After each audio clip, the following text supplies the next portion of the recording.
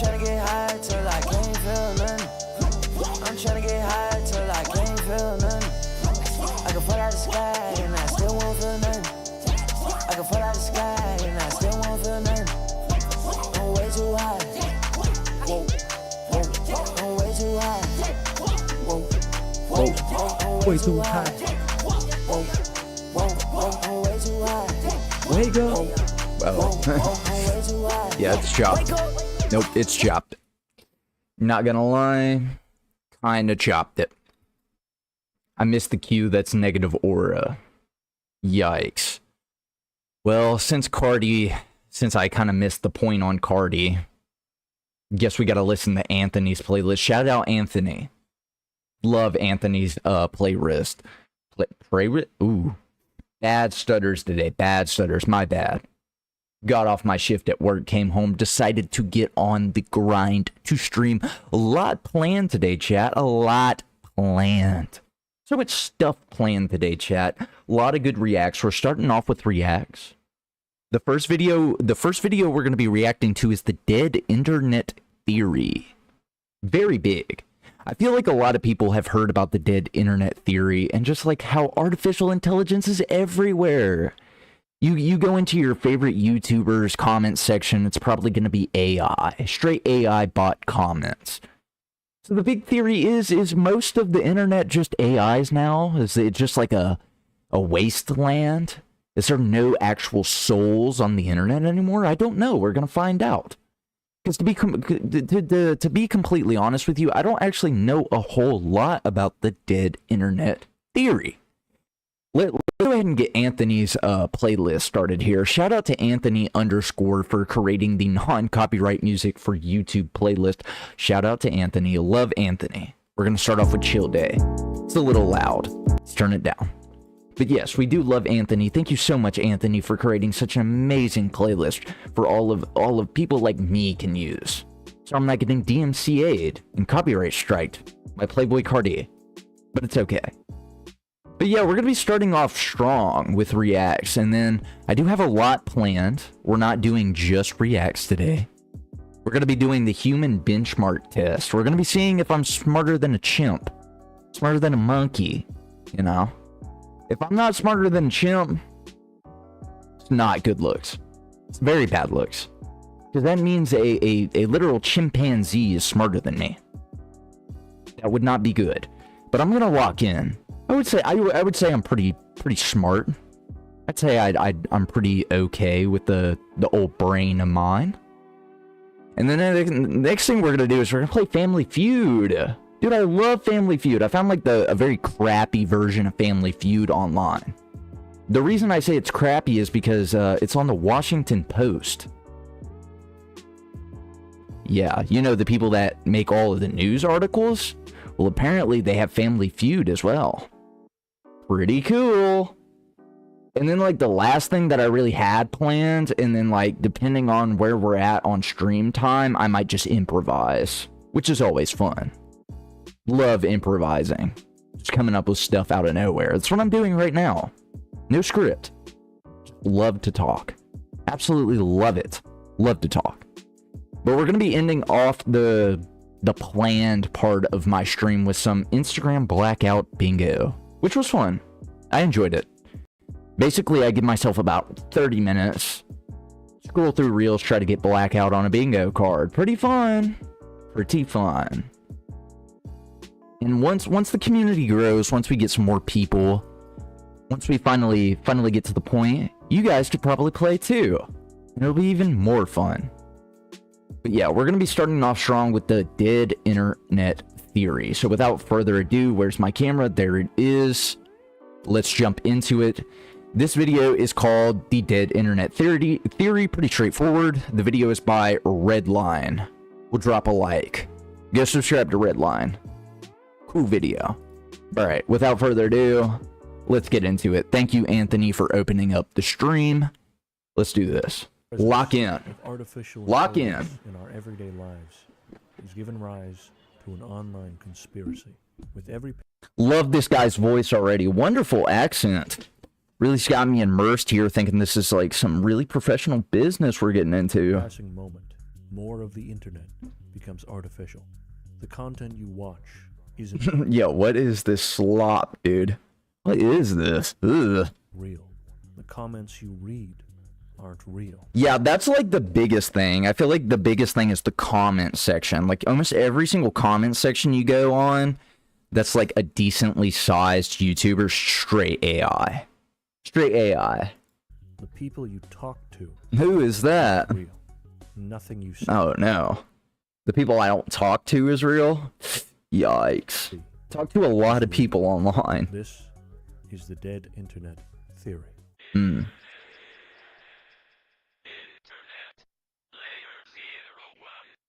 Don't like that. 2025. Everything and everyone you see online is fake. Before we get into this proper, Well, yeah, but that's the thing though, is that's not true. Cause like a lot of my online friends I've met in person. Pretty cool people. I mean, unless the AI like took over their brain. They're not actually real. They're just robots. They're cyborgs. let me first off say that this is a rapidly changing subject. Anything I say in this could be outdated in like a week, or already is outdated. You're gonna have to take this. How far long was this? 9 months ago. Well, it'll be all right. Period piece of like when I wrote it. This also isn't a call to action or anything. Just screaming into the void. Oh, okay. Now, I'm in the generation that doesn't know a world without the internet, but I'm also old enough to have seen it grow exponentially into the titan that it's become. And in recent years, if there's one thing that's had my attention the most, it's the rise of the dead internet. Uh-oh. Let's talk about it. ChatGPT's taking a hold on the internet. The actual theory. This video is mainly about interesting things I found which are examples of it, rather than just reading off the Wikipedia page. Now, there's quite a few interpretations of the theory. To mash them all together in as basic of a form as I can, the dead internet theory argues that most of the content you see online, comments, posts, people, even... It's me, Super Mario. What a video. This made me smile. Great content.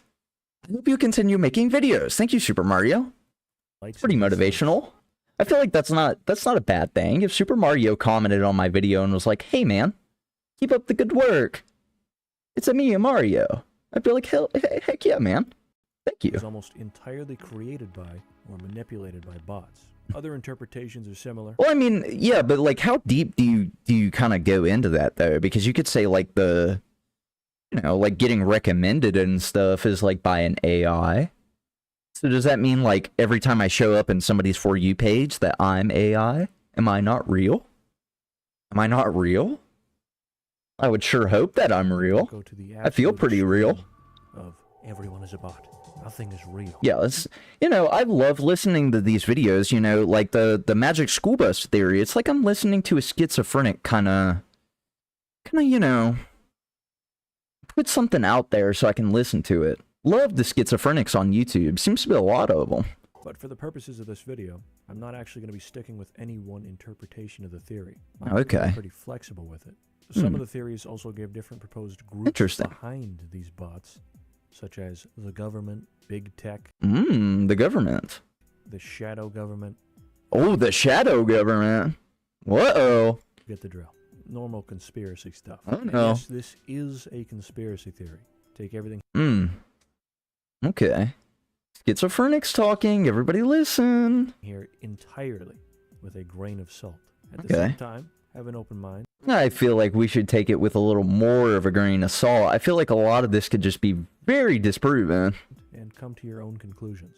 It is Okay. pretty epic and cool to assume every single comment you read online is a bot. While the Let's see what the comments say.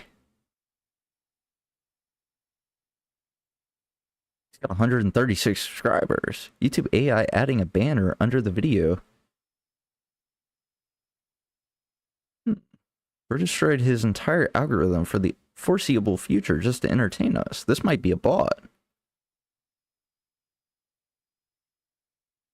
I don't know. I don't know what to believe anymore. Are these people real? Internet theory label Or are they was coined only plants? A few years ago, in 2021, the general ideas behind it have been around for far longer. The signs of Okay. impending bot doomsday have been around for quite some time. With the main aspects of the theory out of the way, let me be clear that this video isn't really about diving down some conspiracy rabbit hole Look at this guy down here. He's munching on one of his apples. about the Okay. Illuminati secretly Uh-oh. The Illuminati's involved. gaslighting and controlling the Whoa. world's population by selectively choosing which TikTok videos blow up. No, I'm interested in the real and currently observable instances of the dead internet part of the theory, happening in everyday places online. There's really no better place to start than with a little site which you might be familiar with. YouTube. Whoa. Dude, I hate that voice. Absolutely hate it. These old bones were youthful little boy bones in the distant year of 2009. I found a Ugh. 2009? Ooh. Dude, like, the whole, like, way that, like, the internet looked back then was just such a weird vibe, wasn't it? site called YouTube. I might have used it a little bit earlier than that, but what really matters is that I've seen it grow and evolve into what it is today. And I'm no tourist. YouTube has been my main entertainment platform for about as long as I can remember, which is Same. probably quite sad and cringe. Nah, I feel like that's the same way for a lot of people, though. Internet, like, the YouTube in general is just so full of content, man. It's got so many goodies, so many hidden gems. But it's true. Things on the site have generally been fine. You know, there's the occasional big What is... Oh, this was like Elsa Gate and stuff, wasn't it? That was a bad time. Very bad time. controversy, an adpocalypse here and there, Yeah, Apocalypse was bad. but nothing too crazy. In recent years, though, more and more synthetic content has been uploaded to YouTube, which you yourself have likely seen or at least heard about. Thankfully, YouTube has implemented some rules and guidelines which aim to disincentivize it, but this stuff is Yeah, like, one of the main things that was blowing up, like, not too long ago was, like, when me and bro finally decide to ditch the 9 to 5 so we can have faceless YouTube short slop accounts that just feed AI content. And it's like them in a penthouse and they have like all the fake plaques that they got off like Alibaba. Pretty cool. still being Because I'm not gonna lie, I was feeling kind of desperate. I was like, this sounds like a pretty good idea. shat out at a rapid pace. I'll be completely honest here. This Yeah, because like one of the main things, especially with like YouTube Shorts, is consistency. Like even with streaming and YouTube, I feel like if you're, I feel like if you're just like consistent enough, you're bound to just blow up eventually. You know, that's why I love to grind. Like, I could have came home today and just like took my medicine, went to bed, but no, I want to grind. Because I actually do genuinely want to make streaming and content creation my career. And it's one of those things where, like, I genuinely believe that I could do it if I'm consistent enough. flood of Right? content is one of the worst things to happen to the site in No. quite some time. The Yeah, robots are attacking Microsoft. YouTube doesn't keep setting strict guidelines on AI videos. It's We must build the Lego tank to destroy the evil robots from destroying the Microsoft background. only going to get worse. And just as a note, I'm not entirely against AI. It's a tool. No, I feel like AI could be useful. I feel like AI has like improved some things, but like it's also put a lot of bad stuff back into the internet. It has uses. You're allowed to use it however you want. But when it's used to create No, but you can't lie though. This is pretty cool. almost every aspect, It's like the Joker, and he's staring at me on a train. That's pretty cool. of a video, that's where we start having some Okay, bar. What is this? The U in YouTube is completely Hmm. absent from any of these AI videos. And Yeah, there's a lot of those on YouTube, but I feel like a lot of that stuff is like geared towards kids though. It's geared towards kids because kids are like, they don't know. that is exactly what we're going to be talking about here. The absolute rabbit hole that is YouTube's AI video problem. Almost everything you'll see here was entirely created with AI. Visuals, scripts, voiceover, music, the whole shebang. HFY channels. This is where I first fell into the rabbit hole. Back in late 2024, I saw one of these in my recommendations which jump-started this whole process. What do we think the depixelized image is? I'm not gonna lie, looks like a little bit of maybe this is a person, maybe like a skeleton, a donkey maybe. This is where it all Really began. no. And just so we're clear, Pixelization's working this pretty is good. Purely for educational purposes. Okay, this is purely education. This human has an alien. I wasn't far off. This was a person. This wasn't a bunny rabbit and this wasn't a donkey, but you know. Girl harem all to himself.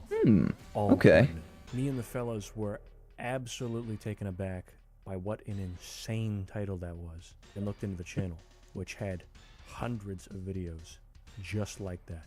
That's Let's not get bad. Too far ahead of storytelling channels, which go back quite a ways.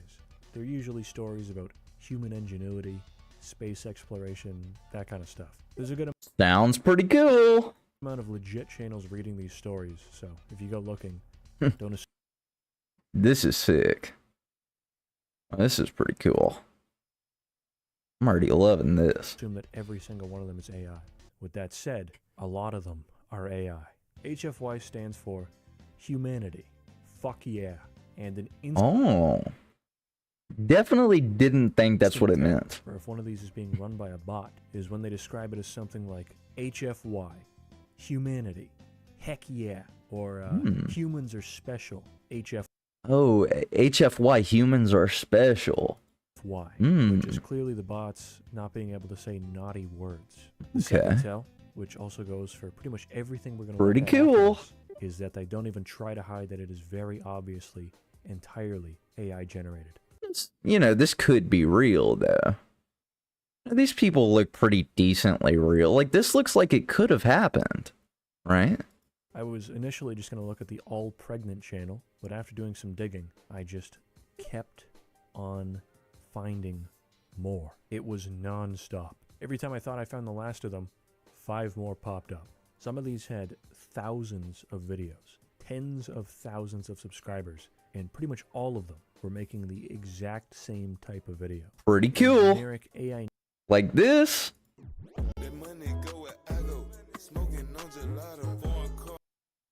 Pretty bad. narrator voice reading out a 30 to 50 minute long story, each one having an AI generated image to accompany it, sometimes with slight movement on the image. That's it. That's the formula for every single one of these. Look at this little baby. Alien girl got stung by Bro. an alien bee. Now her booty's swelling up. Yo, How Twitch. Mind you, Twitch. It's all AI, man. Listen, it's AI. It's not real. It's all fake. Our Let me try to get this off the screen. Chad All right. Yeah, pretty bad. alien cow versus AI is Swedish bad. alien. Yo, this is fire though. Like, tell me you wouldn't want to just like sit down and watch a 19-minute video about cows and aliens. While I was looking at these channels, I started doing a new research strategy, which I will be Okay. patenting, called a pregnant check, where I control F the word pregnant Bokeh. after loading all their videos. The amount of alien girl impregnation videos would shock you. I honestly lost count. And that's not even mentioning the amount of videos which followed the formula, lonely human saves alien princess. He is rewarded in a very pleasant way. I'm not exaggerating when I say that there are probably hundreds of videos following that exact formula. Alone at the edge of a universe, humming a tune. This bad. This is bad. Uploaded every day. It's AI slop. There were also a lot of instances of This is two bad. individual channels Pretty bad. Not gonna lie. having duplicate videos but with a different image. I know I saw stories about an alien girl drinking gasoline on a couple channels. Another duplicate I saw was 2 videos called Human, I insist you inspect my body. One of the weirdest parts about these videos is that I feel like they aren't even as good as they should be. AI can fully replicate people's voices now, but all of these channels have the most monotone, lifeless, boring narrators. Well, yeah, because like the whole point of it is to just use the stuff that's free, you know, and like the AI that's free isn't good. Like it's one of those things where like if they spend money, then you know, then it's not fun. Like they literally just use like straight free AI tools that are on the web, you know. Some of them even say dot when there's a period. The word slammed into him like a bullet. Pregnant. His mouth Dot. open. But no word. I found one about how a human boy let out a gassy fart during class. Bro, this is gonna be a hard watch. And traumatized his entire alien school. That was an iconic video. That one gets a pass. Like, yo, this is like nightmare fuel. This is bad. This is a thermal switch, which entirely cuts uploading if a channel doesn't hit a certain threshold. That is purely speculation, but most of these smaller ones I found just suddenly... Or it's just like the person on the other side's like, yeah, this isn't gonna work. Dude, 68 subscribers, 64 videos, 1 view 6 months ago. That's bad. These are not good numbers. These are pretty bad. quit uploading. That goes for pretty much everything else we're going to cover here as well. So keep it in mind. Yeah, These it's channels bad. don't hit the algorithm, the plug is pulled, and they're Well, I mean, it's pulled because the person on the other side's like, yeah, we're not doing this anymore. pile of content with no views is just left there to rot. Want some extra content? Check out the world famous patreon.com/redline. Okay. Shit. W a little plug. I'll let him have it. Redline Patreon.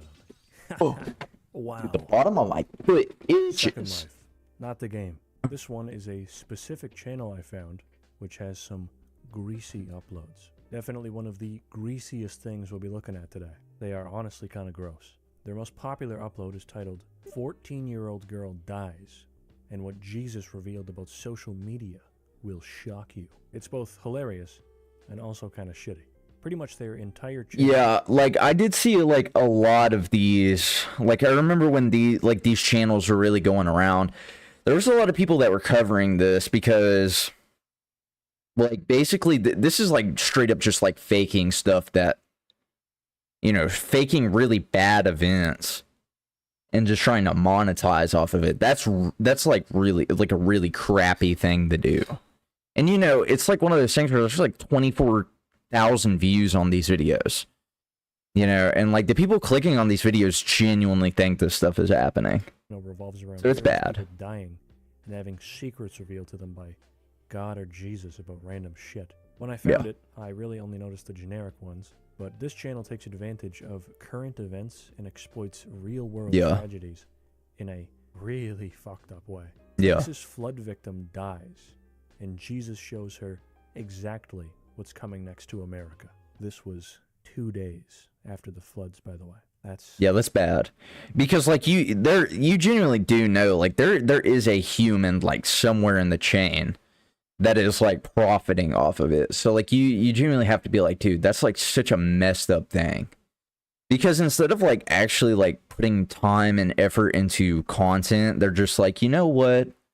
I'm gonna profit off of like very bad things. That's awful. Yeah. There are dozens of videos just like this. Yeah, it's bad. Some of this shit is just unreasonable. And then it'll go from using a real-world tragedy for clicks straight to a video where Jesus reveals the truth about stroking your shit. There's two. What? There's two. This channel rakes in millions of views, by the way. It's not some underground channel with 30 subscribers. Yeah. The flood victim video alone has... Dude, that has 1 million views. Dude, what a crappy thing to do. Because you know, like, somebody is, like, profiting good off of that. 1.1 million. That's bad. And that was only a little bit ago. On top of that, Yeah, that's over bad. 60,000 people are subscribed to this. That's Eagerly ridiculous. waiting for the next little girl to die so they can hear the latest insider scoop from Jesus. That's This is crazy. in 2025. The weirdest part about this whole channel is that their earliest uploads are about, like, a strange... What is this? But isn't that so crazy, chat? All of these terrible AI content creators pulling in all these views and subscribers. Come on, man.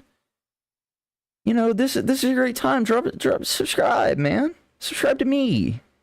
I'm human. I'm alive. You know, I have a soul. I can't like read the future or anything, but I can make you guys happy. You know, I can make you guys feel okay, right? Drop me a little like. Drop me subscribe, man. Come on. Help everybody out. Now, back to the Chinese man with the blueberry kitten in the blueberry field. Blue alien kitty fighting the military. Oh, he's fighting the military. Pretty much Lore instantly drop. transitioned into man died and Jesus revealed a dirty little secret. Why? Now, as a gamer, I watch the occasional Bloodborne lore video. Pretty And I guess cool. YouTube took note of that, as it started recommending me a few videos about Dark Souls lore. This one in particular kept on popping up, so I clicked on it to see what the fuss was about. Lo and behold, AI-generated lore. This one is really just here as an example of my hypothesized kill switch idea. This channel uploaded about 20 hours worth of Bedtime Stories Zerion. Pretty cool. 8 subscribers, 5 videos, 31 views in 4 months. videos, gained a Pretty whopping awesome. 7 subscribers, and hasn't been seen since this Dark Souls video. Time to pull the switch and try to hit the Yeah, but these are like very not interesting. That am I wrong? Like if I saw these, I'm definitely not clicking on these. If I saw that one, I might. Cause like this one does look kind of legit. algorithm on a new channel. Lord 2 RPG, 4,000 subs. Pretty good. This one is another massive genre, similar to HFY channels.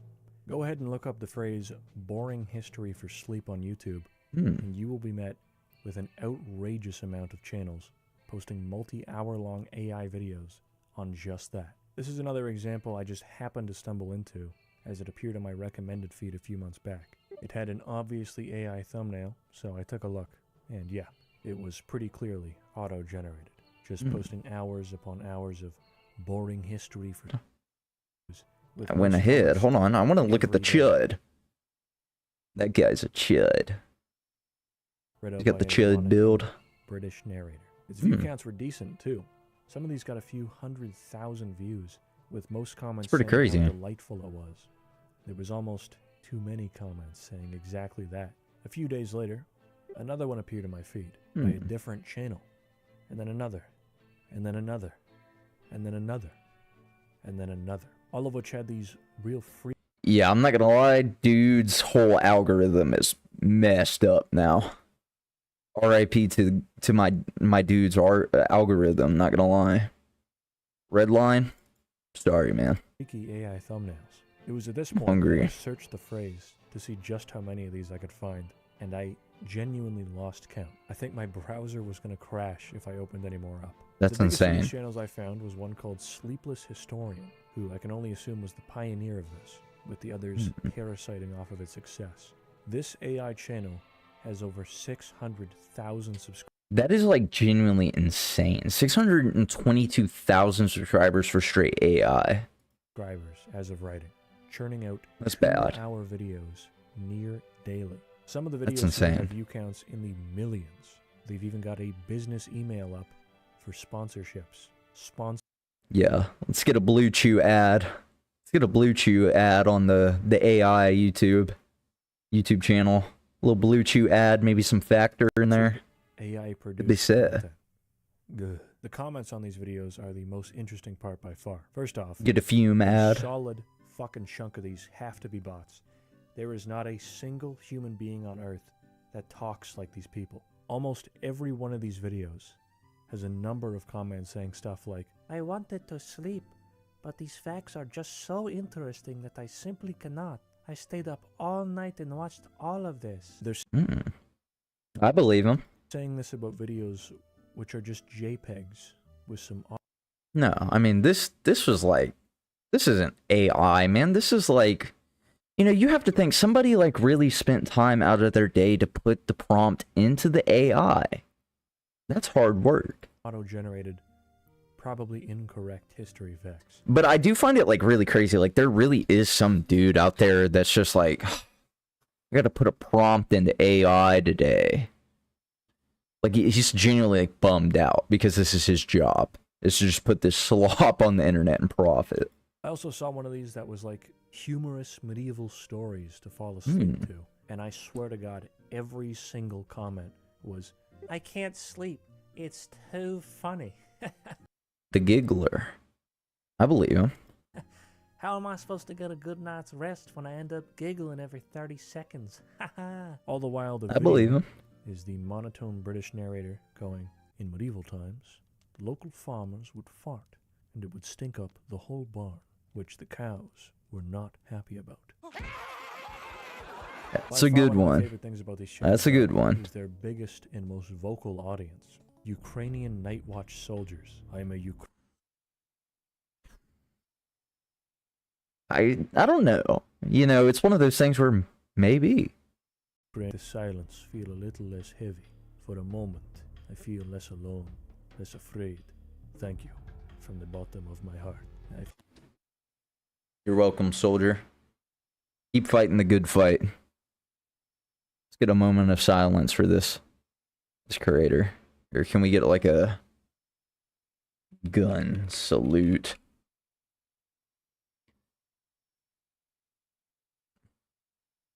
Here we go.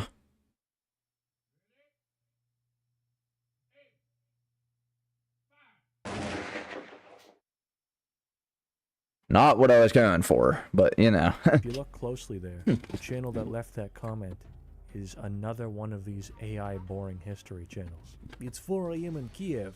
I'm a Ukrainian soldier on night watch. 4 a.m. The night is quiet. I'm a Ukrainian soldier. I'm a Ukrainian soldier. I just wanted to say, your videos make me feel a little less alone. It helps a little less afraid. Well, I'm not even sharing my screen. Awkward. Thank you so much, bro. And that's just a handful. Every one of these videos will have at least a few Ukrainian Night Watch soldiers. I mean, you know, I got nothing else to watch, man. They're on night watch. Other than that, though, there's not much to say about these. They really are just boring history for sleep. It's just insane to me how many exist. Another frequent occurrence is that some of these will advertise their own boring history videos in the comments. That's smart.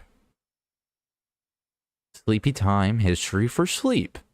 This is smart, though. It's called, like, branching out and kind of putting your content out there. That's smart. It's a good idea. Videos. It's just bot channels commenting on bot channels, advertising. It's literally just feeding the machine, though. Literally.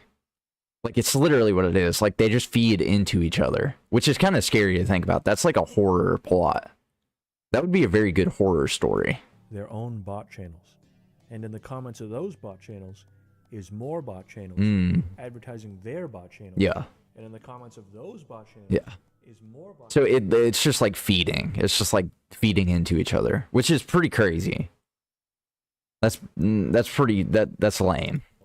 advertising their bot channels. And in the comments of those bot channels. Retro This channel is gaming. pretty unique. I fell for this one. Yeah, a few months back, a Zelda 2 review popped up on my recommended feed with like 200 views. I was bored and didn't really have much else to do, so I had a look, thinking that maybe I'd find some underrated classic game reviewer. The video started, and while I thought he sounded a little funny, I kept watching.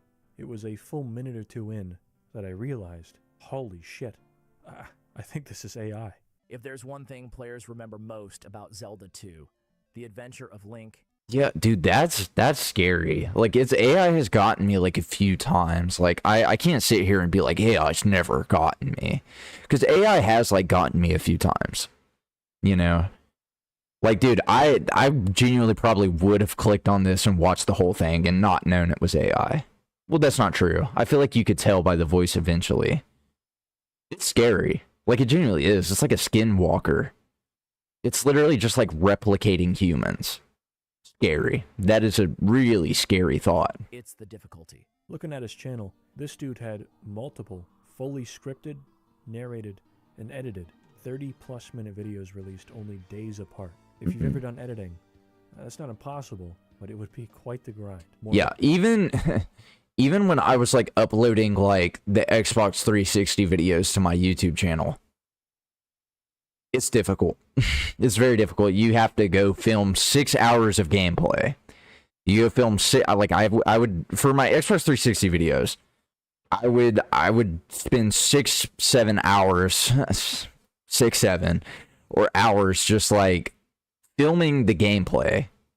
And then what I would do, I would literally right after I hit end, like I would copy it over into CapCut, and I would spend like another like 3 or 4 hours editing it all together for like 30 minutes. Like, in order to like play every single one of these games, chop it up, dude, that would be literally the most draining thing ever. Like, realistically, if I was to do this, I would probably get to like these 4 and then not upload for like another 4 months. Like, the reason that I stopped doing the Xbox 360 gameplay, I'm gonna go back to it, but it's like, it's so hard.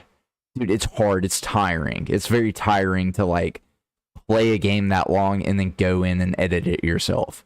Because that's a lot of time.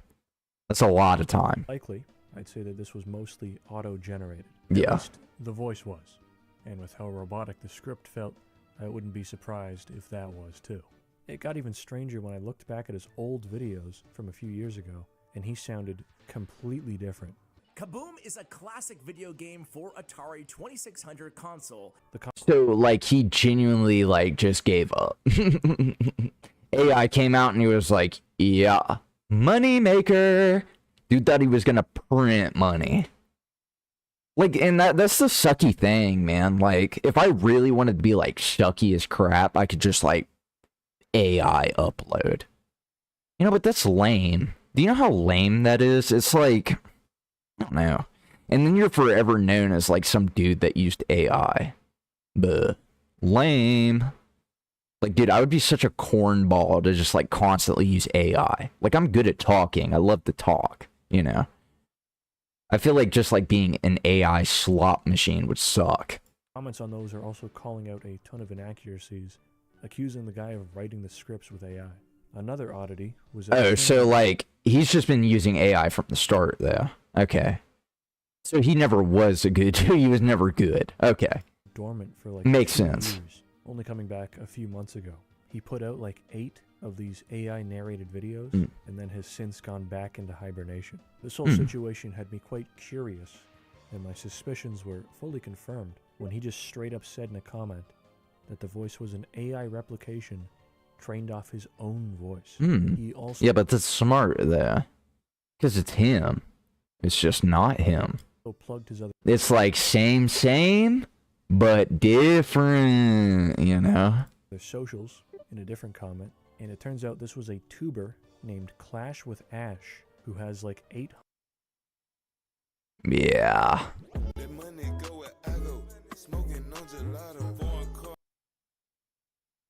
Clash with Ash. Chat with Ash. Pretty cool. 100,000 subs on his main channel. It is undeniable that this is him when you compare the voices. Hey guys, Ash here in Clash Royale. About a year ago, I decided to take about a... Yeah, but like, why would he do that? Like, he's already successful. Like, that's the thing that, like, never makes sense to me. Like, dude, you're successful. You don't have to do that. Like, he's not even gaining anything from that. It was like Quibble Cobb. What's Quibble Cobb up to, man? What's that guy up to? Quibble. What's that guy? Dutch YouTuber? He's Dutch? I didn't even know that. What's this guy up to, man? He's still uploading some AI, man? Let's see.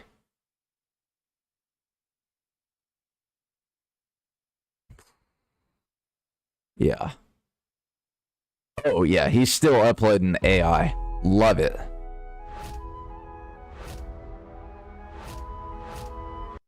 Of the business. Blue's currently at around 3 million subscribers. Okay, so he still is doing the AI stuff. Lame. Cornball. Cornball. So apparently I have the funniest laugh on the internet. Yep. Street yep. Alright. I've already been lied to enough. I think we're good. Like, dude. totally fall off. Like, Quibblecop really did fall off, didn't they? It's like one of those things where it's like, why? Why, dude? You know, like, you're just so successful. You could have just, like, kept doing it, man. You could have kept... Sorry, I'm going off on a little... Is Sunday still uploading, slop, like Among Us slop? Let's take a look here. If I see a single Among Us video, I'm gonna be disappointed. Damn. Dude, it's bad, man. That's actually, this actually sucks. It went from this, like, Sunday went from this to just straight slop, dude. RIP, man. Goats are just falling off like flies out here. A 1-year break. I'm not even like calling him out or mad at him. I'm just confused more than anything. Are these scripted by AI? Edited? Either way, it's weird. Again, I feel like it's all I was AI. tricked by this. I feel like it's started wondering. like, I feel like it's all AI except the gameplay. Like, I actually think the gameplay is real. Like, it's hard. I feel like it'd be very hard for AI to replicate that. So I feel like everything is AI except the gameplay. What the hell was wrong with his voice? Give AI another year of development to smooth out the vocal kinks, and who knows? Maybe I wouldn't have noticed at all. It wouldn't shock me if in the not-so-distant future, it's revealed that a big Gaming Facts YouTube channel was being run entirely by an AI. Yeah. There's bound to be, like, there's bound to be a content creator that is AI, but we just don't know. And then, like, somehow, some way, it's just gonna surface, and we're gonna be like, no way. Like, dude, Joe Bartolozzi.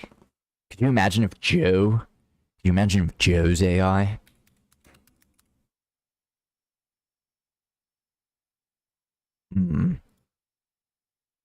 He does kind of look like AI. Oh no. This guy might be AI, chat. He might be AI. I'm on to you, Joe. I'm gonna find out sooner or later. I'm gonna put it down. I'm gonna bring the truth to the light. I'm on to you, Joe. Coming for you. Analog horror. We're all still big. Ooh, Analog Horror is a good one, because, like Angel Engine, dude, I love Analog Horror. But, like, it's one of those things where, like, dude, a lot of Analog Horror now is AI.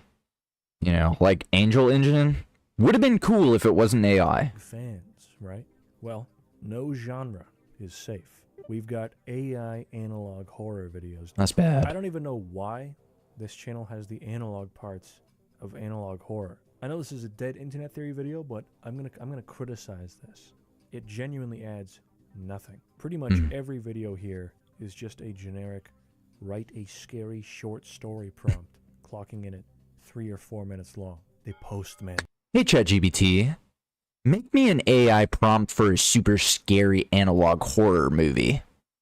And I also want it to be trendy and very popular. Comes to your house at 2 a.m. Close the door. I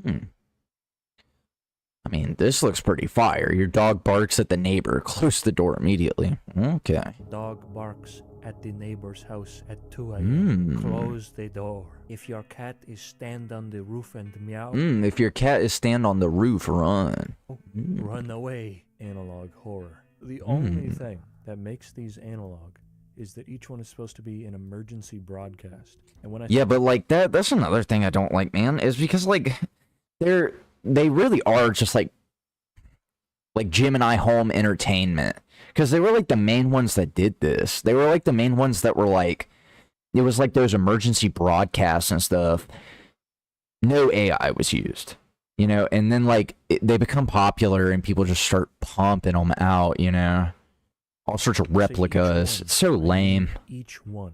This is an automated broadcast. This is an official emergency message. This is an official emergency broadcast. It doesn't even like make sense though, because it's not set in the past or anything. There is zero reason for them to have the VHS aesthetic.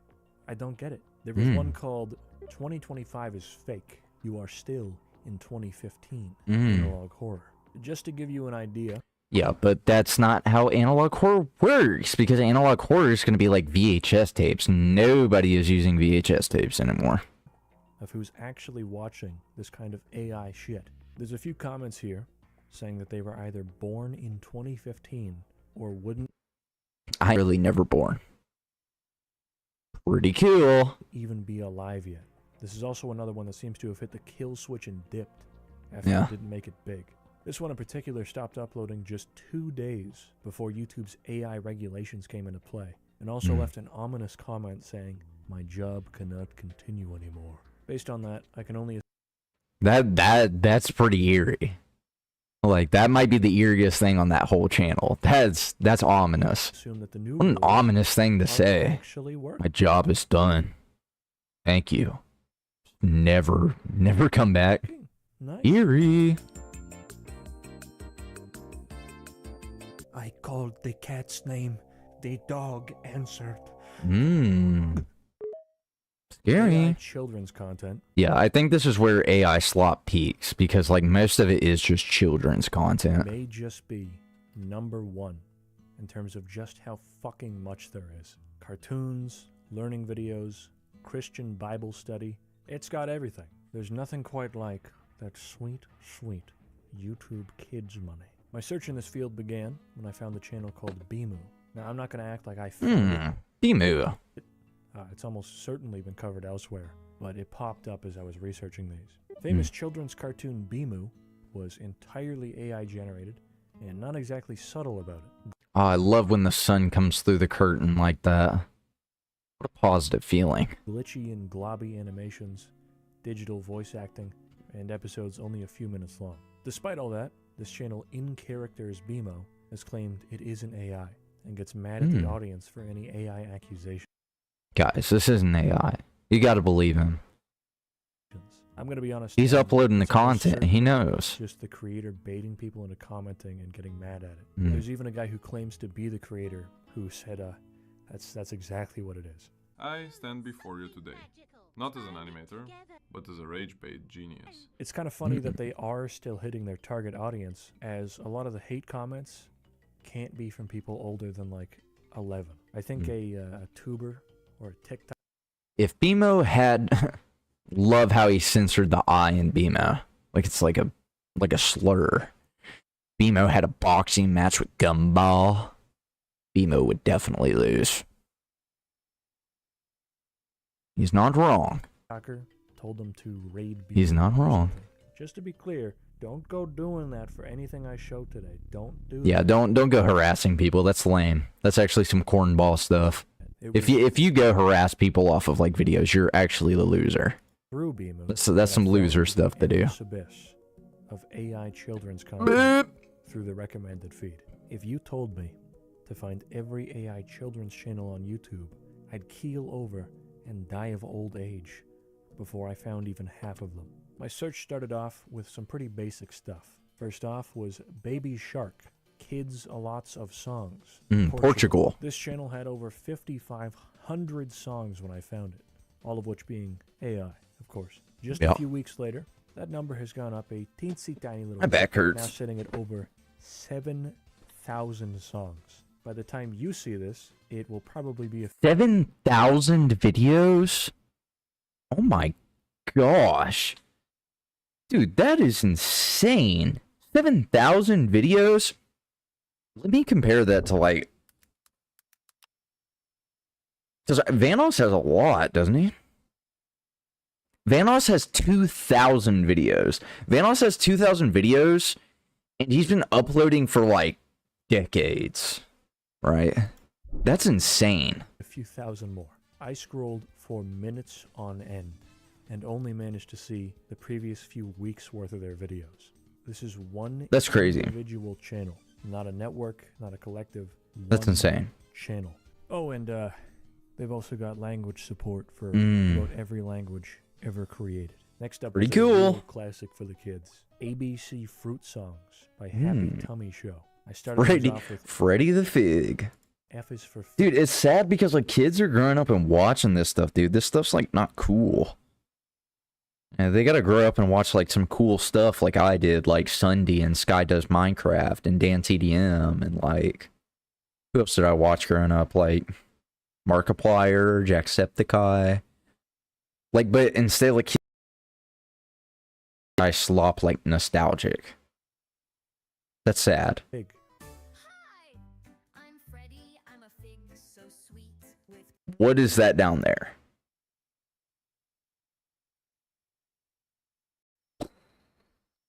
Freddy the Fig is... Freddy the Fig is...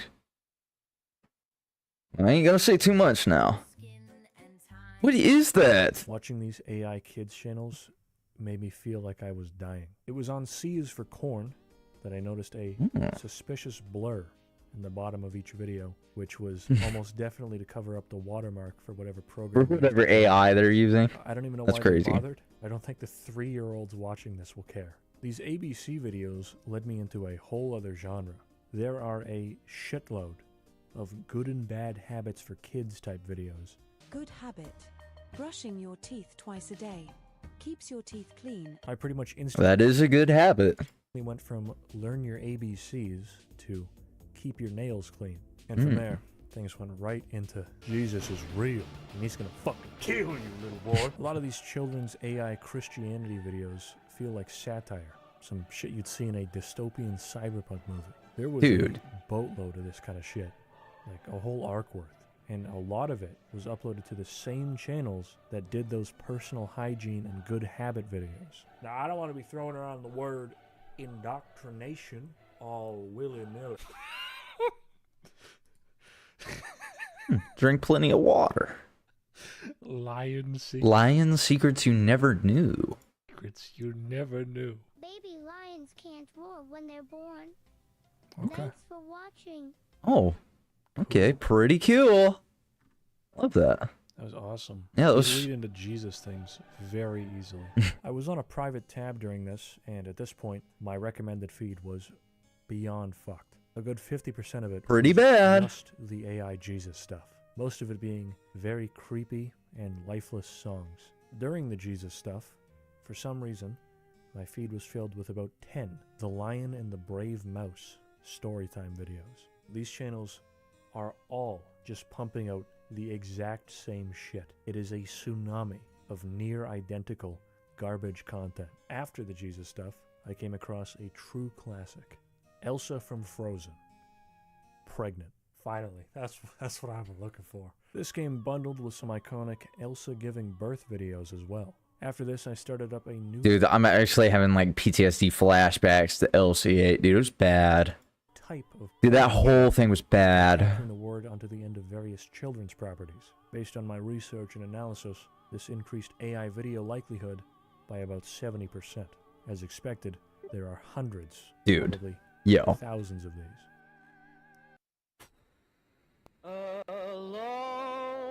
Alone at the edge. Dude, that's bad.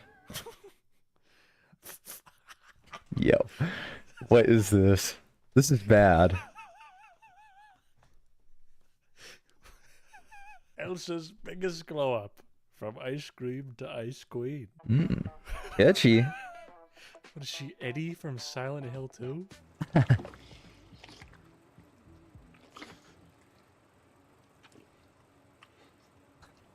Be your own queen. Subscribe and shine. In my search for Elsa pregnancy, Good content, message. I came across a channel called Apishek Sir Gaming.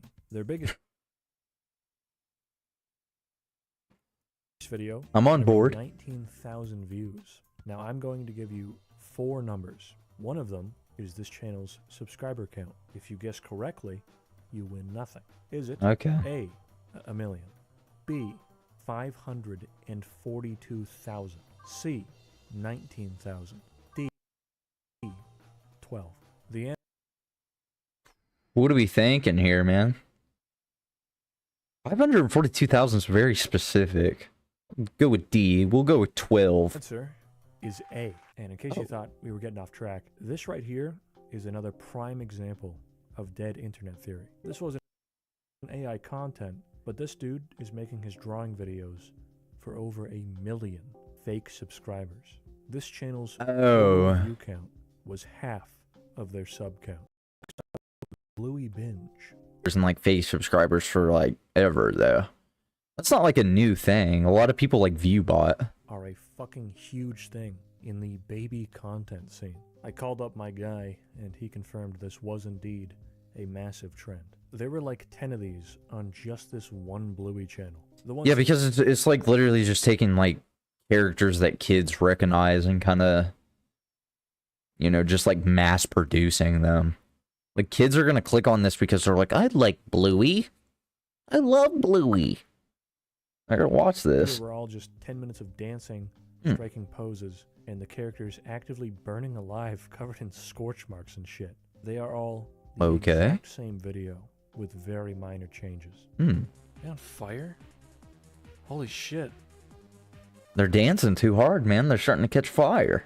They got their Yakuza heat auras. Next up, I found a Bluey channel, which had a bit of a That's pretty funny. fixation. A handful of videos on this Because that's exactly what I was thinking. I was thinking like they're going Super Saiyan right now. were about Bluey shitting, including one where Bluey almost ate a pile of shit off the ground, thinking it was ice cream. Bluey Sr., or whatever the fuck his name is, intervened, saving Bluey from this turd tragedy. His lesson of the day being, look before you scoop. After many hours passed, I had to force myself to stop watching this stuff before I sunk into the abyss of despair. Wrap up. I don't really think this needs too much of an explanation as to why it's the first topic in a video about the dead internet theory. Thousands of nothing videos are being uploaded by nobody to audiences of both bots and humans alike. And what I showed here was just a glimpse into my glimpse on the subject. YouTube's AI rabbit hole could have been... Batman teaches you about relationships. Batman teaches you how to be a confident person.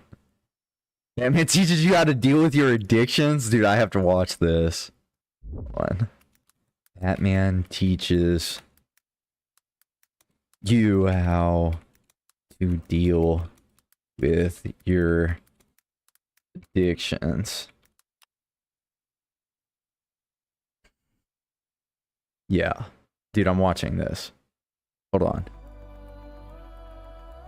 Speak, Batman. Gotham, this is Batman. Batman, please tell me how. Tonight, I want to address those of you who are fighting a personal battle against addiction. And speaking of AI, ew. Lame. Dude, I'm trying to hear Batman right now, dude. Ruining my vibe, I'm not gonna lie. Low-key banned. Alright, back to Batman, dude. Let's hear what Batman has to say, Sleep. dude. I want you to know that you're not alone. Thank you, Batman. Like many battles, this one is tough. Thank you, Batman. But it's one you don't have to face by yourself. We all have our struggles. Thank you, our Batman. own demons to face. Yes, Batman.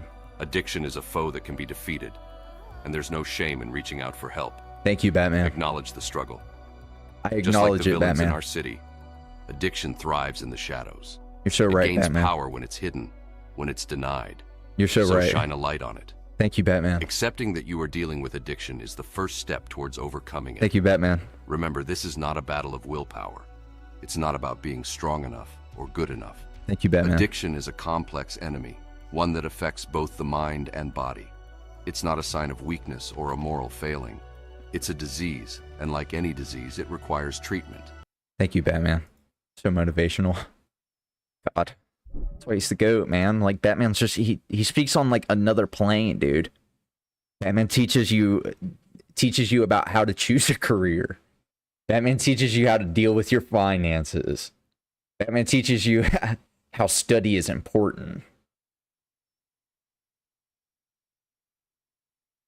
God. Dude, Batman's so wise. What a wise man. Love that guy. Like a Love Batman. video. Thank you, Video Batman. Creators, artists, writers, musicians, and editors now have to compete with these channels, potentially pushing them away or putting them out of work. All the while, more and more of these AI channels get added onto the pile every day. And we didn't even talk about AI Shorts channels. That's a whole other thing. Yeah, maybe next time. Yeah, I feel like AI Shorts channels is like way worse. There is It's bad. no personality behind a single one of these AI channels. No creativity, no effort, no anything. Just a Yeah, it's just like straight machine slop. Like the whole yo, bad images. There's no quality to it. It's just straight quantity. one more time, just so this isn't all doom and gloom, that YouTube has been taking steps to combat the channels which are mass produced. Yeah, at least they're doing something about it. Every day. Their wording is a bit vague, but I have hope that things will turn around and this problem won't keep growing. I doubt it'll ever stop. The cat's already out of the bag, but hopefully it slows down at the least. There's a pretty famous fact about YouTube, which is that 500 hours of content are uploaded every minute. I can almost That's insane. guarantee that over the past few years, this number has sharply increased. If you're looking for a time machine view into what a future dead internet looks like, this is it. AI channels creating tens of thousands of AI videos being commented on by AI Ukrainian Night Watch soldiers. The future is now.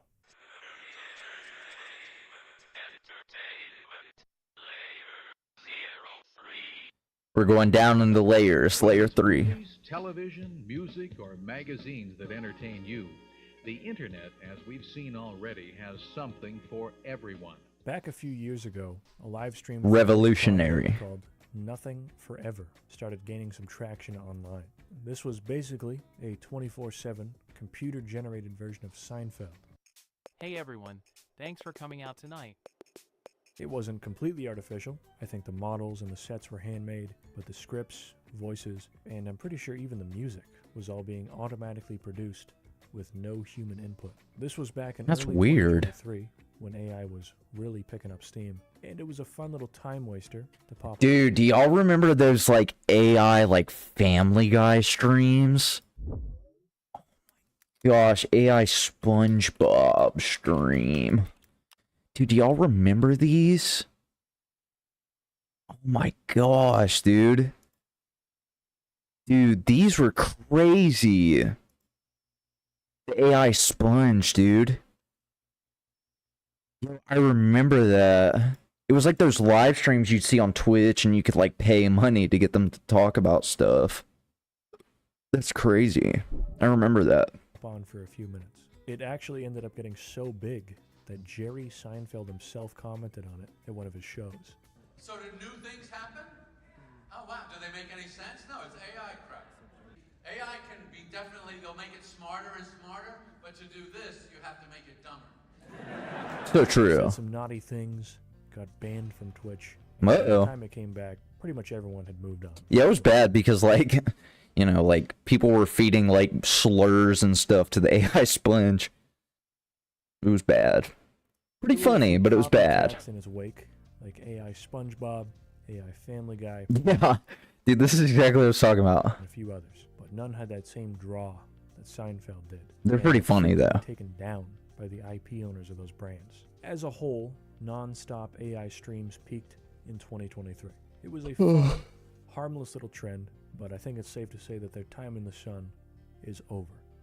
Yeah, it was pretty fun. Ago, as of writing, I saw an ad on Twitter for something called Botflix.tv. Botflix? Into what this was and discovered what is basically the modern equivalent to Nothing Forever, but with absolutely no soul whatsoever.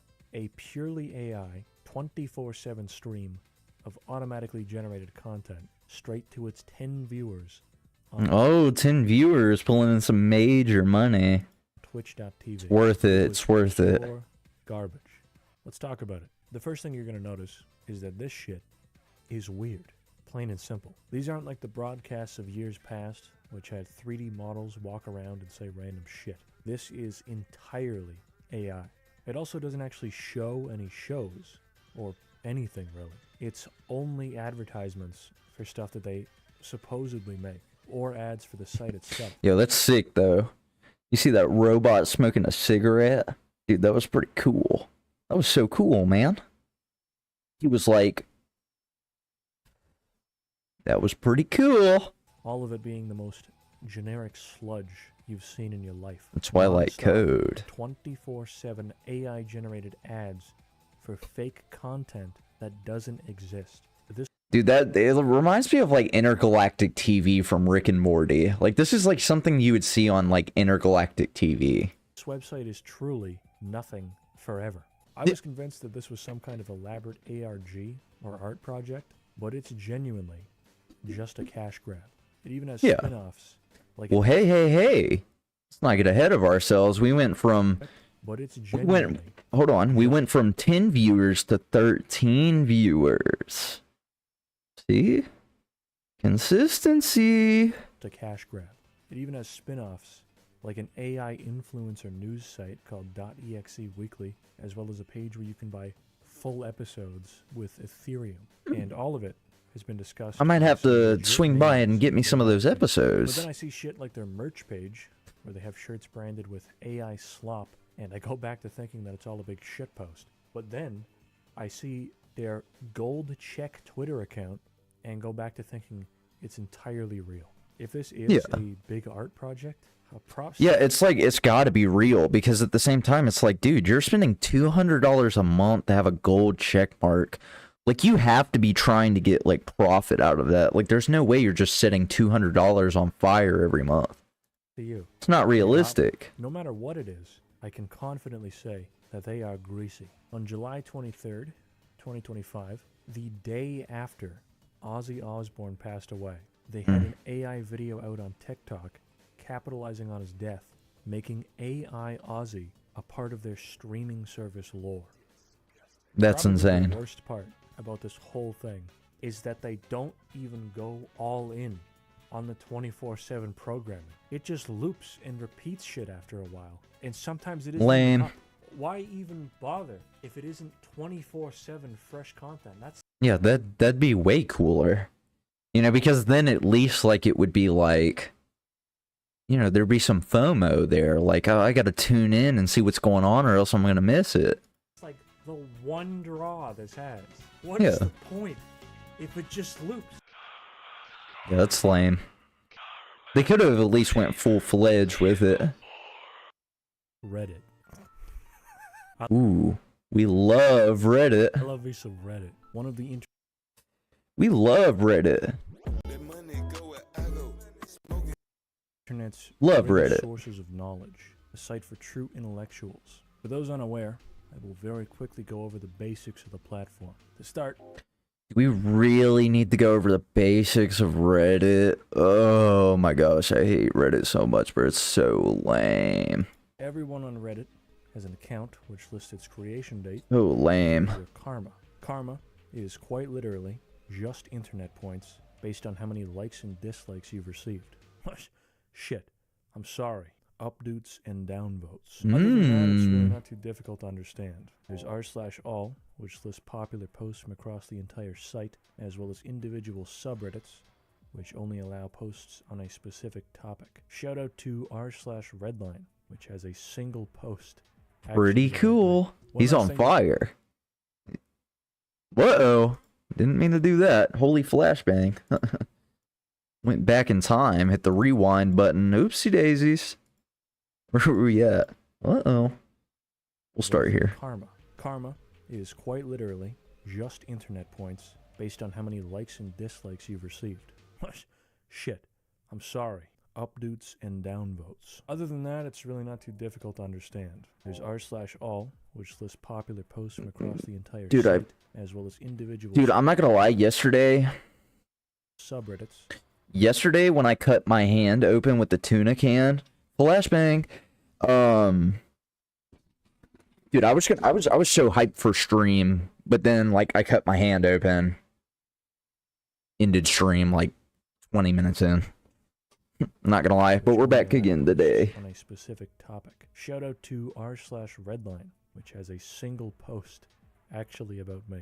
One last thing to Pretty make note cool. is that most subreddits restrict posting if your account is under a certain age and or a certain amount of karma. Now, despite obviously not being on the same level as something like TikTok, Reddit is still a pretty big website. Although, you'd have to send most people to Guantanamo for them to admit they have a Reddit account. But seriously, it's not... I mean, I don't think I ever made a Reddit account, and like the reason I did is because like, what am I gonna do on Reddit? You know, it was the same thing with Twitter. I'm pretty sure I made a Twitter account, but like, dude, you go on Twitter and you just see people get like decapitated. It's like, why would I want to be on Twitter? You know, there's like literally, I mean, I'm not saying, like, there is some pretty interesting stuff that goes on Twitter, but like, you scroll down and you see somebody get their like head smashed in by like Al Qaeda. You know, it's like, that probably happened, and then I just like uninstalled it and never installed it again. That like anytime I'm looking something up, dude, I will 100% go and look at the Reddit, like what people on Reddit are saying, because most of the time they know ball. You know, they know what they're talking about. All of that out of the way. A lot of random people have like helped me from Reddit. We can Not finally gonna get lie. back to the main topic, and due to how Reddit functions, it has some pretty unique examples of the dead internet theory. We'll start off by looking at the most common one, reposts. Pretty cool. How are reposts unique to Reddit, you fucking idiot? Well, I'm glad you asked, fake commenter I made up in my head. Reddit Hmm. reposts are a different breed compared to other sites. Not only are massively popular posts frequently reposted, but all of their top comments are also copied one-to-one. If you That's left a weird. Reddit comment that got big, there's a good chance that you personally Well, yeah, it's the same way on YouTube. Like, somebody will comment something really popular and the bot will just copy it. It's really weird. plagiarized by a bot. They aren't even slick with it, sometimes stealing posts and comments that are only a few months old at most, and reposting them onto the same subreddit. And it's not just memes and shit either. This extends to personal stories, advice threads, drama posts, and other stuff like that. Nothing Yeah. is safe if Nope. the end result is It's all about those updates. piles of Reddit gold. With how much bullshit is posted to Reddit every day, most people probably wouldn't even notice this, especially since these bots are usually reposting years-old content. But the crusty Reddit mods on there for 14 hours a day, putting in the hard work, likely experience almost daily deja vu. There are some tools to counteract this though, like moderation bots that detect and report reposts, but more recently, those countermeasures have had countermeasures created. AI re-renders of popular memes and posts. See, they're learning. They're growing. They're getting more advanced. What are we even doing? There's really not That's much else crazy. to say about these except get used to it. Because it's one thing that I can actually guarantee is only going to get worse. From what I've seen, it's already happening on other platforms too, like TikTok. Mark my words that within the next few years, this will go from simple meme re-renders to full-on 10 to 30 minute videos being essentially copied by AI. Hit the corner, hit the corner, hit the Even if I'm corner. wrong about that, Hit the short-form corner. content getting re-rendered by Hit the AI corner, hit the is corner. almost a given. Hit the corner. If it isn't already happening. We'll move on Yes. to a different topic. Yes. Which is a more direct Hit the corner. view of dead internet theory. AI generated posts on Storytime subreddits. Now Reddit is kind of old school in the sense that a lot of big posts on there are purely write-ups and text-based stuff. No images, no Family Guy clips, nothing. A lot of the biggest subs on Reddit are ones specifically for these types of stories. Places like Am I the Asshole, Unpopular Opinion, Ask Reddit.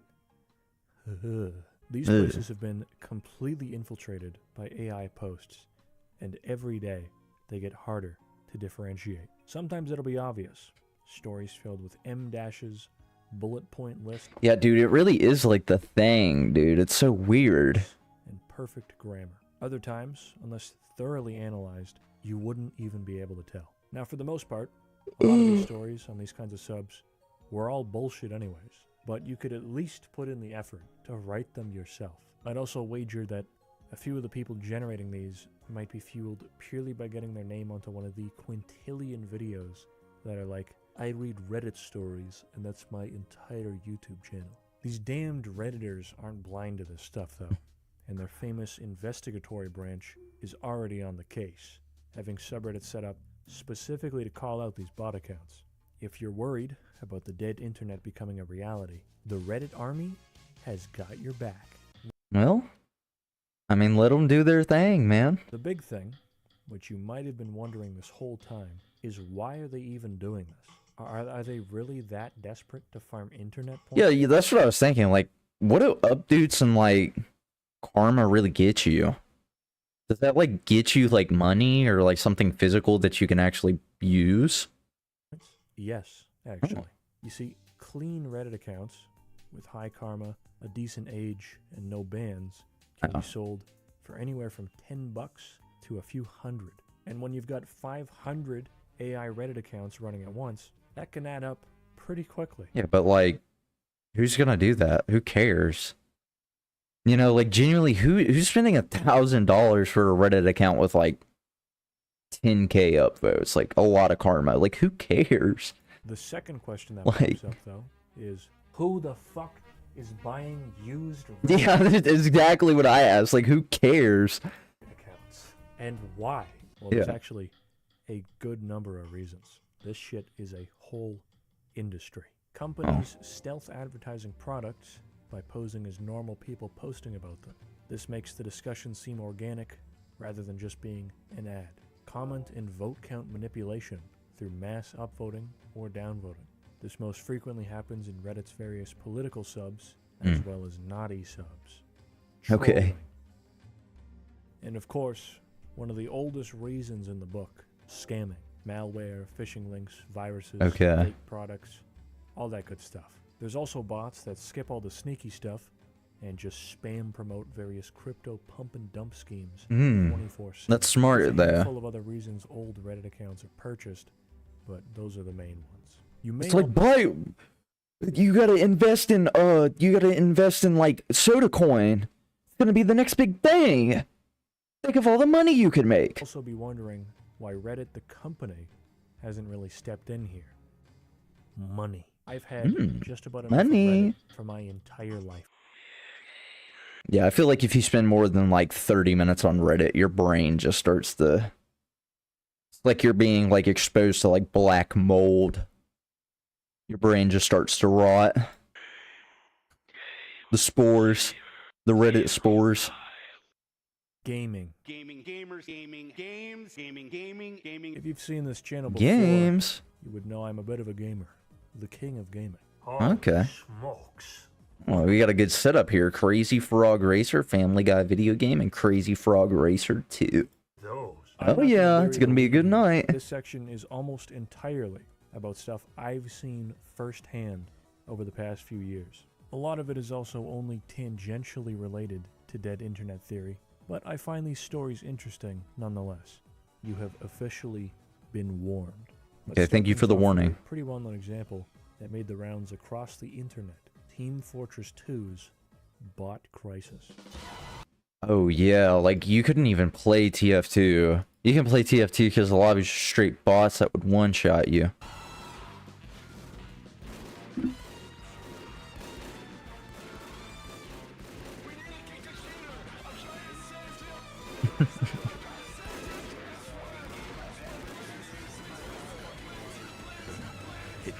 Only a few years ago, TF2 was genuinely unplayable for long periods of time outside of community servers. You see, since TF2 is free, a collection of scumbags went ahead and made armies of bot accounts. The bots would go sniper, insta-headshotting everyone from across the entire map. Some of them would fully take over servers, kicking out real players. Some of That's these insane. scumbags would only deploy a handful of bots, but have them saying slurs and shit in the chat. That's And some actually would so even lame. impersonate other players, taking their names and profile pictures, which led to false reports and kicks. It was overall not a great time to play the game. It really can't be overstated as to how wrecked the game was during the crisis. Hordes of aimbot, instant headshot snipers infested almost every single Dude, server. that's like just such a like a lame thing to do. Like you have to be like, how bored do you have to be?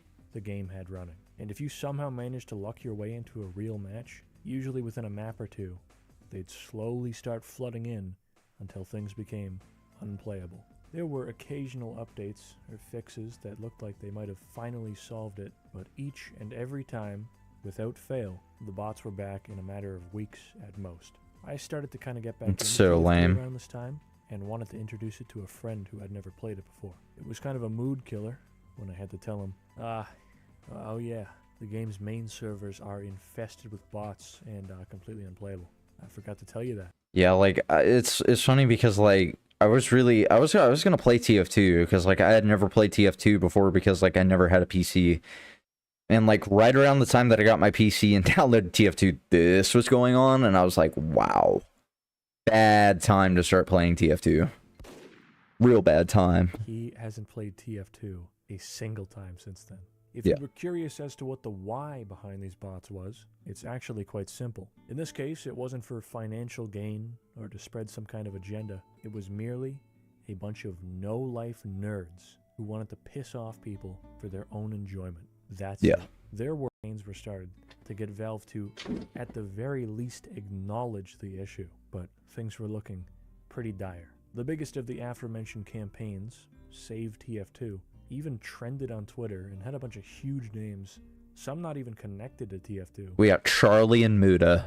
Make a statement on Big it. guys. Valve remained silent for the whole ordeal until finally, somehow, against all odds, on May 26th, 2022, the TF2 social media person woke up from their 1,000-year slumber, and the community was Bros in hibernation. the following tweet. TF2 community, we hear you. We love this game and know you do too. We see how large the issue has become and are working to improve things. And then days passed, and then weeks, then months, then years. Finally, just about 2 years later, Valve started to fully crack down on the bots, and things have been relatively normal since then. That is all vastly oversimplifying the timeline of events, though. This was a multi-year-long saga with a lot of ups and downs. A full recap of the bot crisis would take like an hour. While TF2 has been ridded of these assholes, if a similar thing were to happen to a smaller game, or one without active developers, that would straight up be game over. And from what I've read online... Yeah, it's like, the only reason that TF2 pulled through is because, like, it's TF2. Like, could you imagine, like, something like this happening to, like, really small indie dev like Mecha Chameleon, for example? You know, it's a pretty big game right now. And I feel like if some loser was to just be like, I'm gonna ruin, like, this indie dev, just ruin the whole game. Like, they probably could do that. And that's just crazy. That's crazy to think about, that there's just, like, some losers out there that's like, yeah, we're just gonna ruin this game completely. Bots like these are starting to fill up other games, slowly but surely. TF2... RuneScape? Bro, I haven't heard about RuneScape in a while. Max Fletching. Happen to be an accelerated Max instance Fletching. due to the source code leaking back in 2020. If I were to make a Nostradamus prediction here, by 2027 at the latest, this exact same type of bot crisis will be a major issue happening across a ton Dude, of I freaking hope On a not. similar note, we're moving over to a little game called Counter-Strike. CS? Did CS have like a really bad bot problem? I feel like I haven't heard about CS having a bad bot problem before. This is new. I've never heard about this. If you couldn't tell by now, I'm a big fan of Valve games. Counter-Strike has had bot problems for years. Has but it this new really? game I've seen is entirely different. Back Oh. in the old days, these were usually just spin bots, or spinning bots, set up to farm cases in deathmatch. These new Oh. ones, which I first encountered in June of 2025, are what I can only describe as smart bots, acting more Oh. like actual players and not just blatant cheaters. They walk Oh. around normally and tap fire at people, even missing shots to really sell the act. You can find these smart bots in late-night deathmatch servers, at least in North America. When I originally found them, they had names like G6B2NE, no avatar, and Steam profiles that weren't even set up. More recently, though, they've been using actual names and profiles. I saw a couple with Naruto profile pictures, and another one named Jason64 Blau. These ones Okay. have gotten even better at being shitty and hiding the fact that they're bots. This one here was rarely going for headshots, missing all the time, ended in the middle of the It's just like so stuttery, like you can tell that it's like an AI though. scoreboard, and was even using the deathmatch bonus weapons whenever they came up. These bots are actively evolving as we speak. If you That's weren't insane. aware of these bots, at this point, you might not even notice them. My hypothesis here is that in all likelihood, these are purely used for case farming, as is the case for most bots in CS2. In case you weren't aware, Counter-Strike's skin economy is one of the greasiest things in all of games. Well, yeah. Now, we don't really have Like, it's one of those things where, like, CS is like, it's a very crappy thing to do, but that's smart. That's a very smart way to make money. To just have, like, a bot that's farming cases, and then you pull gloves that are worth, like, 10K. That's pretty smart. have time to get into all of the It's a very creative way to use AI gambling, to profit. scummy trade sites, and sophisticated scams. But there is Yeah, it's probably like that is probably what it is. I feel like it's a lot of those trade sites. And it's like, yeah, okay. one part of it. Like, I guess. There are tens of thousands of bots. That's insane. Purely to farm the weekly case drops. That's crazy. Range in value from around 50 cents to over $100. That's insane. Rare ones. There's even services you can rent where you can set up dozens of these bots to collect their drops. I actually found one of these websites, which That's is insane. not hard, by the way.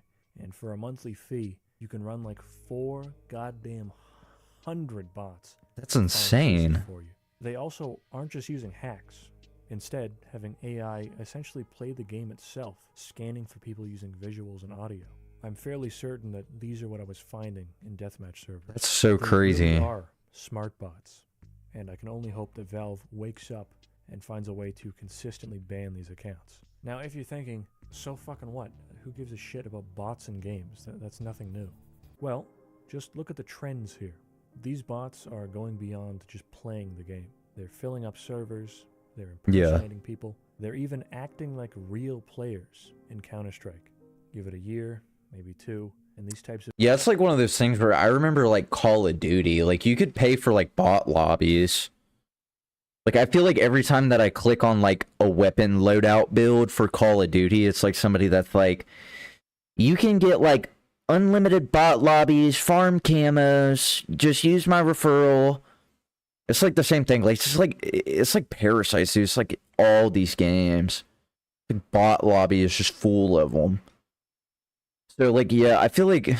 And like the bad thing about CS is like you could profit off of it. So there's like actually like a reason for people to like financially gain from it, which just doesn't help it at all. AI smart bots will be analyzing the chat and generating realistic responses. They're also only going to get better at making their gameplay look real. That's They're gonna get insane. better at being human. It's Dude, a that's scary scary. thought. Yeah, that Even is the people who scary. play That's games bad. will be real anymore. Of course, that's all hypothetical, and assuming that companies like Valve take literally zero action against this stuff, which they probably will, eventually. Esports, pro gaming.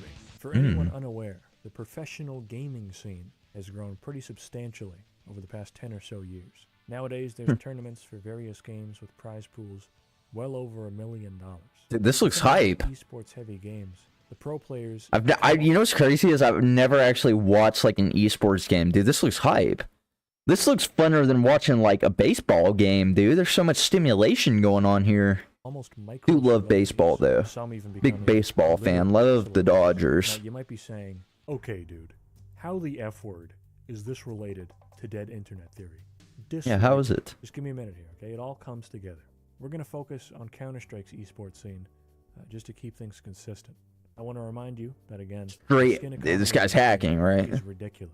There are people with individual weapon skins worth more than the median home price where you live. Now, Counter-Strike That's hosts insane. biannual majors, which are events officially sponsored by Valve. They are the most prestigious and most watched events of the year. Even a good number of non-esports viewers tune in to at least watch the playoffs.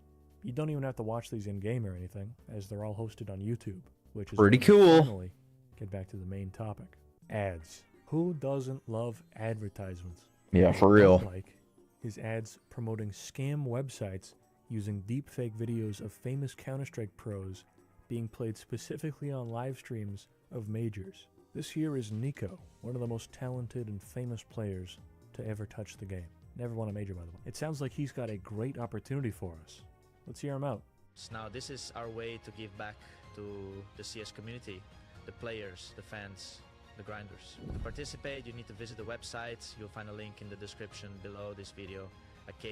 Like, who does fall for this, though?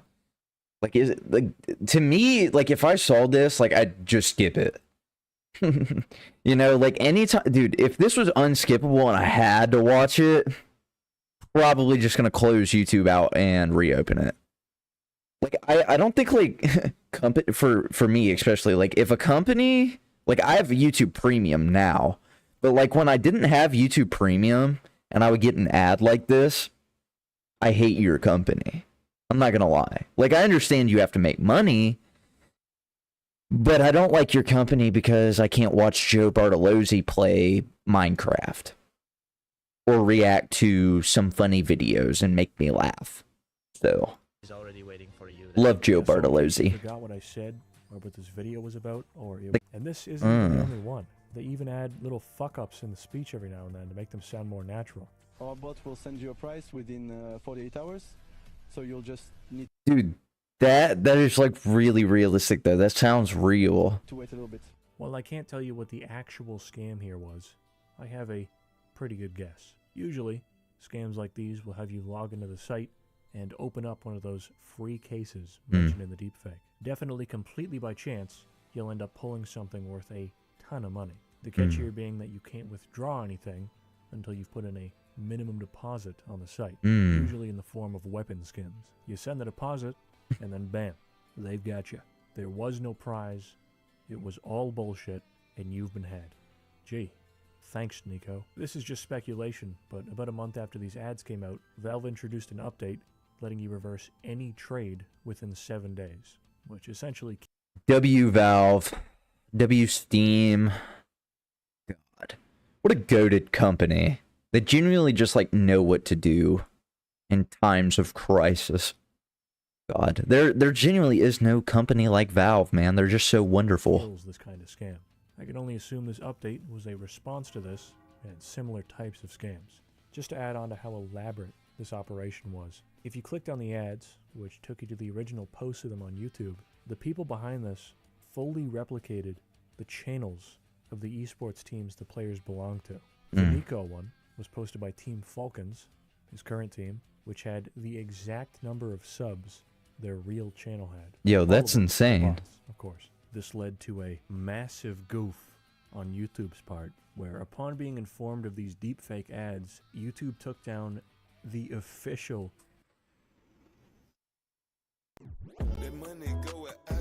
smoking on gelato, foreign car swerving pow, bad bitch, she from Chicago, she freaking.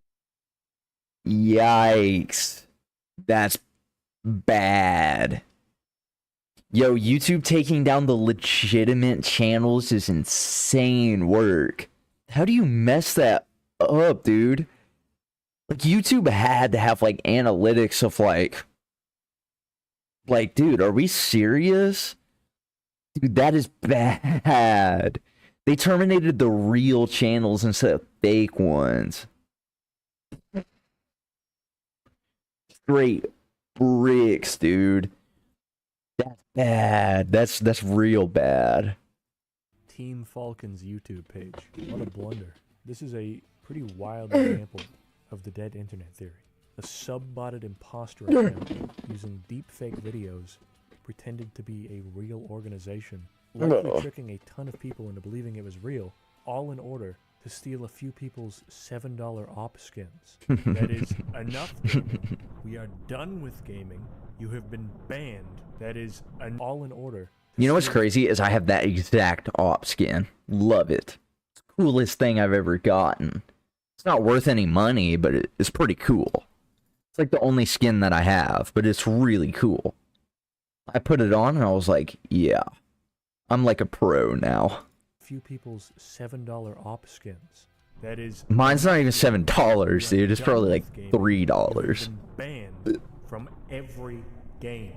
Okay.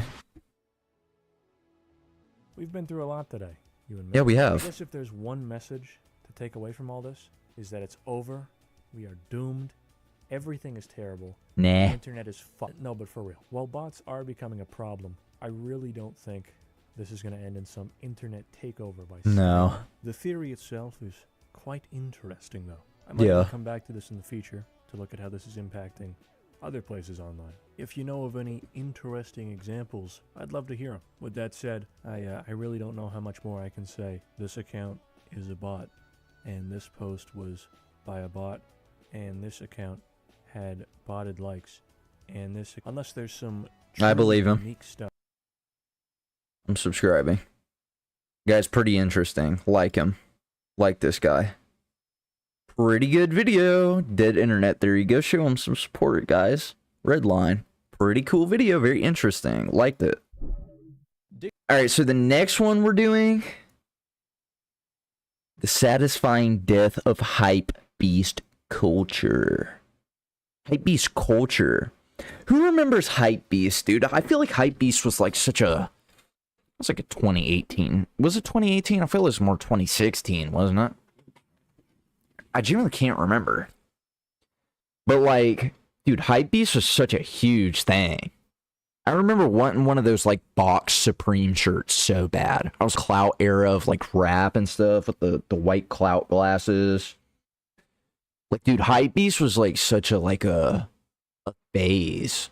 Like, I feel like a lot of people went through, like, the hypebeast phase. Dictionary.com defines a hypebeast as a person who avidly pursues trending fashions and newly released products in streetwear, primarily as signifiers of social prestige and financial means. Yeah, it was like FaZe Rug. Like, I remember seeing FaZe Rug, like, having just straight Gucci, and I was like, I'm not gonna lie, I did think it was pretty lame. I was like, this is freaking lame. Dude, I was probably, like, 12, and I was like, this guy is a cornball. Like, it was like, watching those guys, like, actually kind of made me feel uncomfortable. I was like, I'm just gonna watch Dan TDM. basically someone who follows trends and buys expensive stuff to flex, or just for the sake of it being expensive. Recently, I made a video called The Death of Sneaker Culture, where I covered how, well, sneaker culture kind of fell apart. Yo, the Babe shirt. Yo, that Babe shirt is hard, dude. Look at this. The Louis Vuitton Supreme collab. Unironically, I would probably still get this. It's like one of those things where if I had the money, I'd probably get it still. Like, this is pretty cool. I still think it's cool. It's just like, I don't have the money. You know, and it would be stupid for me to go in debt to get this like $20,000 hoodie.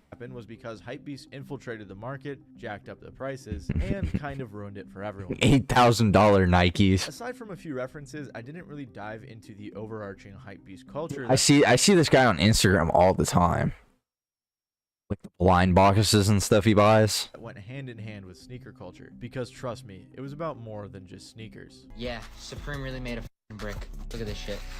Dude, I remember the Supreme brick and the Supreme crowbar. Dude, they had all sorts of like slop. You get like Supreme deck of cards, Supreme fan. You could get like a Supreme hoodie. That's normal. You could get like a Supreme like, what was like some of the weird ones I saw? Dude, you can actually probably still go on Supreme's website. Let's see. Let's take a look here. No, it's... Was it this one? Yeah, it was this one. Like, you can go here and just get stupid stuff, dude. Supreme Bouncy Ball. Supreme Bouncy Ball is $40. Supreme Parachute Toy, $30. Like, it's just slop, dude. So stupid. They used to have some really stupid stuff on here, though. This is, like, kind of, like, mid, but... Like, Supreme was just, like, different. Supreme Soap Bubbles, $40. Like, are we serious? What else we got? There's gotta be something real stupid on here. I guess not. They don't have a lot. That's actually surprising. Apparently. Yeah, but I remember people were buying the brick. It would cost like $7 million to build an average size home with these. These figures retail for $6,000 US, though have recently fetched around $50,000 to $100,000. Dude, the freaking cause. Oh my god, they're so lame, dude. Like the cause are so lame. It's like they're just so lame. US dollars at auction. They wait in line for 3 or 4 days now. For what? You're probably gonna freak out when I show you what they're waiting for. Please do. Yeah, shovels, bricks. Shovels and brick. The shovels is funny. That's funny. Dude, it's very funny that people are actually buying that. We can only thank Supreme for making this. Their new shovel. Dude, where's the crowbar? The crowbar was funny. Or how did brands like Cause have people spending thousands on, I guess, toys for adults? I mean, nowadays it's almost like no one cares about a lot of the traditional hypebeast brands. Like So I feel like brick bears are cool. Like I like the brick bears. Like I see a lot of like the popular influencers have like 1 or 2 of them. They're pretty cool. But it's like from like a person that doesn't have like money, it's like what a stupid thing to spend money on, you know? Once a derogatory term turn into something people proudly proclaim. Dude, Supreme tattoo, that's bad. How can I be a bigger hype beast than I was yesterday? Unlike the sneaker video, in this video I'm more interested in what drove an entire generation of people to spend thousands of dollars on clothes strictly because they were popular. And while this super... I mean, that's the whole reason they did it, was because it was popular. Like, if you see somebody that has, like, tons of emotion wearing that, like, dude, it's like... I feel like that there's, like, human psychology there. There's definitely, like, human psychology there. It's like, I feel like it's a thing of, like, envy. You know, like, you see somebody that you admire, you look up to, you want to be like them or whatever, and you kind of want to, like, replicate that flow, you know, because it's like that thing where you see, like, oh, this really cool YouTuber that I like has like this $2,000 hoodie, and you know, you get it, and like you feel like you also have motion. So it's, I feel like there's like a human psychology there that you could probably break down. Yeah, like I feel like that's something that's probably stemmed back for like hundreds of years though. Like people that really don't have a lot of emotion, but they have high class things because, you know, it makes them feel like they're important. So I feel like, yeah. This era may be over. I'd argue that it never died. In fact, I don't think hypebeast culture died. I think people, like really popular people, are still doing it, but it's just not as big as it used to be. Because like most people now just like don't really care. Like nobody really cares. You know, and there's like a lot more influencers that just like don't merchandise that same type of stuff. Like you look at like Jinxie. Dude, Jinxie's like always wearing like, he's wearing like Adidas and Puma slides. You know, stuff that costs like $15. So it's like, it's just not, it didn't have as much like motion. It doesn't have as much motion as it did. Still around today, just in a different way. And to understand all of this, we have to understand where the hypebeast came from. Streetwear as a fashion genre typically dates back to the 80s with the creation of Stussy, widely being considered the original streetwear brand. However, a lot has changed from then to now. California's Sean Stussy only ever started his brand because he got into the habit of making shirts for his friends, featuring his iconic graffiti signature. It's not in every store on the block, you know, so people still really want it. Like it could right now be in a lot more stores and be like a big thing that was doing like double the amount of sales of the stuff, but then yeah, you know, you guys wouldn't be here wanting to talk about it and all my like I feel like that's like always where it stems from though. It's like somebody that's like being different, you know, they're being different, and like, you know, people like the being different. I feel like it's one of those things where like when people genuinely find something that's like different and it's actually like cool, and they're like, dude, I kind of like mess with the art on this, like it, like those people do genuinely become like famous and popular. You know, that's why being different is so important. Boys wouldn't want to wear it because everybody else did, so there's really a fine line and a natural like growth pattern to it. Frank and I never were like big shot kind of wannabe greedy guys. We've really like Genres which include the hypebeast, which is often categorized as a specific, highly brand-driven subgenre of streetwear. The success of streetwear can be attributed to the power of youth movements and counterculture. Back in the early 2000s in online fashion forums, the term hypebeast was actually used as a derogatory term. And for a long time, being a hypebeast was a bad thing, especially since individuality was prized in those days of fashion, and many at the time viewed being a hypebeast as the opposite of that. Like many online terms though, as hypebeast began to gain traction and grow in notoriety, the meaning behind it changed. A large part of this is thanks to the blog site called Hypebeast. That's pretty crazy because like people like dope, dope used to be a drug, dude. Like dope used to be something that people were like, yo, that's a drug. Like people used to be like, I'm smoking dope. Like that's a drug. But then people like, for some reason, people would start being like, yeah, this is so dope, dude. It started becoming like something people said to like be like, yo, this is dope. This is so dope, dude. You know, it became like a cool term that everybody was using. Like I remember back in the day, like I'd get some new sneakers, you know, some Skechers, and I'd be like, yeah, these are so dope. About to go into school with these dope Skechers.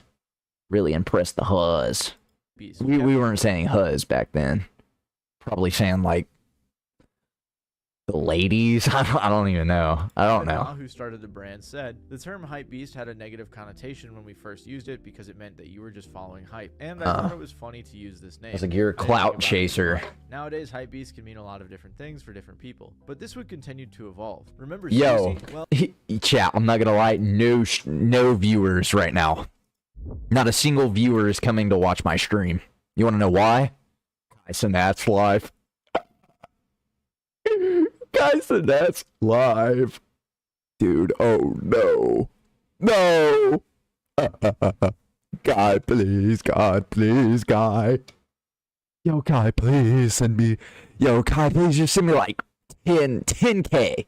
Send me 10K viewers, dude. Come on, man, please. Guy, please, Guy. Guy, spare some change. Guy, come on, Guy.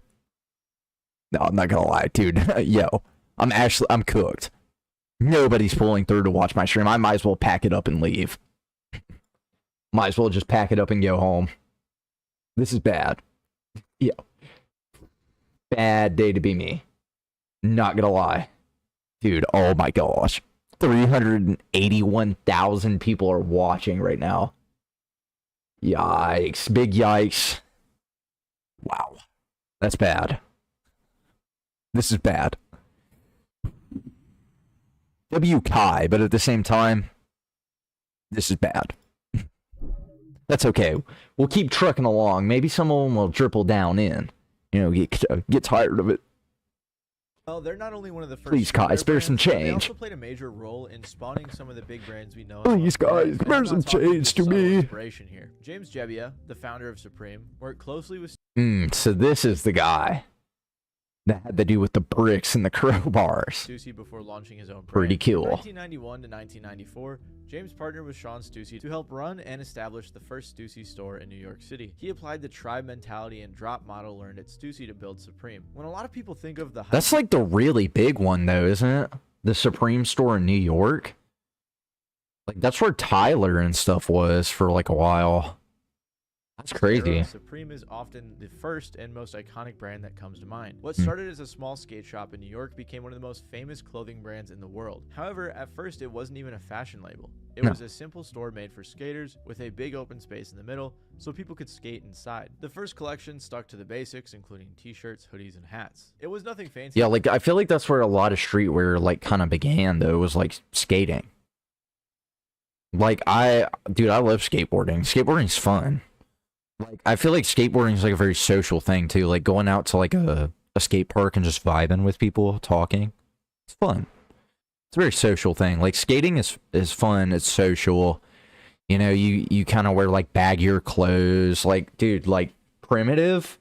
Yo, love Primitive. Favorite skateboarding brand. It's very real to the skate culture of the time. And one of the smartest things Supreme did was keep but yeah, their this drops limited. like this shirt was the Naruto collab they did. Dude, I love this hoodie. It's so comfortable. By only releasing a small number of each item, things sold out quick, which made people want them even more. This concept helped create the sense of hype, leading to excitement and then even competition. Fans started lining up for hours and even days.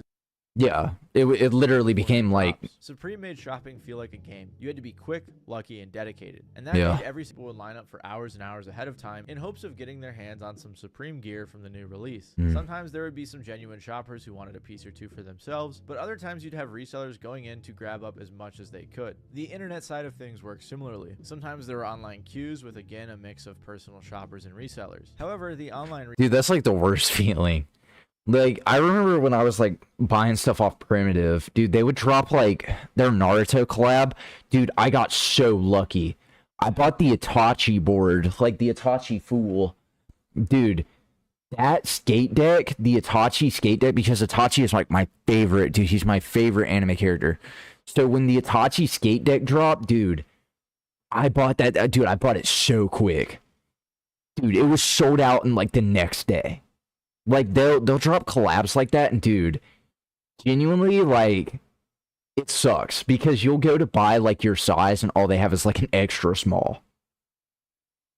It's like, no. Resellers had the unique advantage of using bots. It'd be a to tight fit, competition. not gonna You get lie. a chance to buy everything first. They also sometimes would pay people to wait in line for them, but bots were definitely a more common practice. Regardless, as time went on, the already exclusive merch became harder and harder to get at a reasonable price. Which Yeah. inevitably became a worse and worse problem as time went on for the community, and I'm sure you guys can see how this eventually became a major issue. But it wasn't just Supreme that was rapidly growing into the scene. Bape was another brand that started popping up everywhere with their iconic ape head logo. From its origins in the streets of Harajuku, Japan, to its global reign in the realm of streetwear, Bape has been a very successful brand. Founded in 1993 by Nigo, Dude, I feel like it's one of those things where you don't really see Bape anymore. Like, all those Bape shark hoodies, dude, I haven't seen somebody with one of those in a long time. And every time I do, it's like fake. It's like obviously just like one they got off like Shein. It's not Bape real. crafted a unique fusion of hip-hop and fashion that captivated Shibuya's youth long before it gained mainstream recognition. And as hypebeast culture continued to go mainstream, so did Bape. A cult following rapidly grew into a worldwide phenomenon devoured by hypebeast consumers across the globe, which was ironic because the acronym Bape, which stands for a bathing ape, offered a satirical twist on the famous Japanese idiom, a bathing ape in lukewarm water, mocking the privileged youth and their excessive consumption of high fashion. But regardless of its Interesting. original meaning, Nigo went from making just 50 shirts a week, with only half of them selling, to becoming one of the biggest hypebeast brands, all in a remarkably short span of time, and also following the exclusivity model. A model which many other hype brands capitalized on, including Palace, Fear of God, and notably a bunch of Virgil Abloh's stuff like Off-White. From streetwear to luxury fashion, Virgil pretty much reshaped the industry as a whole. He first developed a following while working as a creative assistant for Kanye, then later founded the high-end clothing brands Off-White and Pyrex Vision. He perfected what many streetwear and later on hypebeast brands strive for. Virgil had mastered the art of hype. A ton of the clothes he designed weren't always entirely different or outside of the box, especially to the untrained eye, yet he created a brand worth hundreds of millions. These are kind of hard though. This is like something you would see like a JoJo's like stand user wearing. And Off-White, and was specifically chosen as the artistic director of Louis Vuitton's menswear line. His use of simplicity was genius and contributed heavily to what made parts of hypebeast fashion great, helping grow the genre to arguably one of the biggest in the world. Fast forward to the mid to late 2010s, and the term hypebeast wasn't negative anymore. If anything, No. some people viewed it more as a compliment. Companies like Supreme, Off-White, Bape, and others had a massive amount of popularity. Being labeled a hypebeast now meant that you were in possession of some of the most popular streetwear pieces. The transition is a reflection of the times, where owning as many hype pieces Ooh. Supreme calculator. Heck yeah. How much is this? $20,000? as you could gave you perceived Ooh. cultural currency, which for some in the scene was all that mattered. And due to the size of the resale market at the time, owning a rare piece wasn't just a collectible, it was an investment. People weren't dressing in Yeah, because it's like one of those things where like you could like it I could 100% guarantee that like one of the first drops that Supreme did, all of these people that bought it, dude, they're sitting on a gold mine. Cuz like you have a physical piece of like something, you know. outfits they thought matched well or looked cool. They were putting things on that would add up to the highest total price tag. OVO t-shirt, 100. Calabasas pants, 150. Off-White Jordans got scammed, still 1500. So that's my favorite fit. And hold up. Louis Vuitton wallet. Oh, okay. Wait, why are you doing this accent? I just realized you were speaking like this. And this is where things started to get a little crazy. For the longest time, streetwear wasn't the mainstream style. That was until the hypebeasts came around, which are exactly what they sound like. People interested in certain brands. Oh my god, it's Kermit the Frog. Just because there's a lot of hype surrounding them, only buying things following trends. Oh, this is hard. Elmo. Okay. To appear cool or fashionable. Pretty cool. Don't get me wrong, there was definitely some cool fashion. Obama. Where can I buy this? That came from that era, but in general, Yo, it's Obama. They did an Obama collab? That's cool. The major problems, especially considering that streetwear was originally made for the people and was now instead being made for the rich and the reseller. Yeah. It's lame. Because it went from streetwear to like something rich people have. So it's not really streetwear anymore. You know? A massive part of the emergence and mainstreamification of the hypebeast style can be attributed to social media and the internet. Here we go. Who do you think that Rice Gum, FaZe Rug, who else? I can't think of anybody else. Then later on, during the hypebeast era's peak, you had every single SoundCloud rapper repping the brands. And then you also had the clout rappers too, you know, people like Lil Pump flexing everything. He had a Supreme bike, I think, or like a tricycle. On top of this, there's a bunch of influencers and creators. Oh my god, here we go. Strap yourselves in. A major part of their own personal brand. For example, think about Rice Gum and like everyone else in FaZe. Yeah. Dude, this FaZe was like so unbearable around this time, dude. I'm so serious. Like, dude, this was the time that I could not stand FaZe.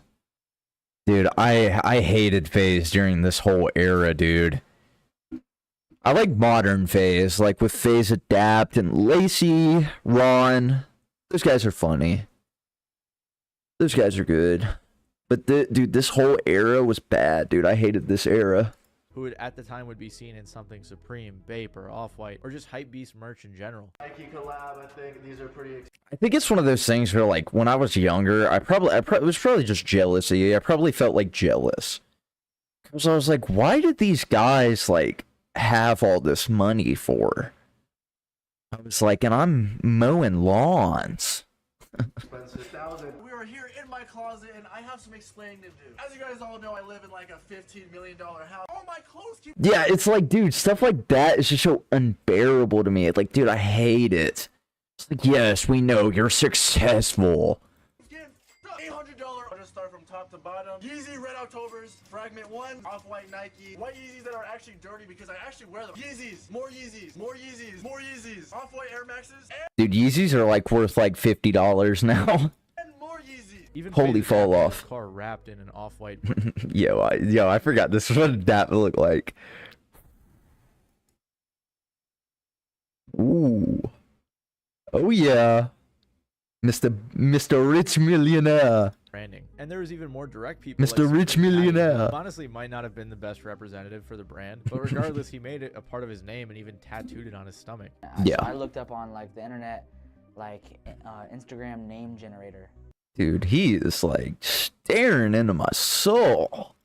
So it would like make you plug in like 7, 8 words, blah blah, and then it had a list of them, and like that came up. Anyway, at this time there was tons of pretty cool. Like Blazendary or Kaisomar doing things like fit checks or talking about. Don't know who these guys are.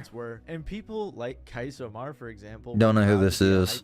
It was something I don't know. It's like one of those things where, like, during this whole era, like watching these people, like, genuinely made me uncomfortable when I was younger. It just like made me feel uncomfortable. So I was like, I don't want to watch this anymore.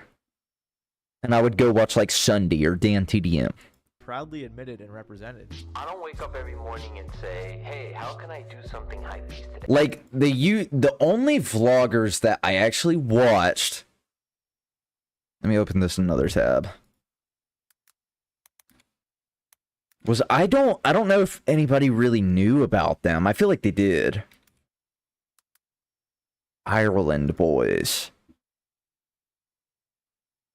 Yo! What?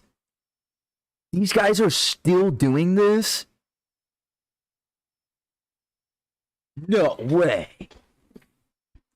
Dude, shut up, man. Seriously? I built a fort in the dollar store. Yo, these were the dudes that I used to watch, man. I used to watch these guys. I would unironically like, watch them like build forts in Walmart and get kicked out by like security. This is crazy. They're still doing this. Like they're still going strong. Like it actually looks like they've kept like, yeah, dude, they're still going, man. That is insane, dude. That is crazy. They're still going hard. Wow. That is insane. Wow. That's genuinely, that's crazy. Wow, dude. I remember this one. I watched this one. I watched this one. I watched that one. Dude, they were so young back then. Dude, that's crazy, dude. Yeah. I used to watch these. Like spending overnight in Walmart. Dude, I actually found them so entertaining. They were actually so fun. That's crazy. Wow. That's wild. How can I be a bigger hypebeast than I was yesterday? It's just the perfect word to sum up how I like to buy things, like the type of stuff I like to buy things. Like this is the perfect word. It just works. But I feel like it's time to move on. I feel like the hypebeast era is, it sounds weird, but it's not cool anymore. Also, I forgot. Yeah, it just kind of dipped. You know, it just kind of stopped being cool. It stopped being cool because people didn't really care anymore. You know, I think it's one of those things where like a lot of the audience kind of matured up and it was like, it's kind of lame. Not to mention him in the sneaker video, but Brad Hall was the best sneaker / hype YouTuber there was. And I don't know what he's up to nowadays, but I hope he's doing well. I think the shirt I'm wearing is perfect for it, so I'm going to go with that. So that's my perfect outfit. I hope to see a lot of other people. Now this would be something I watched back then, dude. This is funny. I'd probably be like eating a bowl of Doritos, sitting there like a chud. I'm like, oh, that's pretty good. That's pretty good. People wearing exactly this, and I assume I will because it's a really good look. But hypebeast fashion Pretty good. wasn't limited to just musicians or influencers. Pretty much everyone that could get their hands on it was wearing it. And all this big name representation led to a ton of momentum in the culture. Supreme started collaborating with other big brands like Nike, North Face, Louis Vuitton, and even Oreo for some reason. Oh, I didn't even know they did that. Supreme and the entire hypebeast genre into the mainstream. Instead of being a niche subculture in the skating community, hypebeast brands were seemingly everywhere. And this is when hypebeast fashion as a genre really took its form as a distinct style. This is when I think streetwear got Pinterestified and diversified. What I mean by this is that before the mid-2010s, the idea of styling at the height of hypebeast fashion was pretty non-existent. You might disagree with me and think that your outfit from 2016, where you combined a Supreme BOGO t-shirt, some ripped jeans and Yeezys, was a very well... I mean, that was the fit back then, though. Like, if you saw somebody with these, like this on, they had motion. Well thought out stylistic expression. Yeah, I mean, realistically, this is not good fits. This sucks. But like for the time, it was like a vibe. Like it meant you had like money and you had motion. Of your individuality or whatever, but at least the way I remembered that era is that the most revered outfits were either ones made up of matching clothes from the same drop, you know, Gully Guy Leo core, or just piling on as much expensive loud clothes. Yeah, but this is like, this was like prime hypebeast though. Every time I think of like hypebeast like this is what I think of. Just people like throwing on like all of this stuff. It was really just like an era, man. It was like this weird like, it has like a vibe to it, you know? It's like such a weird era. As possible, the modern hypebeast. By definition, yeah, like this was like hypebeast. Hypebeast as a term doesn't directly refer to this particular style or era of fashion, and in fact, It basically means someone who buys into a lot of trends and usually uses this to flaunt their wealth or status. Yeah. I'm sure you can see why that's a little problematic for the fashion community. The Oreo collab Yeah. was a sign of how ridiculous things were getting. Like I said in the intro, people were buying bricks, toys, even shovels. Yeah, it went from the point where it was like about fashion to just like stupid slop that you just have because like, oh, I have the money to do this. So I feel like that is like the main reason that it kind of dipped down, was just like, dude, it was like a lot of people were just kind of like, yeah, you're kind of a loser. And I bet they didn't even use them for yard work. And you also had everyone buying those clout goggles. Like, this fashion trend Yeah, but those are only cool if like Cardi was wearing them because he was from the clout era. got pretty ridiculous. Some stuff from Kith Streets, like the milk bottle, the cereal, the napkins, all that cool stuff. And then down here is my Coca-Cola Bape Frisbee. Over here is Coca-Cola Bape Frisbee. Y'all want to go play Frisbee in the park? Pulls up with the Bape Coca-Cola Frisbee. Cornball. my little Bape Play mini figurine with a Palace hat. Some more Palace accessories. I actually don't really mess with Palace like maybe a lot of people think I would. Accessories were one of the main ways people like me who didn't have any money could participate. Like, maybe I couldn't afford a $1,000 Supreme shirt, but I could maybe squeeze out $100 for a Supreme headband. And people were buying these overpriced things like a bag of cereal from Kith just to have an item with a popular What is Kith? That's like one of the... I've never heard of the brand. name on it. To a degree, I think I understand why people were acting this way. I was like 15 at the time, and I wanted these cool hype items like anyone else did. I was pretty easily influenced by what everyone around me was doing. And for a couple of years, I really wanted to look like my favorite artists or influencers or whoever else. Honestly, I think I still have a Bape headband somewhere too. Regardless, what I'm getting at here is I think... I feel like somewhere around here I have like a Supreme like fanny pack. This trend was you know, in general driven by a lot of don't think it's real. looking to fit in. Young people who didn't know they could go to a thrift store and find a really cool fit for under $50. People that didn't understand that brands don't matter unless you personally really like that brand. Until they inevitably grew up and learned these things. Yeah, exactly. It's like that's like the biggest thing that killed it off was like people were like, who cares? You know, like who genuinely cares? It's like the same way I feel about like pajama pants. Like in the morning time, like I'll go to the store in like pajamas. Like I don't care. Remember the first time I went thrift shopping and I realized It's like once you become mature enough to like realize that, like it's like one of those things where back in the day I used to be like, everybody's laughing at me, everybody's picking on me. But now it's just like I genuinely don't care. Like if they just want to talk, then they can talk. Like I don't care. You know, I'm just gonna ignore them and keep doing my thing. Like just keep to myself. That's what maturing is. What am I doing looking at these, you know, $1,000 Hanes shirts? It's ridiculous. In 2018, a Redditor named Sphinx posed the question, is being a hypebeast actually so bad? Another named Scourge responded saying, if you're waiting in line and pay outrageous prices for things that brands tell you that you need to have in order to stay relevant while actually having no personal style of your own, then yes, I'd say it's a bad thing. In response, Sphinx 100%. said, yeah, that's my point. It's a derogatory term. So if the nature of streetwear is to not give a fuck and wear whatever you want, then what's wrong with being a hypebeast? And then Scourge made a great point saying, the nature of streetwear isn't to not give a fuck about what you wear, it's about counterculture and being creative about what you wear, rather than adhering to a MFA uniform, which all flies in the face of worshiping a brand just so you can show off hype clothes. Yeah, it's like it like the whole point of streetwear was that you kind of threw on stuff that was like different and you know was like cool. Like it was cool because you were being different.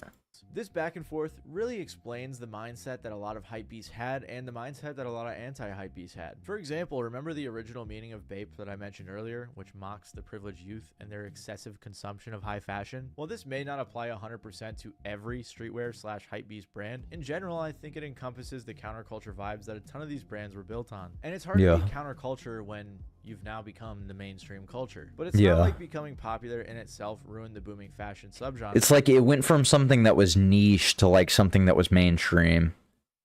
And I feel like that's when it just became cringe. You know, it became mainstream. It's like it's not unique anymore. If anything, that statement at surface level couldn't be further from the truth. However, it's the newer members of the community that really ended up being the ones that heard it. A lot of young people in particular got into hypebeast fashion, not for the fashion part, but for the hypebeast part. They didn't care about what styles actually look good. They just cared about it was like when it gained popularity, Like that's what people remember it as, not as like how it started. Their fit cost. It is undisputed that the younger generation is generally more prone to impulsive decisions and swings of emotions than the older population. Hypebeast brands like Supreme exploits this specific characteristic of the audience to ramp up their sales. This caused a lot of issues like terrible fits, scarcity beyond its original intention, and of course, giant prices on the aftermarket. Hypebeast culture and consumerism pretty much started to kill streetwear. A ton of iconic streetwear brands were originally independent clothing labels founded by and for underground sub-communities and subcultures. And the Hypebeast era flipped this on its head. Now these clothes were for the rich that could afford it, or the resellers that had bots and could snag them up before anyone else. But thankfully, this wouldn't last forever. Resellers, scalpers, and Hypebeast really seem to be the ones that cannibalized themselves and killed this era. Reselling has a lot to do with the negative connotation many associate with streetwear. Yeah, but like, dude, that's the really sucky thing, dude. Something becomes popular and people resell it. Oh, so lame. Like Pokemon cards, dude, it's just so lame because like all the people that actually want to get involved with it can't. What a lame thing to do. It's arguably streetwear's most toxic trait. A shirt that probably costs less than $10 to make can retail for $80 and then resell for over $250 just because it has the words "a bathing ape" on it. While exclusivity in fashion is already sort of controversial, streetwear culture takes that to a whole new level, feeding off of the exclusive nature of limited drops. For those addicted to hypebeast, like who are these people that they put on their shirts, dude? It's like I never understood that. Like I don't know who this is. Who is this like random blonde-haired woman smoking a cigarette? Why would I want to wear this? Like I don't know who this is. Who is this NPC? Like it's just like random NPCs that are like copy and pasted on these cheap shirts. fashion, missing out on a drop. Like, who is this? Like losing a family member. Hypebeast fashion leverages supply and demand to the max, and if there's too much supply, the demand just won't meet it. If every Hypebeast Like genuinely, it just becomes like NPC slop. could have as many Supreme box logos as they wanted, it wouldn't be special anymore. The resale culture was extremely responsible for creating the hype of these items, and it really aided in the mindless consumerism, which was people just buying stuff because it had a high price tag, which then in turn reinforced the reasoning for them having a high price tag. I mean, it's like Ouroboros, which really sucks for someone with a genuine interest in a product or even just the brand's message, since they'll be unable to get what they want at a fair price. All because someone who's only looking to turn a profit has already beaten them to buying it. Like, dude, who are these people? You know, pieces cost an insane amount of like money. random Money that so many people. people who want to be a part of the culture just don't have. And for many of those who can't afford it or don't care about the purpose of streetwear, instead of valuing a clothing item by how it looks or how they can style it, it's valued solely by how rare it is or especially how much it costs. In sneakers, this was always a thing. Looking for Like, I don't think that there's any like big skateboarders anymore that really get sponsored by Supreme. Like a lot of it's like the really like they're big brands in like skating. Like you have like Santa Cruz, Thrasher. Thrasher's a big one. Everybody likes Thrasher. Like, I mean, they're the biggest like skateboarding magazine. Like I have a Thrasher hoodie and a Thrasher tee. People get sponsored by like Vans. Nike SB's cool. Like they have cool collabs and stuff sometimes. What else is there? I like Spitfire. What's the big one that I really like though? Zero. I love Zero. A lot of good skateboarding brands. that rare version no one else And like has. they have good like street-based clothes like Primitive. Primitive's not like a mainstream thing and they have like good clothes and good collabs. But at least in the beginning, You know. it wasn't about spending more money. It was about knowing your shit, about having connections, about digging through old sporting goods stores. Another piece of the puzzle is the fact that Supreme in particular was purchased by VF Corp in 2020. A lot of people attribute part of the death of the hypebeast culture to this acquisition. They opened a lot more stores after this acquisition and even allegedly changed production from their traditional higher quality Canadian manufacturers to sourcing a bit more from some lower quality producers in China. But I'm not Makes sense. entirely sure how accurate that. Well, I mean that would make sense because they're a big business that's just trying to turn a profit. So is. Regardless, there was a decline in Supreme's revenue in 2023, and it's even being reported that VF Corp wants to sell, so they might not have managed to. yo, sell me Supreme. Trust, dude. I'll flip it back. I'll buy it from you for like a Big Mac meal.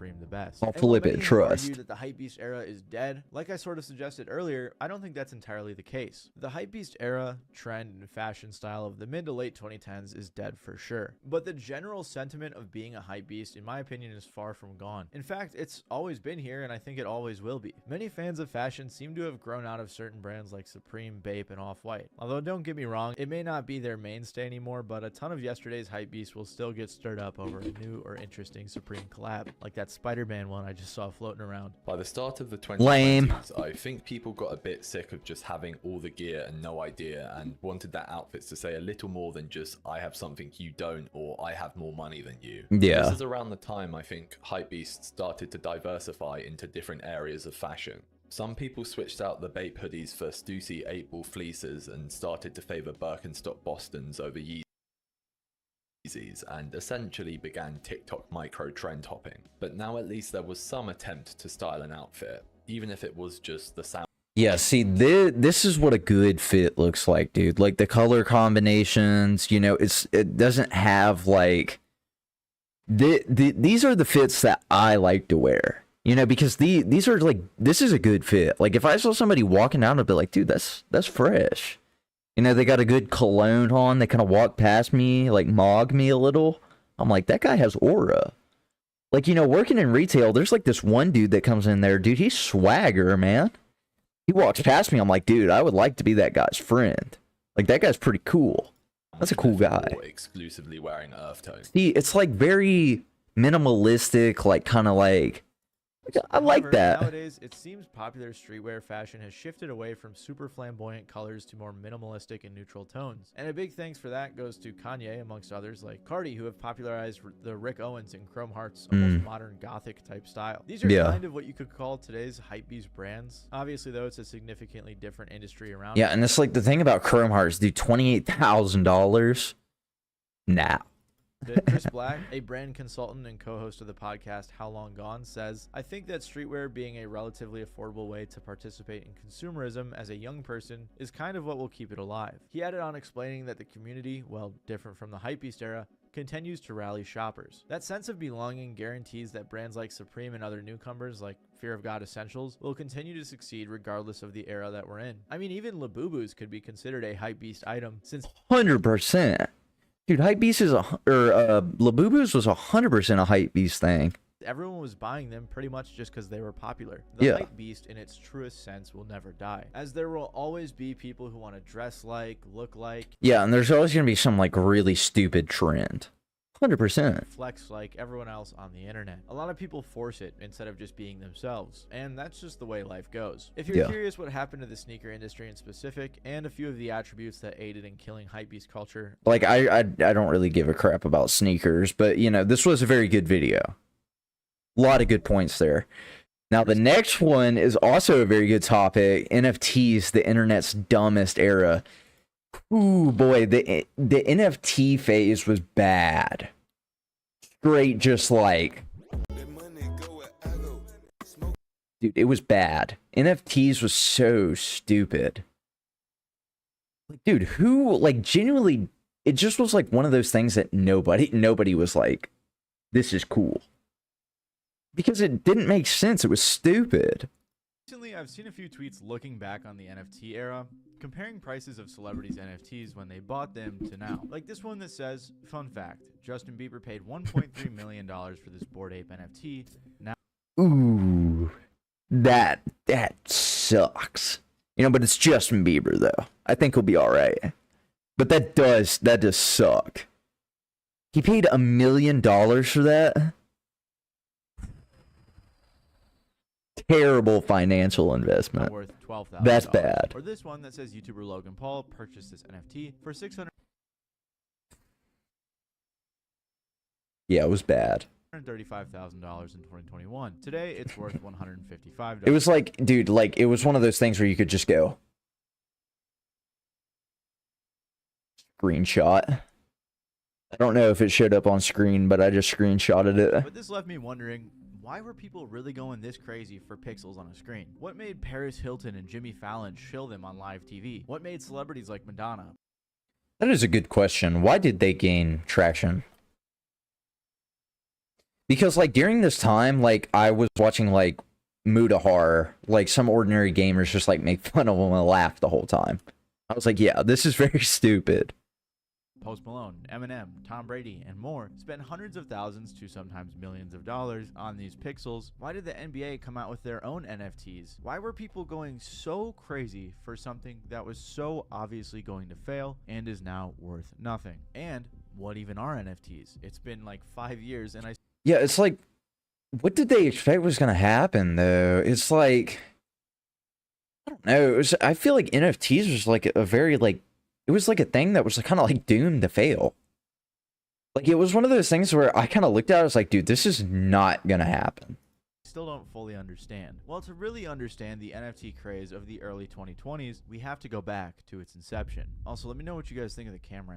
I'm testing different angles out, so... It looks mighty fine, my brother. I feel like the lighting's a little off, but you're all right. Let me know what you think. But first, I want to shout out the sponsor of today's... Yeah, I feel like there's too much white going on here. I do love the colors in the background. If, you know, my camera decided it would work, I'd actually kind of cook with the camera. But right now we're using the crappy laptop camera until I get a decent one. Video, War Thunder. War Thunder... All right. Good old War Thunder ad. I think I'll pass. NFTs, or non-fungible tokens, are a unique... See what Kai's up to, you know? Greedy guy. Taking all my motion, dude. Look at this. Where's it at? It's ridiculous. Look at this. Look at this. Oh my god, 460,000.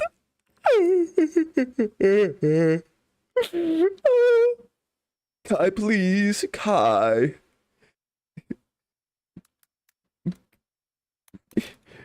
Kai, please. Kai, please. Please, don't, please, please, just send me some views, bro. Please, bro. This is ridiculous.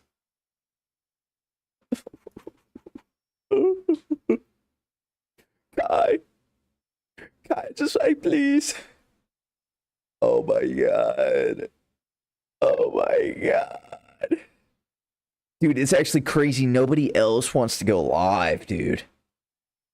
That's crazy. Dude, yo, 446,000. That is insane, dude. I have one viewer, but it's just because, like, I have it open in another tab. Digital identifier that cannot be copied, substituted, or subdivided, that is recorded in a blockchain, and that is used to certify authenticity and ownership, as of a specific digital asset and specific rights. It's just so corny. It's, like, so lame. Relating to it. Even the Merriam-Webster definition of NFT is owned as an NFT. So what does all of this actually mean? Think of an NFT as a certificate or deed of ownership, but instead of authenticating that you own a physical place like art or property, it authenticates ownership of a digital asset. The closest thing I can compare it to is Counter-Strike skins, but I don't think most... Yeah, but you could actually use those. Most of you would get that analogy unless you're a nerd like me. So it's kind of like a made-up, fully online thing, although the made-up part depends on who you ask. These works of art exist in the digital world, and now they're lame. Worth $100. It's part of an explosion in the market. They're worth like $3 now.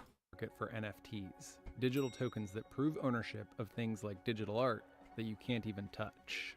The difference between NFTs and things like Pokemon cards... Yeah, see, this is like something good to invest your money in because you have something physical. ...is significant. Despite NFTs having quote-unquote rarity, which is more so forced scarcity, it's the fact that Pokemon cards are assigned value by the fans and collectors. Pretty cool. No one really cared as much about NFTs. Nope. It was more like they pretended to care so the value would go up. And it's not just atypical assets like Pokemon cards either. NFTs also differ in other major ways from traditional assets as well. NFTs in general are things that don't generate income. It's not like owning a piece of real estate or an apartment building. Yeah, exactly. Speculating on hopefully that other people... It's like Justin Bieber could have used that $1 million to like buy a gas station. Infinite income. Like just buy like a business, you know? There's like a lot of like really like big people that will just do that. They'll buy like a small, like not like a small family owned business, but they'll buy like gas stations in the area and just like have an infinite amount of like income. Like, why not just do that? You know what I mean? Like that's like the stuff I never understood. Like you have a ton of money, just like buy like a gas station. Buy like a gas station or like a laundry mat. Infinite money. Because it's one of those things where like if you do ever fall off, dude, you have a business. You have a business, like you have a full business that you can just continuously generate income. Like, is that not like the smartest thing to do with a lot of money? Will place value in your thing. The whole concept of NFTs was really blown Because like, especially with like content creation, like I feel like at the end of the day, like content creation, like it's going to come to an end eventually. Like everybody's going to like fall off or just like have to retire eventually. You know, sometimes it's like it's different for everybody. But like it's one of those things where like with like content creation and like the internet in general, like you genuinely don't know when that time is. Like you don't know when you're going to fall off. So it's like I feel like just preparing for that like inevitability is just like such a big thing. Like it's just like a smart strategic financial thing to do. That crypto craze I mentioned earlier, but they've been around for a bit longer. At first, they started out as Bitcoin-based colored coins around 2012 to 2013, but it wasn't until So it was happening all the way back to 2012? That's insane. 2017 with the Ethereum blockchain that they started to blow up. Basically, Ethereum was able to host NFTs, enable the creation, storage, programming, and trading of these tokens, which revolutionized the landscape. Ethereum is a platform on which you can build, deploy, and use decentralized applications. These are applications that don't have a home on a single computer. They're distributed across many computers, and that enables a more trustworthy infrastructure so that... Like, I guess... Or you could just, like, buy a car or something. I don't know. Different actors like something that you have 100% of and you own 100% of. Like that, dude, why would I spend like $1 million on something and not even own 100% of it? Like, that's stupid. It's like literally the dumbest thing ever. Want to... It's like, oh yeah, you just spent 50K on this you just spent 50K on a picture of a video game. How about we give you 3% for that 50K? See, if you want the 100%, you're gonna have to pay 50 million. Such a stupid idea. It's so dumb. Lame. who already compete with one another or maybe want to collaborate with one another can do so on a new kind of shared trustworthy infrastructure. The first NFT, Quantum, was minted in 2014 on the Namecoin blockchain by Kevin McCoy and Anil Dash. Quantum was a video created by Kevin's wife, and as part of a presentation at an art/tech conference, he sold it to Anil for $4. At this time, it didn't really seem groundbreaking. When he got involved is when things started to go crazy. Now that NFT projects were more reliable and accessible than ever before, over time they started representing a variety of assets, including real estate, digital art, and gaming tokens. I still don't quite understand how NFTs can represent. Dude, I freaking... I guess, I mean, they Dude, that hurt. My nail is like chipped. My nail's like chipped, and like I was picking my ear because it itched. Scratched the inside of my ear. That hurt. So I guess that makes Ow. sense. I don't know. In the following years, multiple milestones occurred. Yo, what is that? Pepe is art? Including the launch of projects Pepe is like art. CryptoPunks, CryptoKitties, and the integration of NFTs into metaverse projects. CryptoPunks was one of the The metaverse projects, dude, those were bad. Those were real bad. earliest collections that went on to go mainstream. I feel like my CryptoKitties ear's had a bleeding game now. that provided a recreational purpose. Oh my God, As a it whole, is. The community was evolving at a rapid pace, especially as it expanded more into the art world. Digital Ow. artists realized they could start making their own NFTs. It'll be It was alright. kind of a new method to secure the bag. It was working so well that the NFT market experienced a significant surge in 2021, with trading volumes reaching $13 billion. One digital artist who really capitalized on this was Beeple, who sold a digital Who? art NFT for $69 Beeple? million in 2021. In March, Christie's, a 225-year-old auction house that previously only sold physical art, Previous in the collections of three kings of England at 90 million. auctioned an entirely $90 million for a piece of physical history and art. No. Dude. Like, I feel like even if I had the $90 million to spend on a painting, I would not do it. I don't know why. It's just like, I feel like that's a waste of money. $90 million for like a single thing is insane. Digital people. That's crazy. This massive sale cemented NFTs as a legit and clearly lucrative new aspect of the art market. It got so much attention that Beeple was hosted on a bunch of different platforms like Joe Rogan, Impulsive, and more, where he continued to spread the word of the NFT. You're one of those people who like really God, I hate him so much. He's such a dislikable person. deserves all the success that you got. You were grinding for so long. Yeah. How but many this years? is a couple years. We've been at it a couple years here, but it's definitely, I feel like there was like a lot of luck involved with the fact that, again, I did not invent NFTs. I just happened to be sort of very popular when NFTs like exploded. And Beeple wasn't just some guy who was like pretty well known in the NFT community. Yeah, it's like one of those things like right place, right time. Up far beyond 100%. that, which really helped the explosion of NFTs as a whole. Then in March, Christie's sells the 5,000 image montage by Beeple for nearly $70 million. Waste of money. That makes Beeple the third most expensive living artist in the world. It's like, okay, now Yeah, until it all like goes away. the next thing happening, now the next thing happening, the next thing happening. And it's just like, you know, now Today's Show calling, okay. Although, not gonna lie, I don't really get the hype behind his art. After this, Yeah. other projects obviously blew up, with others trying to get in on the trend and make some money. NFT collections like Bored Ape Yacht Club and CryptoPunks in particular gained huge amounts of traction. To kind of summarize how big NFTs were getting around this time. It's just like, why would I want like the part of it that costs money? You know, like if I think like the art is cool, screenshot. I'll screenshot it. You know, it's like, why I don't want to pay money for this. I'll just screenshot it and then use it if I like it. 2021, NFT Like, who's gonna was stop awarded of the me? year by the dictionary publisher Like, Collins. Pretty much everyone had seen like the government? The government doesn't care. Nobody's gonna stop me from just screenshotting it and using it. Who cares? or heard the word, all while most I think that's like the biggest thing is just like, if you just like the art, just screenshot it. really even understand what it was. And the very distinct Bored Ape Yacht Club became the face of NFTs. Some other big ones though included Azuki, Pudgy Penguins, Cool Cats, Mutant Ape Yacht Club, Doodles, and Moonbirds. Obviously these were all a bit different, but you can Doodles, D-Bobs, flying squirrels, and sunken fishes. see how some of them are Like, inspired by what are Bored Ape. these However, names? as big as NFTs had begun to get, for a long time they were still unique to the crypto world. If you weren't a crypto nerd or a Web3 nerd who was proclaiming that NFTs were the future, you weren't buying NFTs and you probably didn't really know about them. Literally nobody else cared.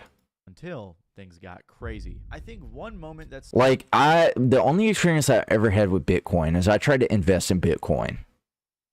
I lost $15. Never touched it again. Dude, that was bad. That was a sucky day. I invested $15 into Ethereum. I invested $15 in Ethereum.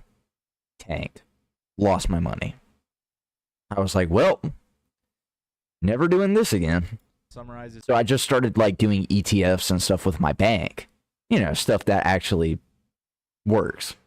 the peak of the NFT craze was when Jimmy Fallon and Paris Hilton both showed off their Like the thing about like the Bitcoin market besides like stocks is, dude, stocks have like certain times, you know, certain trading times when the markets and stuff is open. Bitcoin is like 24/7. So it's like you literally have to just like be there 24/7. Lame. NFTs on the Tonight Show, or at least the physical versions of them. Forbes has named you one of the 50 top 50 most influential people in the NFT space. So congrats on that. You know what you're doing. Like, who is clapping for that? Thank you. I'm so proud. I love being a part of this community.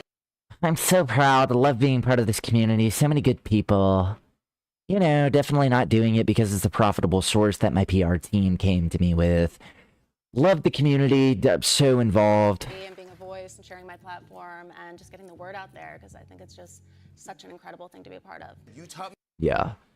Selling Bored Apes on Twitter is just like such a wonderful community. What a wonderful thing to be part of.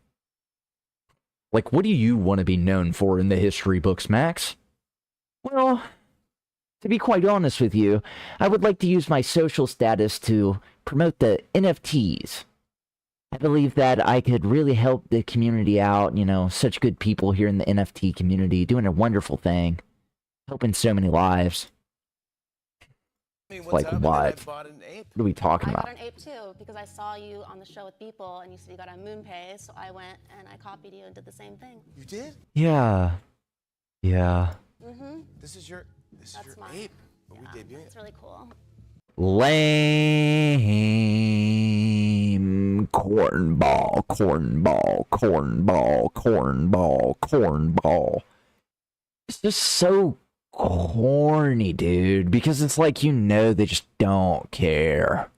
They just don't care. I'm screenshotting this. This is a good picture.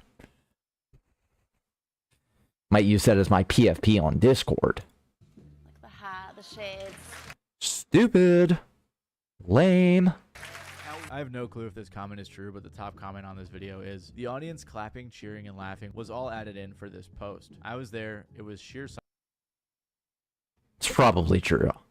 Because, like, realistically, nobody cares, dude. Nobody's gonna laugh and, like, clap for this. Like, who, like, genuinely, who cares? Silence in the audience. This person could be lying, but honestly, I believe it. This Yeah, I such do a too. disconnected I believe moment that. From the ultra rich and the regular people who are like, "What are you doing?" And they weren't the only celebrities that were buying NFTs. Logan Paul bought 2 Bored Apes. Let's make an NFT right now. Don't worry, we're gonna make an NFT right now. We'll make an NFT. Let's do this. Dude, I'm locked in. Y'all ready? Yo, cue the music by Anthony. NFT time. Let's do this. What are we thinking? What's No. That's the 3-gun volley 21 gun salute. Right. Let's do this. Make an NFT. Let's go. What are we thinking? Maybe one of these right here. Give him kind of a noggin. Drop down. Oh yeah, I'm vibing with this. Oh, this is already peak, dude.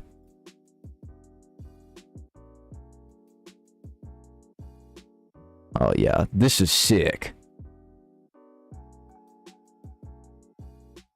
Look at that. Oh yeah.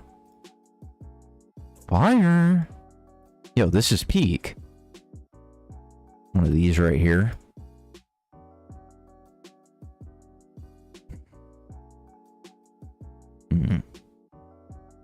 Guy's kind of a chud.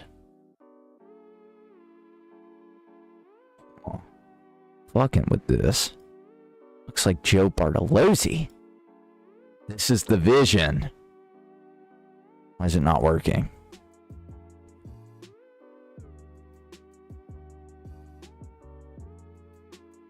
Oh yeah, this is fire. Oopsie daisies.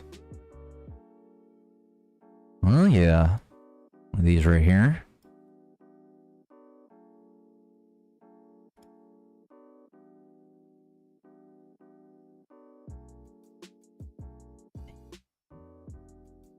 Oh.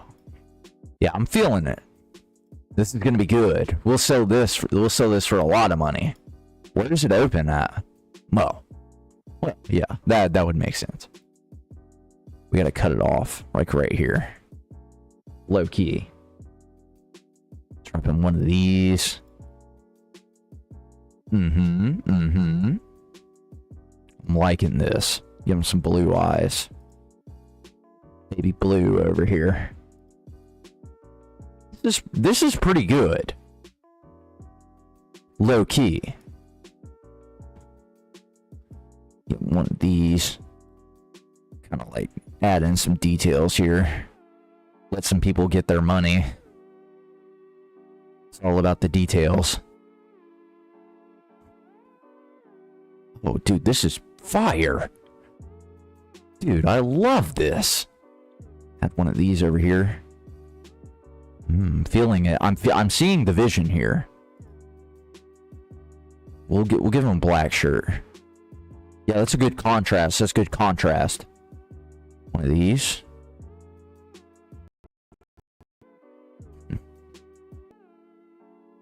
I think we just made ourselves a very expensive NFT. This looks fire. Kind of gotta, like, give him some hair, though.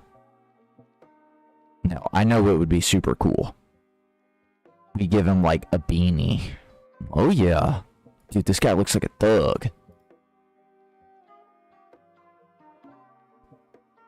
This is peak, dude. Dude, I'm so good. I'm good at making NFTs.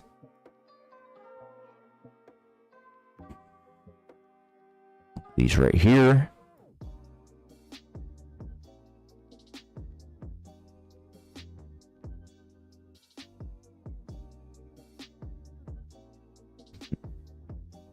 Yeah. This is peak. Check out my NFT, dude. Hold on. Yo, we can't even see it. Yo. Dude, I'm over here vibing. Hold on. Oh, wrong display.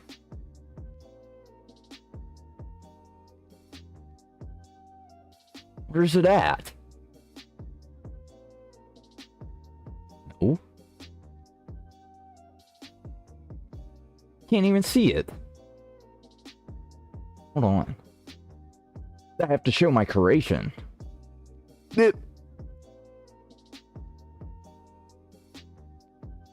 There's bound to be a way I could capture my display.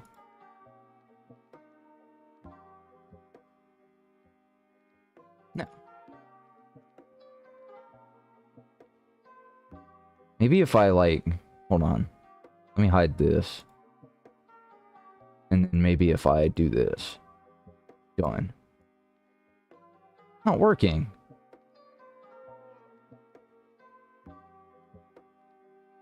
Oh, it's this. Uh-oh. Oopsie daisies. Ooh. Hold on. Transform. Fit to screen. And then...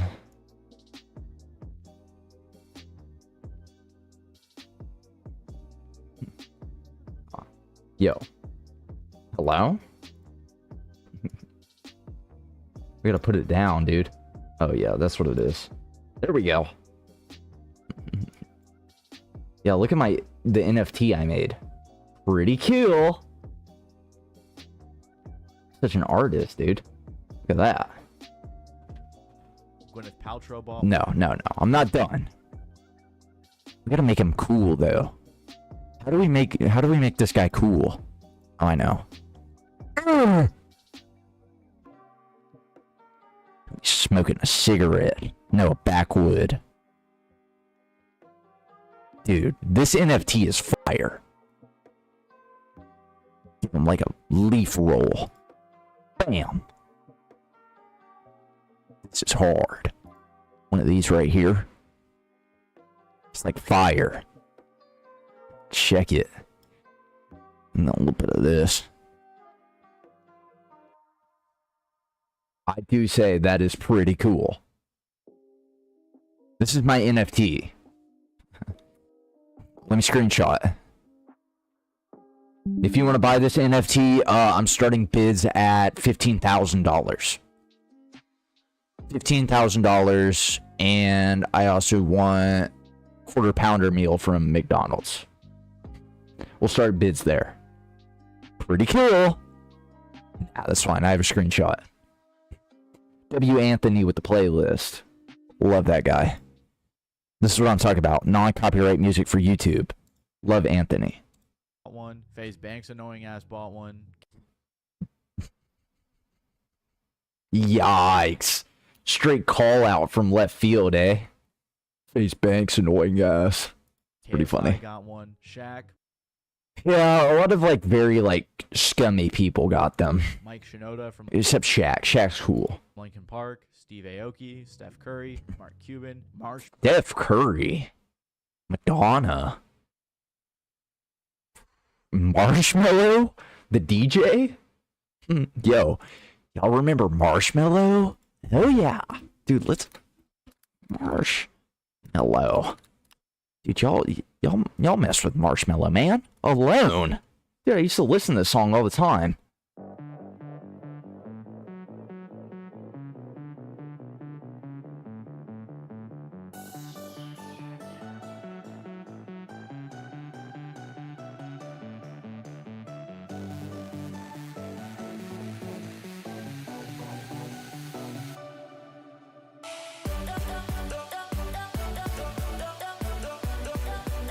Good times, good times. Love Marshmallow.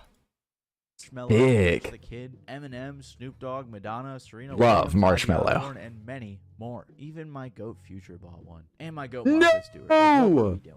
Bored Ape Yacht Club was obviously one of the most Future, popular no. NFT companies. As you can see Future, by the multiple celebrities no. that bought some. Why? There were tons of other NFTs and NFT collections that Mr. celebrities were buying and Atlanta. even partnering with. There were two main reasons, in my opinion, that these celebrities were buying and showing off and promoting these NFTs. The first reason was because, well, some of them are rich and kind of dumb. Similar to the True. Hypebeast era, according to Polygon, much like any hyped commodity, NFTs that are perceived as being valuable have become a kind of status symbol. Basically, they could afford it and feel Yeah, but cool it's about it. like the NFTs is like the most lame way to be like, yeah, I have money.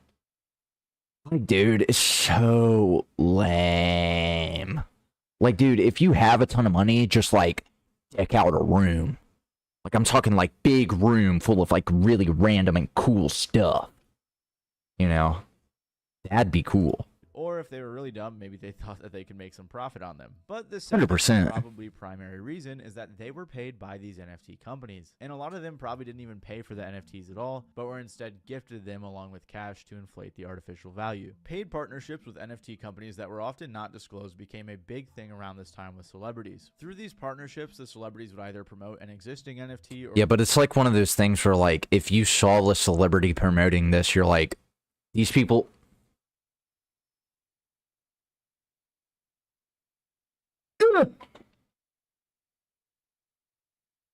Yo, it genuinely felt like my ear was like flooding with blood. I did not like that feeling.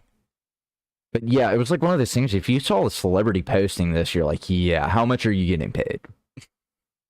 launch their own with all sorts of promises. For example, Eminem released an NFT collection called ShadyCon with No, but that would be so cool if it was real, though. If he actually had real action figures like that, dude, that'd be sick. I'd buy digital those. action figures based on characters in some of Eminem.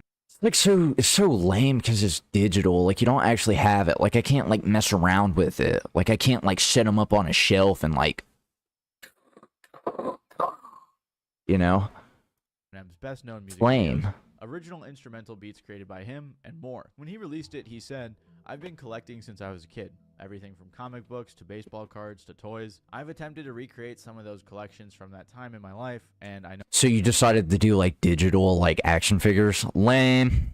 I'm not alone." Unlike comic books, baseball cards, and toys, though, you can't interact with these NFTs any more than just looking at your screen. And that's where the problem comes in. Regardless, he made $1.7 million off this, which pales in comparison to Grimes, who made $6 million, or The Weeknd, who made $2.3 million. Tons of celebrities were releasing art and stuff as an NFT and making Got some good faces here. Got some good faces. Got Snoopy. You got Elon. Quentin Tarantino. Isn't that Quentin Tarantino?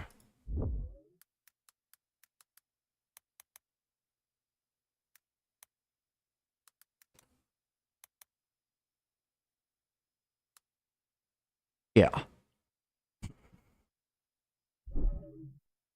Like, okay. Shaq also Random. promoted this NFT called Creature World, and he made this goofy video promoting it. Hey, Creature World. Shaq.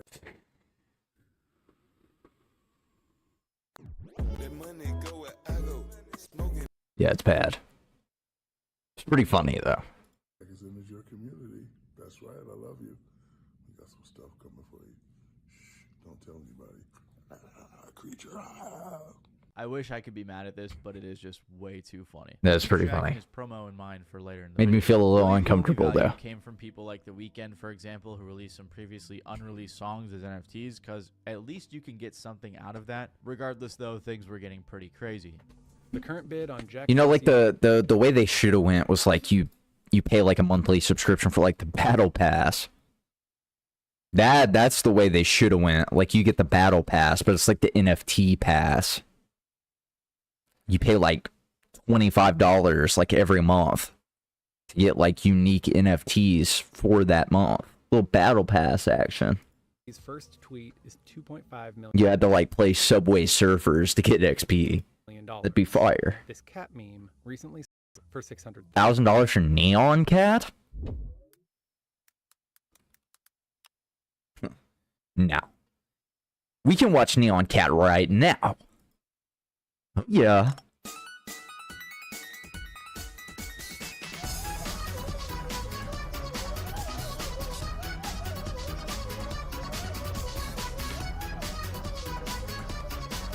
Yeah, somebody paid $600,000 for that. Trading cards of himself known as NFTs. You're probably starting to think, That's wow, lame. all of this sounds kind of scammy. Like, It how are they is. making that much money off their fans, all for some pixels on a screen that you can't even interact with. Well, don't worry, we'll get to that soon. Not only were NFTs being launched and promoted by celebrities, but people were attempting to integrate NFTs into every facet of society. Video games, sports, music, and more were victims of this craze. Deadmau5 and fellow EDM musician Richie Houghton have launched Pixellinks, an NFT gaming company that will help artists and brands integrate NFTs into video games. What does that mean? How would that play out? I'm not sure. Rapper Waka Flocka Flame launched Satoshi.art. No, an not NFT Waka. marketplace aimed at helping up-and-coming artists. Snoop was even talking about turning Death Row Records into the first NFT label. Rolling Stone wrote an article on how NFTs were trying to be integrated into the music industry, saying, a compelling reason artists gravitate to NFTs is the direct link it creates between them and their fans. NFTs also offer the allure. Yeah, but you could just like do that with like merch. You could do that with like, I don't know, something that actually could be cool. Like, you know, Patreon or something. Enabling entertainers to release limited edition tracks, exclusive behind the scenes content, or virtual experiences. For many artists, the benefit of NFTs goes beyond financial incentives. They can regain control over creative output, dictating the terms of sale, pricing, and distribution. They can embed royalties into NFTs, ensuring they earn a percentage from secondary sales. This feature is a game changer. And this article seems to be written from a very wide-eyed NFT perspective. I mean, seriously, these were the types of things people were saying back then, that artists would embed royalties in NFTs or connect more with fans. But as we've seen here in 2026, none of that ended up. I'm so serious though. If I was to boot up like Fortnite, and see like NFTs everywhere, dude, I would actually probably lose my mind. You load up Call of Duty and it's like NFTs, dude. Oh, that would suck. Happening. It would have taken the entire music industry to be reshaped for this to happen, which was just such a crazy idea. Yeah. Vapid goal, if you will. And it wasn't Vapid, like the car from like GTA 5. just the music world that The NFTs got Vapid.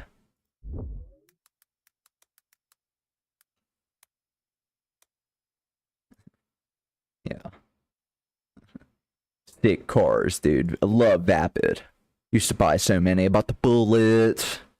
Had the Flash GT. Dig that one, not gonna lie. Dominator's pretty sweet. Had that one in my collection too. Yeah, I would say I'm a pretty big Vapid like connoisseur for real.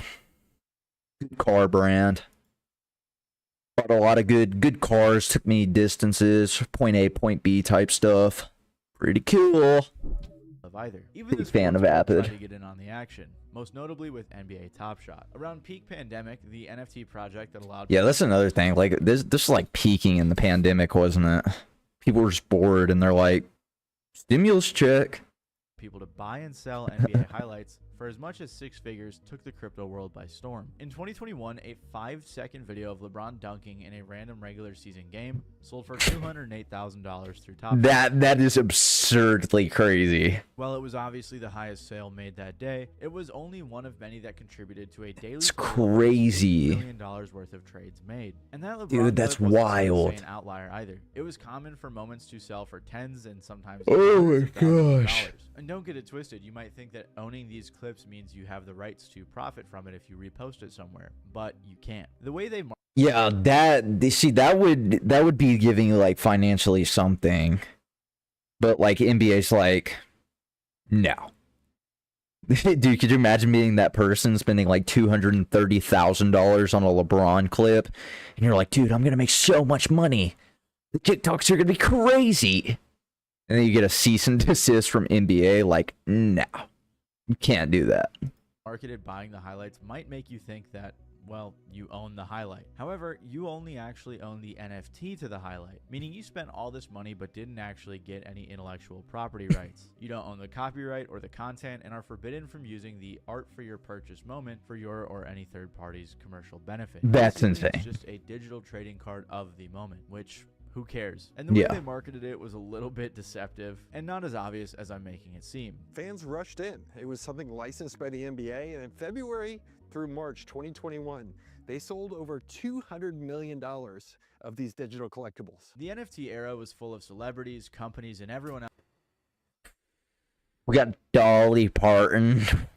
That's bad. shoving the future down our throats. This whole era kind of felt how AI to me feels now, because it was Yeah. everywhere, being forced in our faces, and just really stupid. and 100%. annoying. Like, remember when Busta Rhymes said, "Should I buy a house or a link to a picture of a pixelated monkey?" And this crypto dork said, "Houses are actually more often of a liability than an asset unless you can make it cash flow or you are flipping." These were the types of people that were constantly telling us that Web3 was the future. Obviously, the difference is Yeah, it's like one of those things where, like, those are the same people you gotta be like, no, I'm not listening to you. That's why you just gotta listen to your accountant and your lawyer. houses serve a purpose and are real. You can Yeah. interact with them in real life. There's actual demand for I would houses. die for a house right now. There was even this whole crypto land project where Web3 dorks wanted to get Oh, dude, this was the one I was thinking of, dude. This was bad. This was really bad, dude. I remember Memulus was making a video on this, dude. This was bad. their own island where you got exclusive access if you own. Yeah. Islands did not age very well. Not gonna lie. Big ol' Steen came into the media. People were like not really messing with the island genre anymore. A certain NFT. Hi, this is me, Christopher, a crypto degen with a crush for crypto kitties. I'm on my way to Cryptoland, the #1 crypto destination It's bad. It's so bad, dude. It's so corny. on Earth where crypto enthusiasts, or crypto landers like we're called here, can meet with like-minded individuals in real life. Yeah, we could meet up with people that are also very stupid and financially irresponsible. And we can drink digital margaritas and waste all of our hard-earned money on fake NFTs that's just going to tank and we're going to lose all our profit. Pretty cool. And when Connie, the founder, told me that visionary investors could own a piece of this unique island, I smash bought one of the 60 exclusive parcels on the blockchain hills. That's how I became a king crypto lander. And there it is.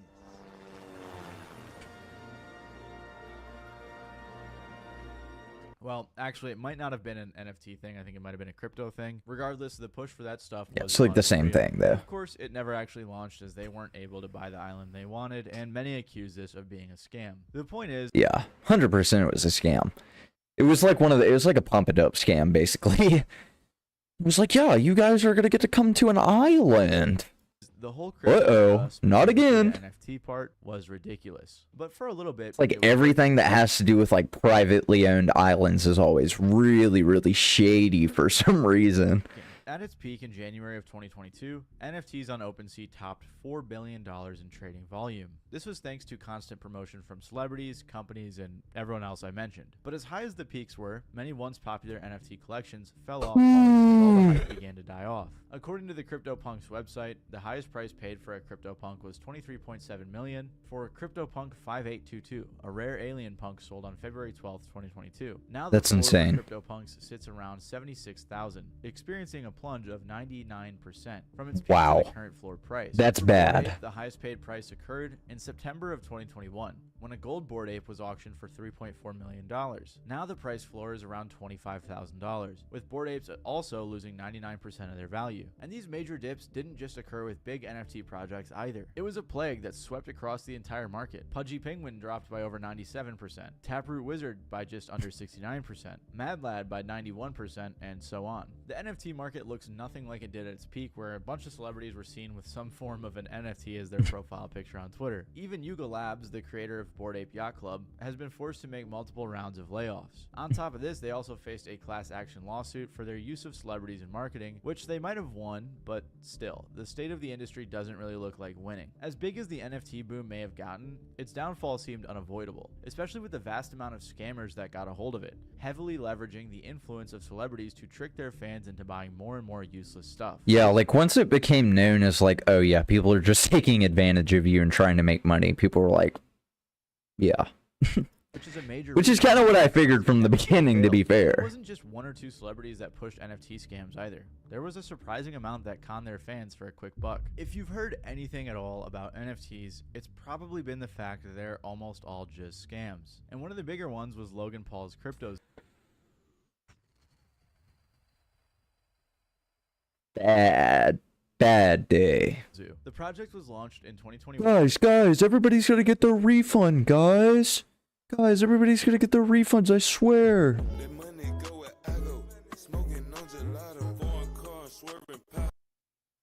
Like, right. You're gonna pay money back. Right.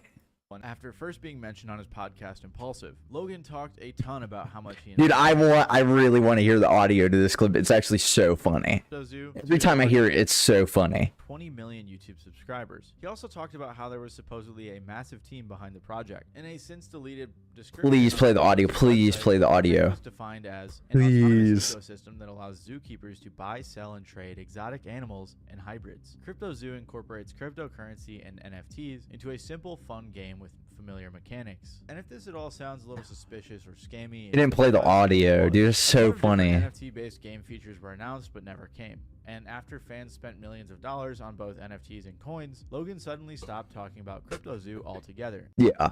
Just completely just was like, I don't even know what you're talking about. Crypto Zoo? Never heard of him. And seemingly abandoned the project. That's when CoffeeZilla, YouTube's cryptocurrency Yes, Coffee. Thank you, Coffee. Thank you for saving us from this menace. scam investigator dropped a 3-part series exposing the scam for what it was. CryptoZoo.co. I am so excited. It's so fun. Dude, it's so funny. Like, it's so funny. He's like, it's like, dude, it's actually just so funny to watch. He's like, yeah, I'm really excited for this one. Big news today. Got this really big project. So many amazing minds behind it. So basically what's going to go on is you're going to play a very crappy version of Pokemon Go. You got to spend like $50K up front. And then like over time, every egg you actually hatch, you're going to spend another $15,000. And it's going to be great, you know? Big profit to be made here, big profit. Dude, like Logan Paul is so annoying. Yikes. Dude, it's actually so funny how bad it is. It's a really fun game that makes you money. It's a really fun game that makes you money. Yeah, right.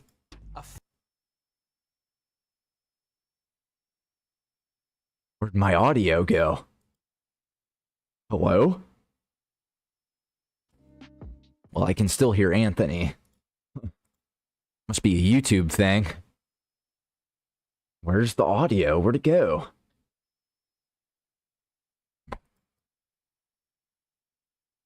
Saga is far.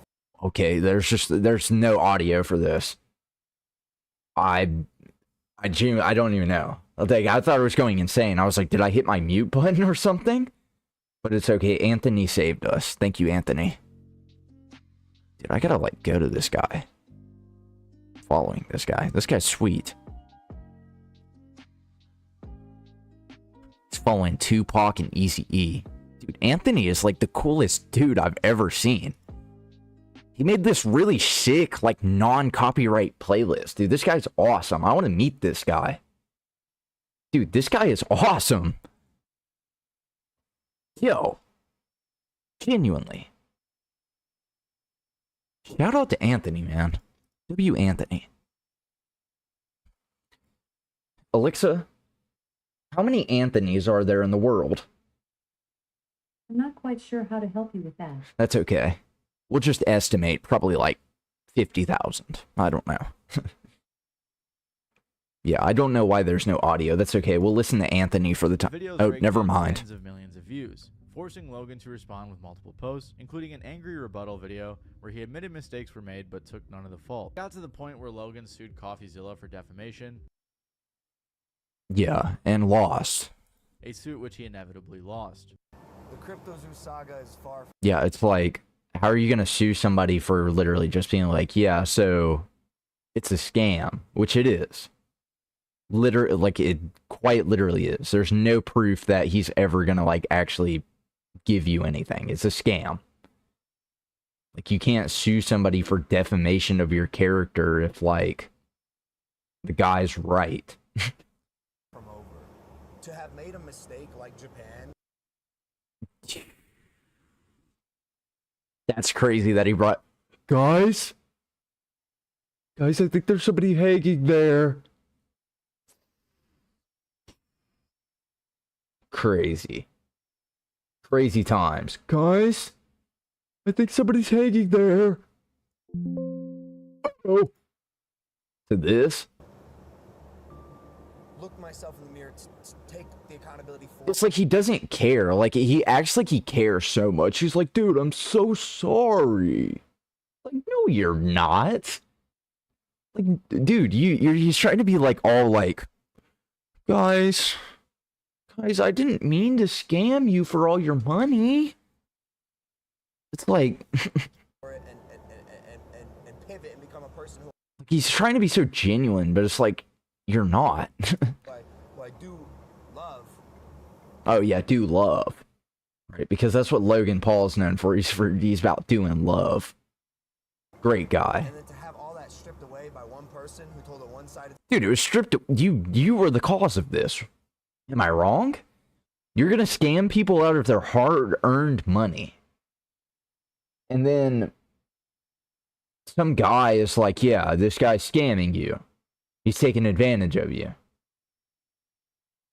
Like, how are you the victim here, right? Story because he doesn't like me is devastating, and it really hurt me. In the end, Logan tried to do a buyback as damage control, but that didn't really solve the problem. Yeah, but the thing is it's like...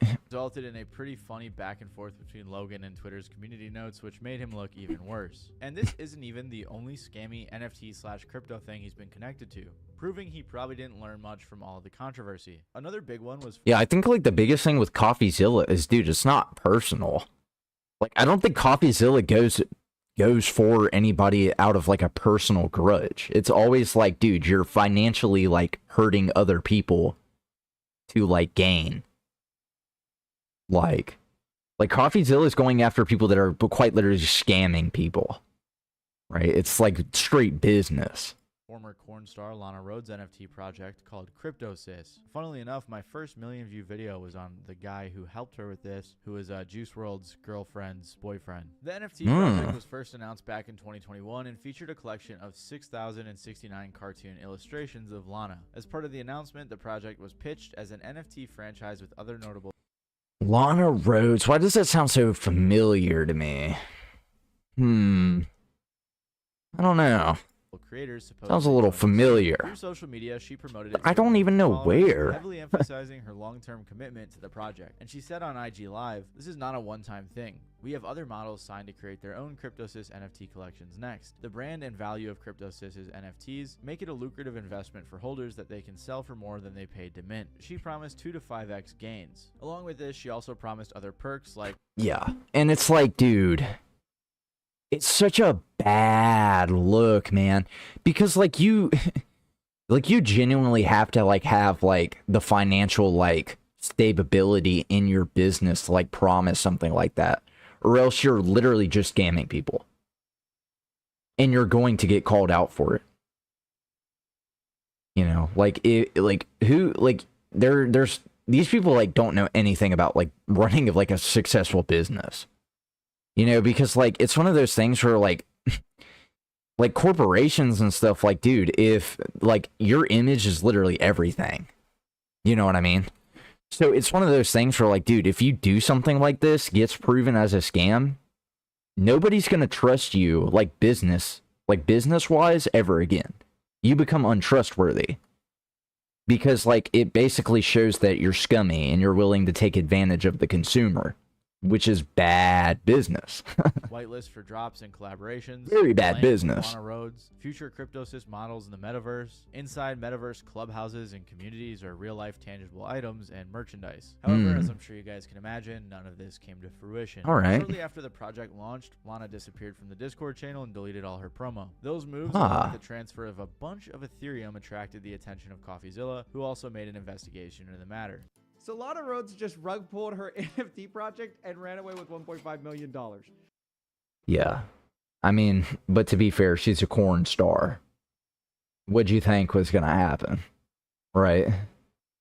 Now she's claiming it's not her fault. Yeah, and that's like one of the biggest things that they do is they're like, guys, it wasn't me. You know, I was just speaking for them. It's like, dude, you got profit from it. Like, you 100% had the known. Right? Like, are we serious? And it's like every time they just like disappear from the internet, it's like you're guilty. Too negative for her. One of those negative comments was about how this person can't feed their kids because they invested it all into a Stars JPEG collection. Yeah, but like at the end of the day, like, why are we doing that?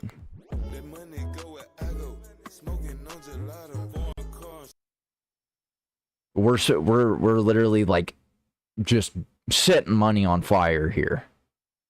It's like, damn, well, me and the kids can't eat today because I spent $50,000 on an NFT collection. Like when, at what point does it start to become the consumer's fault? You know? Like, why would you think financially that's like a smart thing to do? Quote, I spent what I can't lose, spent $4K. No job, have a 2-year-old son. If only. Why? Like, dude, you have a son. What are we doing? Straight gooner bait here, dude. Like that, like, dude, this is like, it's hard to feel for these types of people though. Like, you literally have like a whole kid. Like, and you're spending $4K? Why? Only someone bought my Christmas, Lana. Yeah, and apparently Lana Rhodes saw this post and said, hey, this is getting way too negative for me. I'm out. In response to all the backlash, Lana never really even apologized. Instead, she posted a bunch of angry tweets at YouTubers are sickos, diseases of the internet who did anything and say anything for views. Okay. Like, not really. Like I said, CoffeeZilla is just gonna speak facts. Like, she knows what she's doing here. I have a 1-month-old baby say here, this is what I want to do is scam people. Just because... No, this is like blatantly just like saying, oh yeah, I scammed you. But I'm trying to like minimize damages for like my reputation. 100%. It's stupid how people are mad about the NFT when there's a war in Ukraine. And obviously... Ooh, love it when... I just love it when they use that. It's like, guys, why is everybody mad at me? There's a war overseas. Guys, people are dying over in Ukraine. Why is everybody mad at me? Come on. Like, all I did was scam you guys? Like, think about the children in Ukraine. She got a bunch more hate for the awful comparison. Yeah, like, what a scummy thing to do. She made with these tweets, which led like, I'm pretty sure, like, scamming people over NFTs is not anywhere as bad as what was going on in Ukraine. to her deleting her social media. And there were multiple other celebrities that participated in these scams, like with Bored Bunny NFT. This project was basically a Bored Ape knockoff, and in 2021 the project released 4,999 NFTs. Again, they promised 2, 5, or even 10x the value of your investment within just a few days. So unrealistic. Along with celebrity cosigns from big names like DJ Khaled, Floyd Mayweather, Jake Paul, David Dobrik. Oh, and David Dobrik. Jake Paul and David Dobrik. Wow. What great guys, am I right? What amazing guys. And they got Mayweather on there. What'd 50 Cent say?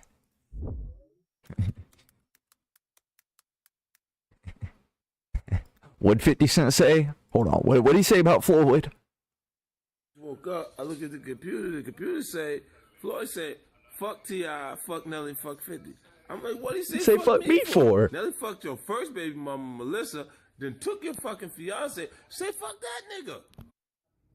This is a special ASLELS challenge for you, Floyd. If you can read one full page of a Harry Potter book, nigga, I'll give $750,000 to whatever charitable organization you want to. Fuck the bucket of ice, man. A phone call from my man Jimmy Kimmel. Jimmy said if Floyd accepts the challenge, then he'll put it on the actual show, so you can read it on the show. We don't want to put pressure on you. We know you can't pronounce those words in that Harry Potter book, so we're gonna let you read Cat in the Hat. 50 Cent is so funny. Dude, I genuinely, like, they're, like, 50 Cent is such a funny person. He's so funny. But, dude, this is, like, such a line. Jake Paul, Floyd Mayweather, and David Dobrik. Like, sure. What amazing people to just be giving your financial, you know, your financial stuff to. Am I right? What great guys. Rich the Kid, French Montana, and more led to the NFT selling out within an hour of its release, raising $7.5 million. Bored Bunny, I want to say thank you for making me my own NFT.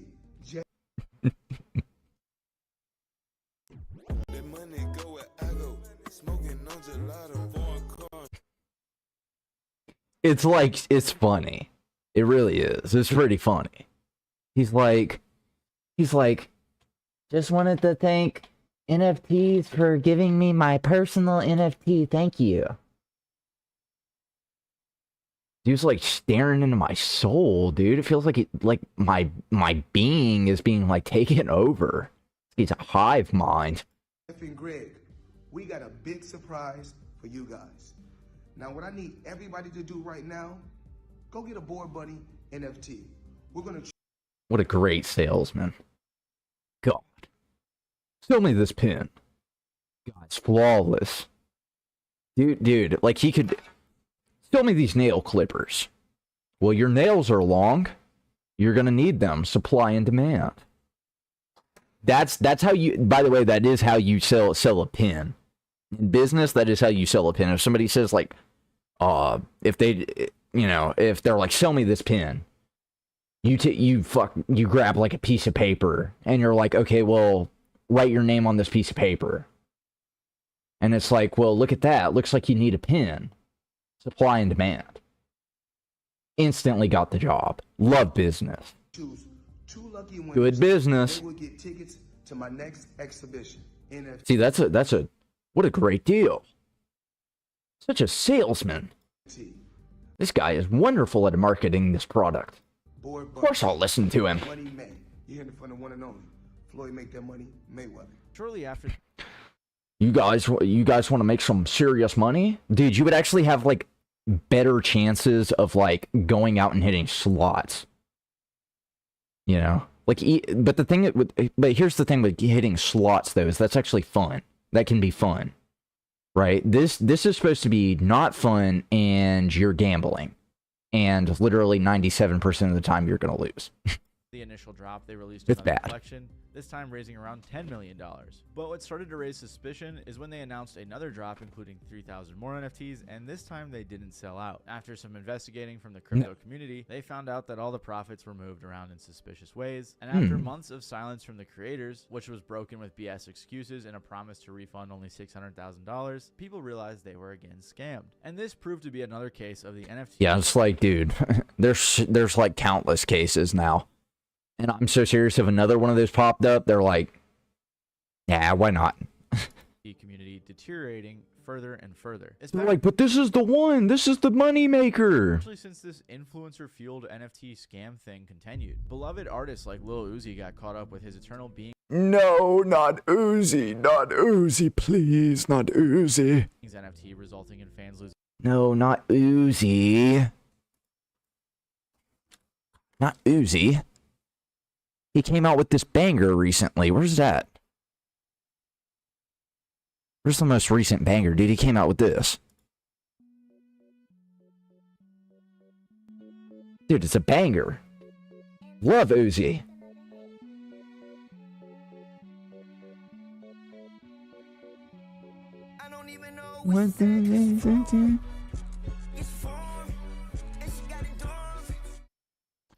Love Uzi. Millions and no What a one cool was held guy. accountable. Sometimes these celebrities didn't even learn their lesson the first time either, since guys like DJ Khaled and Floyd Mayweather have multiple crypto Reaching out there for some profit. controversies. And when more controversial names like 6ix9ine began to get involved, the NFT community Yikes. was obviously starting to show signs of trouble. In many cases, these people weren't even held accountable, and sometimes when they did end up apologizing, it was just to advertise other projects. I know a lot of you guys are wondering what happened with 6ix9ine's last NFT project. I want to first start off by saying I apologize. I apologize because I jumped in to the NFT community without knowing what an NFT was. I didn't know what an NFT was. I didn't know. I trust him. I trust him. You wouldn't give this guy like $1 million. Come on. Dude, he's gonna flip it. He's a bag chaser. What crypto was, I wasn't well informed. It was a paid partnership that I took advantage of, and I said, you know what, let me get into something that I don't know that much about. So to all my fans who joined that, Why? You know, like why not just stick to like what you know? That's like one of the biggest things. It's like, dude, like I feel like it could be like a good idea, like when you're getting into like business. I feel like it's good, but like I feel like in business, like you kind of have to like have like a niche. You kind of have to have like a genre of what you're gonna build your business on. You know, like if, say for instance, I wanted to be like a mechanic. Like I want to have a mechanic shop. Dude, I know nothing about like how to do that. Why would I do that? Why would I like invest time and money into doing something I have absolutely no idea about when I could be better at doing something like this? Like I know how this works, you know. I kind of like have an idea on how things work. So it's like the reason I'm sticking to this is because there is a chance that I do become successful because I feel confident in this. I extremely apologize for that. See, he apologizes. I trust him. What makes this so different, what makes Gene NFT collection so different is that it's not a paid partnership. This is my... It's a pay... See, the last one was paid partnership. But now, 6ix9ine's doing it. 6ix9ine is doing it, so we're gonna make major profit here, guys. It's gonna make us so much money.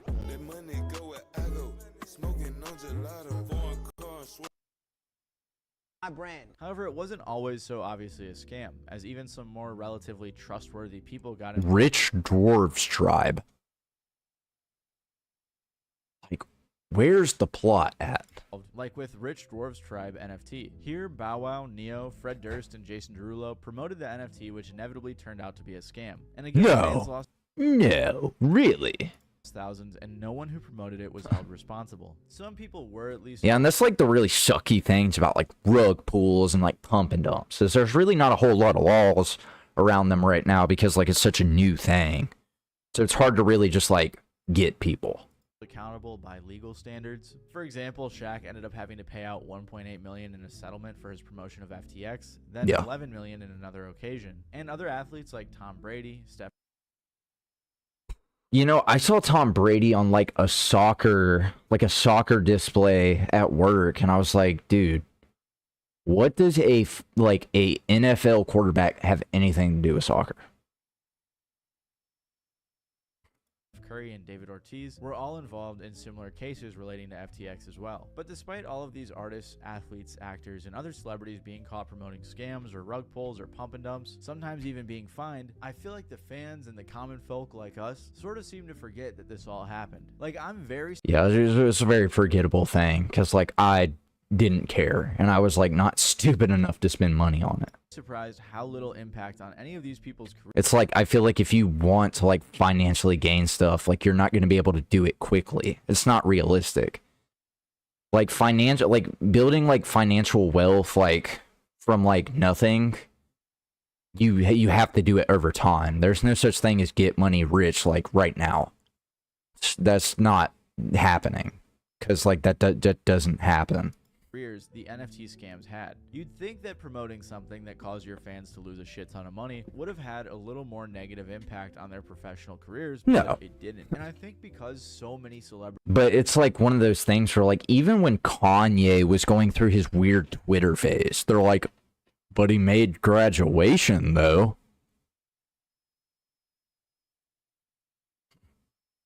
But he made graduation though. It's like, yeah, he did. But you know, it's like everybody's like, well, you just gotta like, you gotta separate the art from the artist. It's like, yeah, I mean, I guess. Like, yeah. influencers, athletes, whatever, participated in these NFT promo scams, we just kind of accepted it. It was an overwhelming amount of people that I Yo, what is this? Super Trump in front of Trump Tower. shilled, scammed, Pretty or did cool. something else crappy related to NFTs. I mean, even the NBA did. So I say all this to say, Yeah, it's like, it's one of those things where like all these like trustworthy companies were doing it. And it's like, at the end of the day, like people just kind of forgot about it because they're like, well, it's the NBA. You know, I love basketball. the meminess of the NFT era and the insane craze it caused, I think we should also remember and keep in mind every celebrity or company that shilled them, especially the ones connected to scams, because it goes to show how little these sort of people care about their fans and us regular people. Thanks again to War Thunder for sponsoring this video. Again, make sure to check the links that are in the pin. No. I would rather heal over and die before I play War Thunder again. Yikes. What a game. What a game that is. Alright, final reacts video that I had planned. This is a big one. This is something that I hold near and dear to my heart. Chuck E. Cheese, man. Chucky, man. It's Chuck E. Cheese. Mr. Cheddar Cheese. This is called Bankrupt. Chuck E. Cheese's. Yo, dude, what happened to Chuck E. Cheese, man? I haven't seen a Chuck E. Cheese in a long time. R.I.P. Chuck E. Cheese. Man, so fun to say. Chuck E. Cheese. Chuck E. Cheese. Love that. Bye. One claims it's the But hold on, before we start this, let's go see what Kai's up to, man. He's still racking in views. Oh my god. Oh my god. Oh my god. No, Kai. Kai, please spare some Crazy, views. All right? Know that. Yes. Hey, listen. Talk to me. Say one thing. What? I'm watching you for a minute. Okay. You say I'm showing up for the 305? Yeah. I'm gonna with you. No. Stop just saying you only showing up for the 305. No. I'm showing up for Of course you represent it. You showing up for the world. Yes. For the world. 493,000 people are watching this right now. Okay.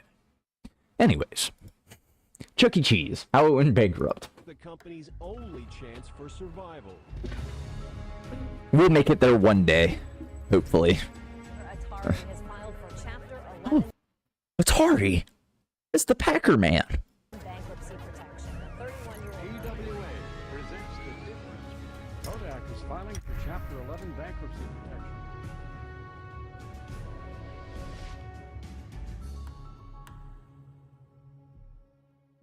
What's up, guys? My name is Jake, and welcome to the 19th What's going on, Jake?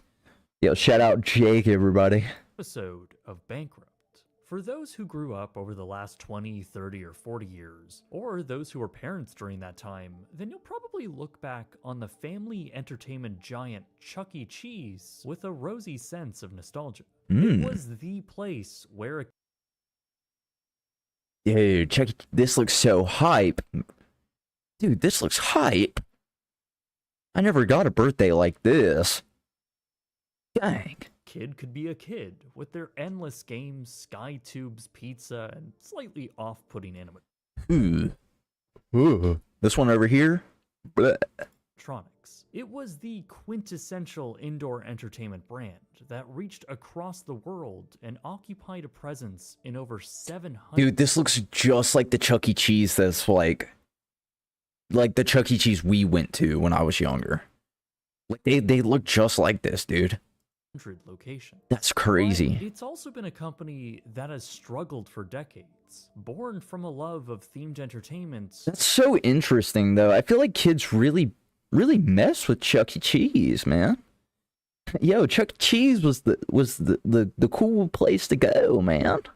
There's so much content there. Which ultimately spawned copycats and fierce competition. They fought hard in the 1980s through an animatronic war and were eventually the subject of a corporate buyout and 2 separate bankruptcies. That's insane. In 2020. So today, Dang, they went bankrupt in 2020? join me That's as we crazy. discover where Chuck E. Cheese came from, hear from those who knew the company best, and find out Yo, we got like corporate intel.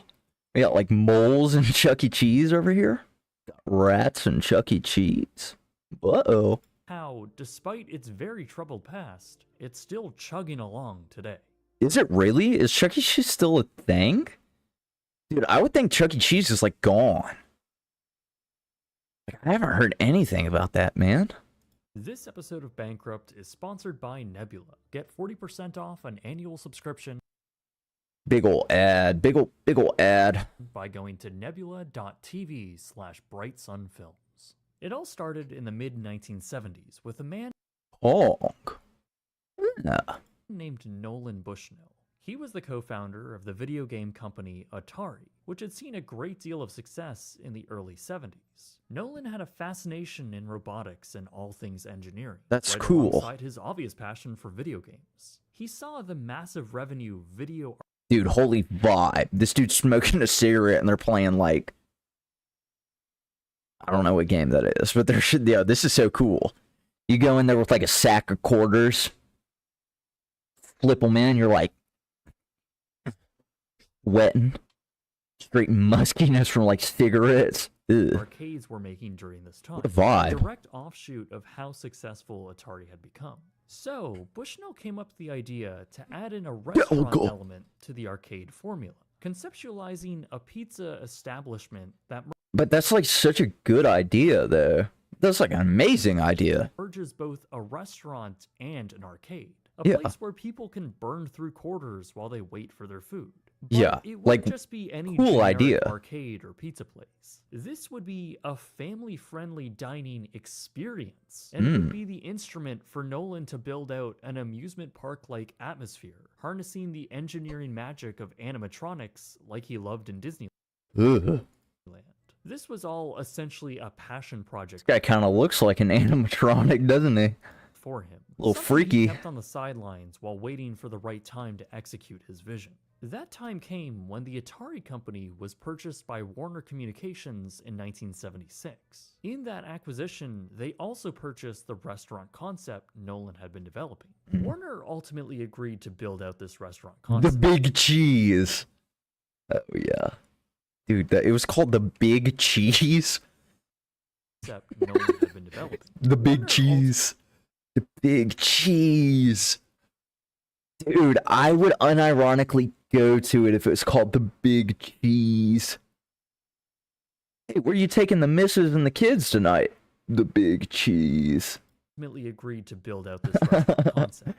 And in 1977, using the rat mascot character the company had already been testing out, Chuck E. Cheese Pizza Time Theater had opened in San Jose, California. The restaurant opened as a large wood panel lined space. Not rocking with the vibe. It's a little odd. I don't know, it's kind of cozy, but animatronics would really freak me out. Able to sit a few hundred people, and was filled with the latest and greatest Atari game machines. Hmm. The numerous long tables with upholstered picnic benches occupied most of the center floor. But I feel like kids were just loving this back in the day, though. This was probably the place to be at. Space. But the headliner here was the show space, where Chuck E. Cheese and his animatronic friends would perform shows out of frames recessed in the wall. We got the rebel flag, dude. Yo, different times back then, man. Different times. The Confederate flag is waving around. Dude, could you imagine you go into the Big Cheese? You go into the Big Cheese and the Confederate flag is waving around. Yikes. It was kind of like a jankier version of Country Bear Jamboree in Disney. Except, while this was still intended to be for families, Chuck E. Cheese himself would be smoking a cigar and talking in a New Jersey accent. All That's pretty cool. while looking ever so slightly threatening. Regardless, Bushnell's business model...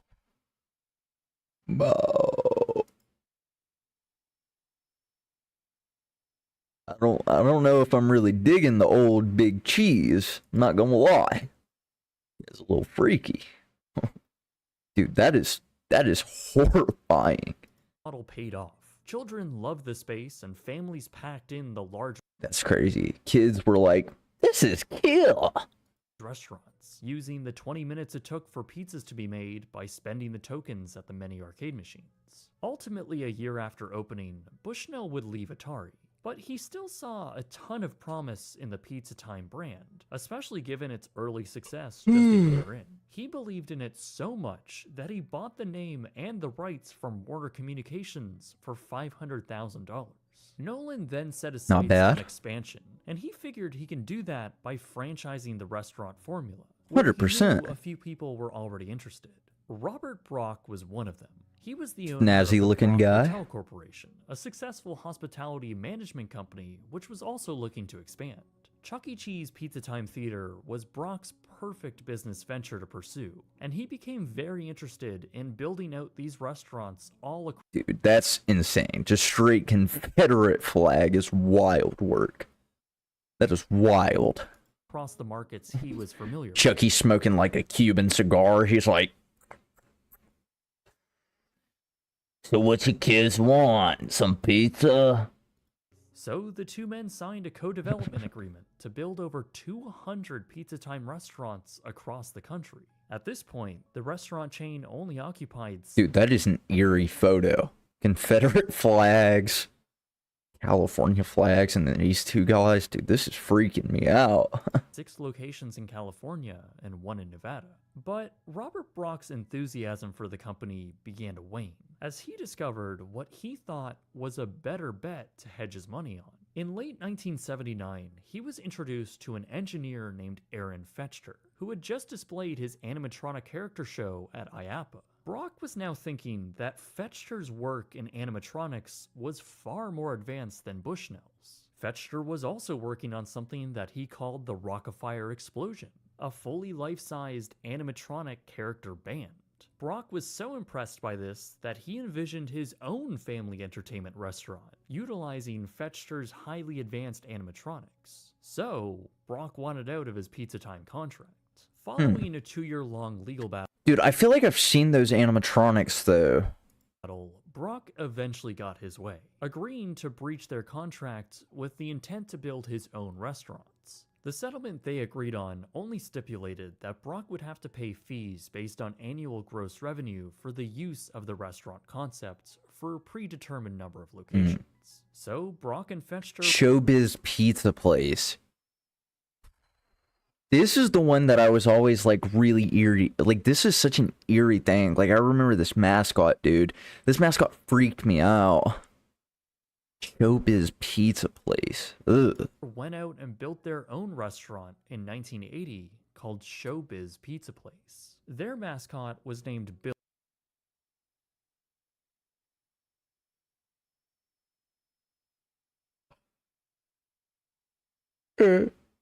That is horrifying. Yo, that is freaking scary.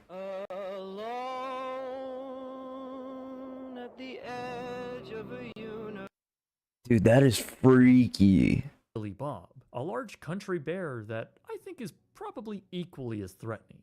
But Dude, despite ew. being nearly a carbon copy of Pizza Time's business model, Showbiz was a hit. The full-sized, fully programmable Rockafire... So this is where it came from. You got Foxy, Freddy, Chica, Bonnie. Yeah, 100%. explosion band was a crowd pleaser and dwarfed the framed animatronics Pizza Time was still featuring. With the immense success of their first location and a ton of capital from Bronx Hotel Corporation, within just a year, over 80 new locations had been opened, and thus quickly capturing and dominating that market share. Chuck E. Cheese Pizza Time Theater, on the other hand, was in a losing battle. Fortune published an article in 1982 showcasing the revenue between both these companies, with Chuck E. Cheese's restaurants averaging $250,000 less than the average Showbiz restaurant. Though, interestingly, it also illustrated how lucrative these restaurants were, with Pizza Hut only making $320,000 per store. Chuck E. Cheese was even, on average, generating more revenue than the average McDonald's restaurant. That's crazy. By now, Chuck E. Cheese had more than 110 locations, and Bushnell was intending to expand the brand even further, hoping to open at least 1,000 locations by 1990. He then brought the company public. Big old business guy was like, we gotta expand. He's got like the diagrams made out of like bricks, and he's like, we're gonna expand. We're gonna expand to Minnesota, Alabama, South Carolina. We're gonna be all over the place. Chuck E. Cheese is gonna be the biggest thing in this country. In 1981. And with Big this business new guy idea, over here. he Big focused suit on and tie. chain-wide revamps to the structure of the Chuck E. Cheese experience, incorporating new That pizza looks good, dude. I'm hungry. I'm so hungry. Dude, I'm hungry right now. We got anything good to eat? No.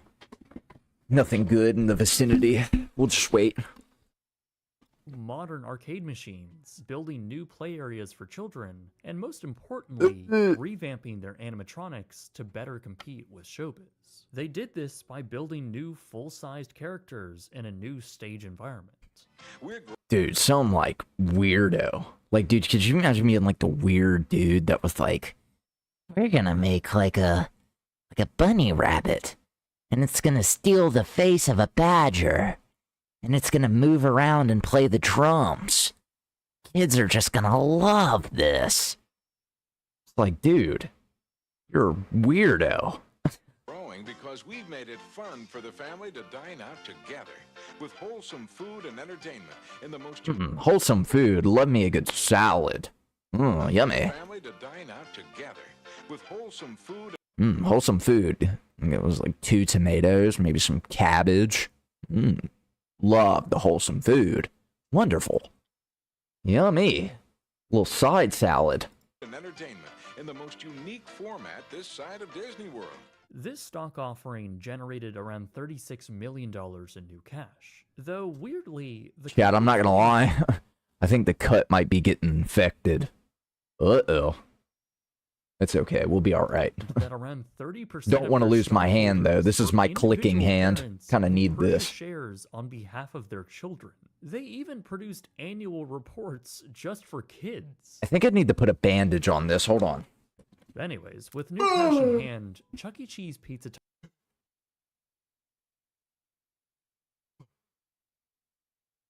were individual parents who purchased shares on behalf of their children. They even produced annual Where were we at? dollars in new cash. You're right there. Hold on. I gotta go put something on this wound before it gets infected.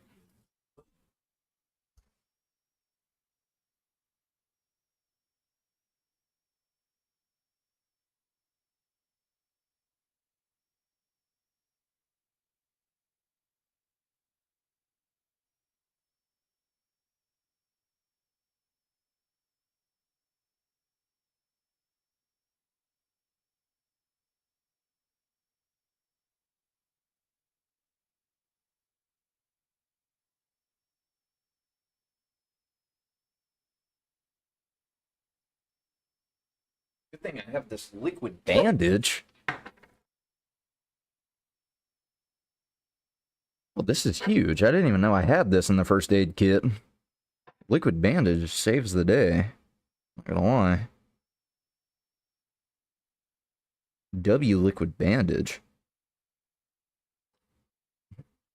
Patching myself up like I'm on the field over here. I don't know how much is enough. Hopefully that'll be alright though. I put some antibiotics on it too so it doesn't get infected. Don't want to lose my hand.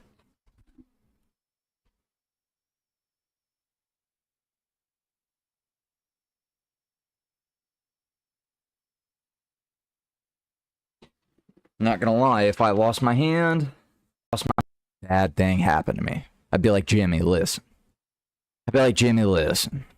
Lost my hand to an infection. Need you to give me a robot hand. He's like, today we're gonna be giving. He's like, today we're gonna be giving this random person a robotic hand because he lost it to a cut that he got from a tuna can. W profit. Oh yeah. Jimmy helping me out would be awesome. That'd be cool. Uh-oh. Wrong thing. Though weirdly, We're chilling. the company claimed that around 30% of It their burns a little, though. stockholders were individual parents who purchased shares on behalf of their children. Smart though.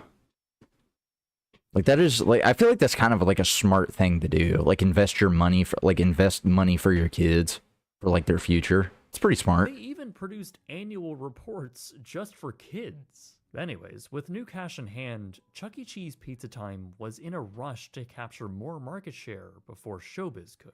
So Bushnell continued to expand. So it was like race of like Five Nights at Freddy's, basically. So it's like the Five Nights at Freddy's plot, except kids aren't dying. Chuck E. Cheese at breakneck Makes sense. speed, Yeah, I'm following. constructing and opening restaurants. I gotta compare it to something that like my autistic mind can like comprehend. It's like Five Nights at Freddy's. I love Five Nights at Freddy's. At a rate of So nearly cool. 2 a week. Over 200 locations would ultimately open by the end of 1983. But with all of this expansion, the company reported losses of over $80 million. You gotta lose money to make money. The average revenue per location had decreased severely, and with mounting competition from Showbiz Pizza, Holy nightmare fuel. along with other new You got like a warehouse of those things. Ooh, could you imagine being a security guard at that place? No. Dude, they need to make that a horror game. You're like a security guard at the warehouse where they keep all the Chuck E. Cheese animatronics. Dude, that'd be freaky. chains with similar Dude, I'm so serious. If I hear one of those guys go off, packing my stuff, leaving immediately. Don't care. I genuinely don't care. Like, I would literally, like, kick down the doors to get out if I have to, man. I'm not being in there. concepts like Bullwinkles. The finance Oh, Bullwinkle. I love Bullwinkle. That guy's cool. of Chuck E. Cheese were reaching a critical point. The video game crash of 1983 This guy's smoking a pipe and reading newspaper. Suit and tie. had made things much worse. Guys made it. With the enormous debt from the expansion campaign and a sluggish stock price, the company ran out of liquid cash and was forced to declare Chapter 11 bankruptcy. Ooh. It appeared that Chuck E. Cheese Bad times. Pizza Time Theater had a very troubled future ahead. Bad And that times. was if they can emerge from the restructuring. Yeah, but it's one of those things where, like, dude, so many companies file for bankruptcy. Like, Party City. When was, like, the last time you went into a Party City? Like, I really need some party supplies. I'm gonna go into Party City. It's like, no, you're not. You're just gonna order it off Amazon. Or if you're, like, really desperate, you'll just go to Walmart. The dollar store. Like, nobody's going to a Party City. Like, are we serious? Pizza Time was close to losing $20 million a month, and soon Now, one of the smartest businesses is Spirit Halloween. Spirit Halloween comes in, makes major profit. Big profit. Leaves. Doesn't come back till next year. That's genius. That's smart. Because, like, it's one of those things where, like, that year, like, Spirit Halloween knows they're going to be successful. They know they're going to make profit. So it's like they just make the profit go away until next year. So smart. after Alan What smart thing to Bushnell do. had resigned as CEO, it appeared that Chuck E. Cheese was headed for Chapter 7. That No. Chuck E. Cheese is going to get back on their horse and they're going to keep making pizzas. being the final chapter for the company. But then, in a pretty shocking turn of events, Chuck E. Cheese's very competitor, the chain that essentially stole their idea and expanded well beyond their initial reach, had returned. In 1984, Robert Brock and the now successful chain of Showbiz Pizza had offered to buy the entire company for $35 million, with That's smart. See, that's smart there. Because, like, your competitor is gonna file for bankruptcy, and they're gonna be left with, like, debt. That's very smart. See, that's good business. That's good business. Your competitor comes in and buys you up because you have... You know, he went through, like, some things, but, like, he's smart. events and showed the strength of their corporate power. In reality, Showbiz was also struggling, as the market conditions didn't just apply to Chuck E. Cheese. But Showbiz was cash rich and in a much better place. That is true. They were in a better position to do it. So they... And it's like one of those things where, like, it is an investment on their part because they buy up, like, Chuck E. Cheese and then they kind of... They have both now. So it's like... scooped up their largest competitor. That's smart. And now, the company was poised to dominate the family restaurant market. Yeah. In the following years, Brock would depart from his own company, and a new CEO was brought in to manage the future for the two brands. Or really, I guess his job was more to keep them from falling apart. Showbiz Pizza Time was bleeding money. They were unable to pay leases, interest payments were barely being met, and they diverted all revenue just to make payroll. Over 100 locations would close between both brands during this time. And remember, the Brock Hotel Corporation was also under this umbrella, and also in financial trouble. Ultimately, outside capital investment was injected into the company, and their debt was refinanced to shave off more than half of it. By the mid-80s, a focus was put on the customer and how they experienced Showbiz and Chuck E. Cheese. Yeah, like, it's like one of those things where they started, like, getting more into the consumer aspect. It's like that's like the thing is, like, businesses, like, have, like, a good idea. It's like their idea. But, like, you know, you got to do what the people like because the people have the money. So the quality of food was drastically increased, as was the quality of service families would receive. yeah, because, like, you have to, like, you have to make the consumer feel like they're getting their money's worth. Because when you make the consumer feel like they're getting their money's worth, they're gonna come back, you know, and that's, like, the biggest thing that you got to capitalize on is them returning, not just like, oh, we're gonna go here, spend money one time, and we're never doing it again. Lighting was increased, as were the number of windows to make the space feel more alive and less dark and dingy. Really, a bunch of new customer satisfaction initiatives were introduced during this time, as marketing now shifted away from the animatronic characters and more to how all members of the family can now have fun. This allowed new life to be breathed into the chain, and customers took notice. By 1988, the company was spun off into its own entity and away from the Brock Hotel Corporation. By now, the brands were moving towards a unification, knowing that the agreement between them and the company that produced the animatronics for Rock-afire Explosion was coming to an end. New stages were now being fitted into the Chuck E. Cheese locations, the first non-balcony animatronic stages yet.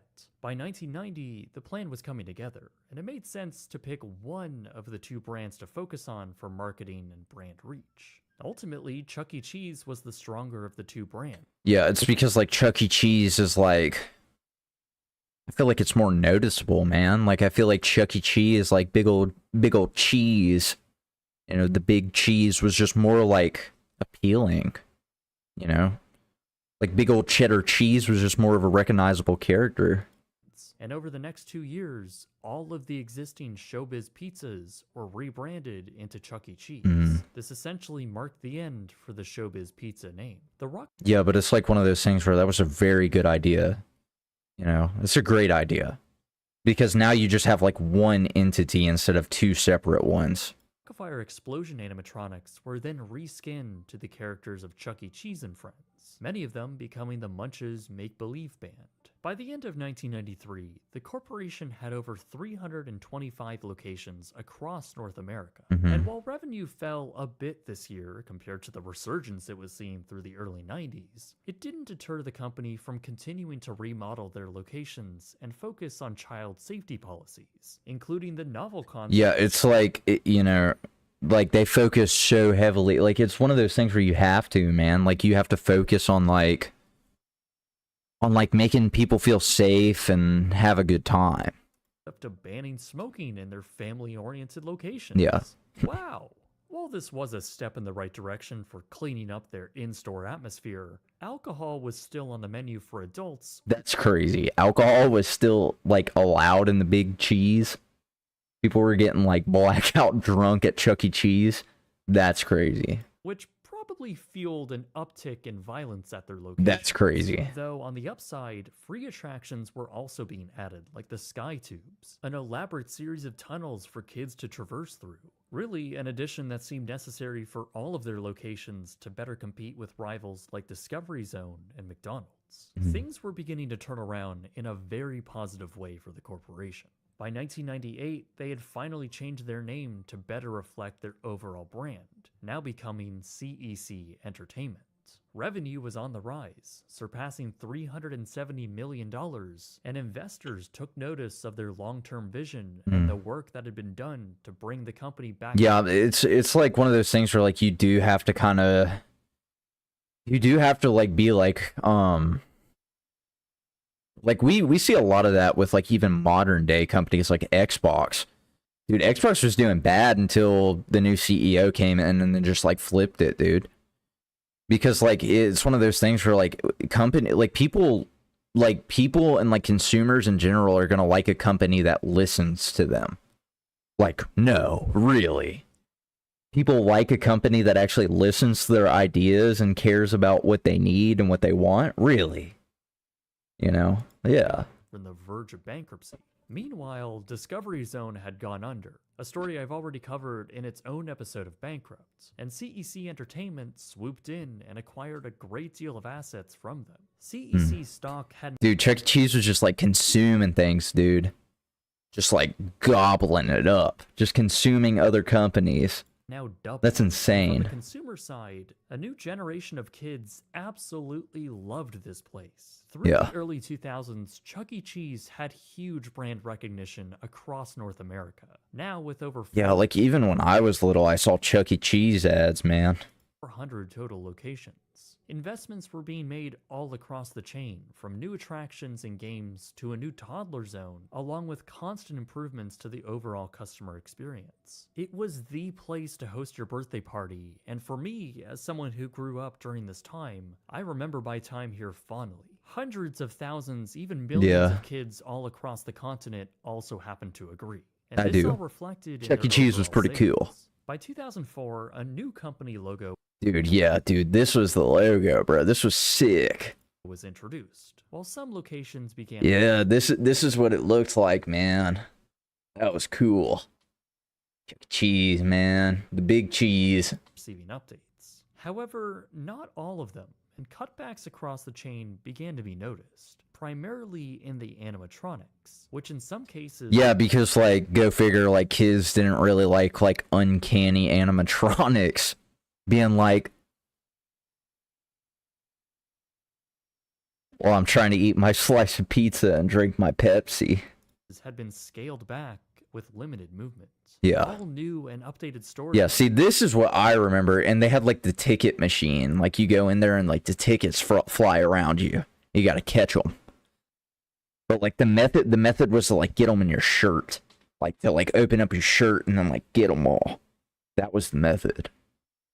By this point, we're only installing one Chuck E. Cheese animatronic Mhm. figure, while several shows Yeah, it was like, there was only Chucky, and then, like, there was, like, the mascot. had been replaced by what they called the Circle of Lights. Clearly, the animatronics were costing too much Yeah, I mean, they were costing money, and they're freaky, dude. Like, they're eerie. to maintain, and management had now figured that customers wouldn't care as much if they scaled things back and saved on the maintenance costs. Yeah. In the short term and in a lot It's like, I feel like they were wasting a lot of money on animatronics when, like, lot of kids probably just didn't care about the animatronics, you know? Cases, customers didn't really notice in a way that would affect attendance, and the birthday party hub of the early 2000s kept a steady stream of net revenue, crossing the $800 million mark in 2008, just as they were approaching 500 worldwide locations. But through the recession, the company... I never saw this logo. Dude, this must be like an ultra rare location. Dude, this looks sick. Dude, that's cool. This one looks cool. Intensified their It's not what the one that we went to looked like, though. new premium attractions that cost money. They did this by removing Yeah, they had like those big birthday party packages you could pay for. Yeah, remember that? Some of my friends had those. I was like, dude, you're so lucky. free attractions like the Toddler Zone and the beloved Sky Tubes. They were replaced by these new attractions. Bumper cars?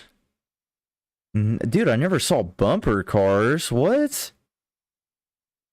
Dude, that's so cool.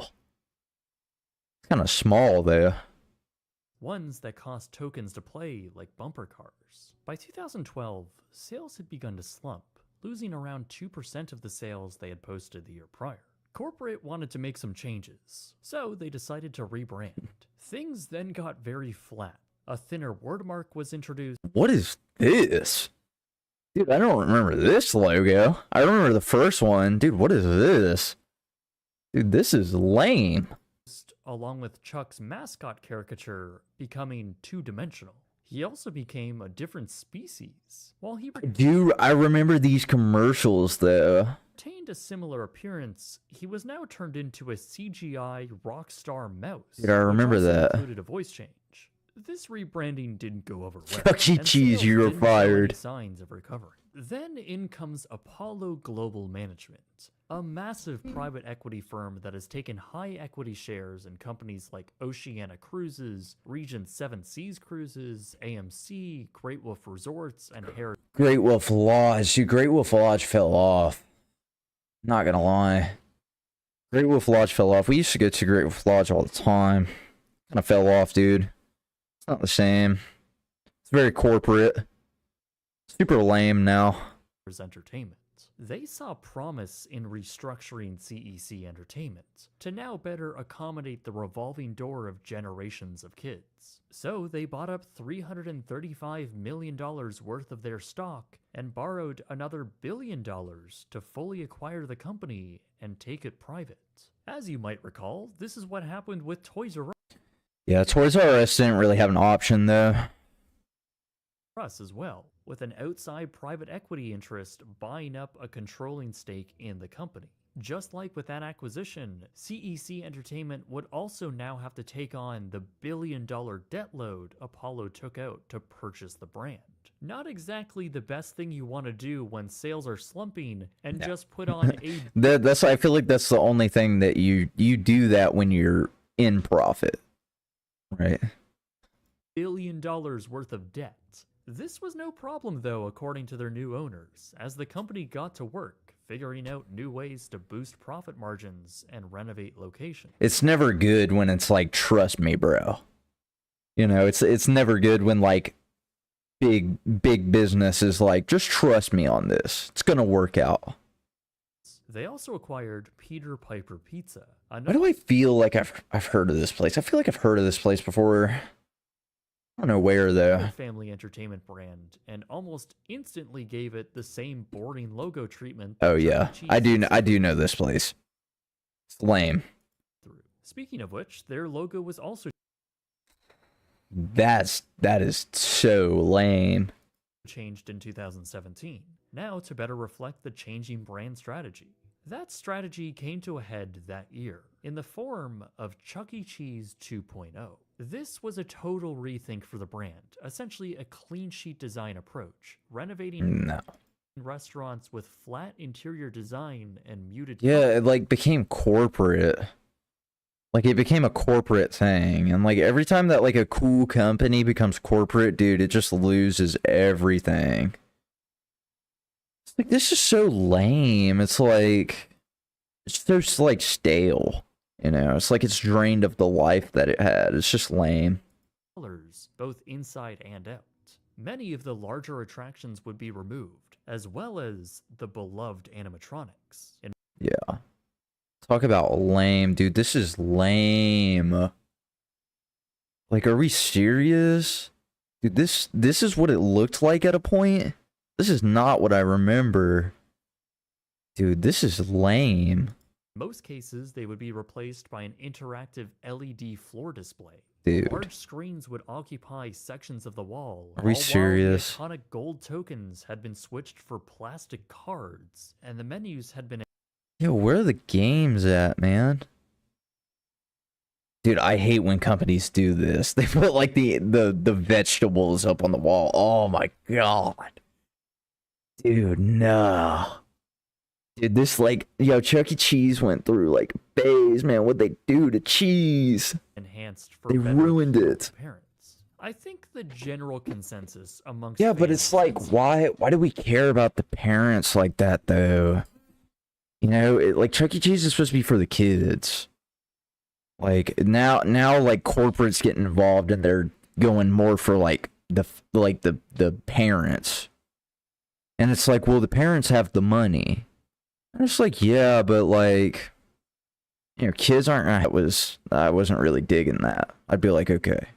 I'd be like, well, we're not going to go there again because you didn't have a good time. Like, the whole point of going to a place like this is, like, let your kids have a good time. Was that it looked awful. I tend to agree with that sentiment, as it looked very flat and modern, though Yeah. in my opinion, in a very ugly way. One that likely won't age very well. Yeah, dude, it Sucked the sucks. remaining quirkiness or fun out of the design for these locations, leaving behind a rather generic-looking family facility. And we Dude. all know kids love generic-looking family facilities. You know, Yeah, it's like, are we serious? Thing for 2.0 because I think it was ironically announced on their 40th anniversary. It was like 40th anniversary, yay! And then here's our new way of what we're gonna do, and it just was kind of like a big slap in the Dude, I'm digging this, dude. All the CDs. That Misa Misa. Don't know all these other characters. Love Misa Misa, though. Big horror fan. This guy's pretty sick. Yeah, I'd like to shake hands with this guy. This guy looks pretty cool. This looks like a cool dude. From a consumer, I would probably Kind of looks like me a little bit. Uh-oh. Talk about all the displays and the horror stuff. Uh-oh. Guys kind of like me. Well, ain't that something? like the 2.0. This is like me if I had like a ton of money. But to be fair, like, I don't spend money on CDs. I spend money on cassettes. This guy actually might be me. I must have, like, blacked out for a couple years or something, went to Chuck E. Cheese and worked as a mascot. From a fan point of view, it's disappointing to see what's happening. Despite the negative press, this Like, ew. Dude, look how stale this is. You won. Squally's Pizzeria? Who's a Squally? new approach was receiving, Who's that? CEC doubled down on it, continuing to roll it out across America, spending as much as Like, they yeah, and this is like the point where consistency doesn't work. Like, the consistency's not working here because nobody likes it. $570,000 per location. By this point, Chuck E. Cheese had failed to pay off any of its debts, merely just getting by on That's bad. the costly renovations and Yeah, like, I feel like the biggest thing is if a corporate investment firm ever comes to you and it's like, hey, we're going to buy up your company, we're going to renovate it to how we want. Do not do it. Like, literally, like, as soon as corporate gets involved with anything, dude, everything just loses its soul. Because everything becomes, like, so, like, it becomes too thought out, dude. Whenever corporate gets involved with something, dude, it loses its life. It's high bad. expenses caused them to lose money every year apart from 2017. And as the decade was nearing a close in 2019, the company had managed to keep revenue somewhat steady, approaching the $1 billion mark across their now 741 stores. Despite all of this success, it also meant they failed to pay off any of that $1 billion worth of debt. In fact, they were only adding to it by investing in the 2.0 renovation. Dude, I love how Chuck E. Cheese is like this random thing. Cell phone. Pro cuts. definitely some like white person loves to go to Pro Cuts. Or like, yeah, I get my haircut at the Pro Cuts beside the Chuck E. Cheese. It's by the Winners store. So, with their plans not exactly What? working out the way they had hoped, it seems that Apollo wanted to dilute their stake in the company and find new cash and new investors, all with the intention to bring CEC back to the public stock market. To do Yeah, you gotta like sell it to an autistic person like me. that, they made a deal with a British private equity firm who was Yikes.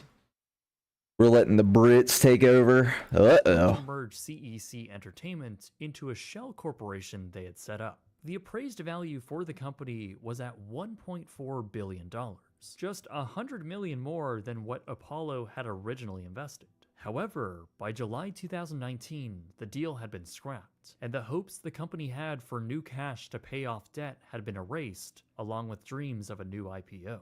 But even without all of these plans, the company was still hanging on.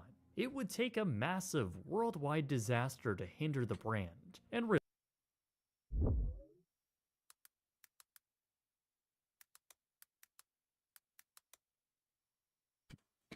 Okay, let's not dox myself here.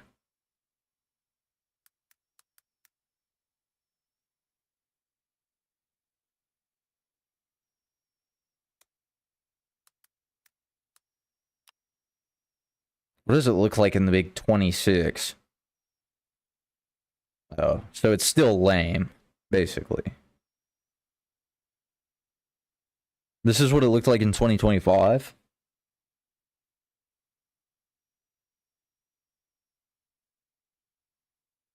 I got you. So it's lame.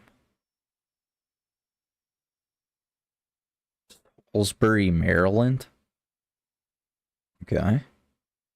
Shout out Salisbury, Maryland. Yeah.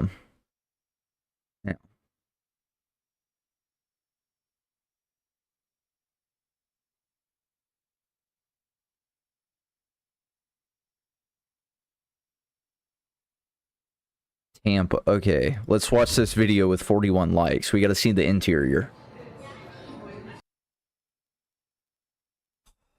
So it's lame, basically. It's still lame.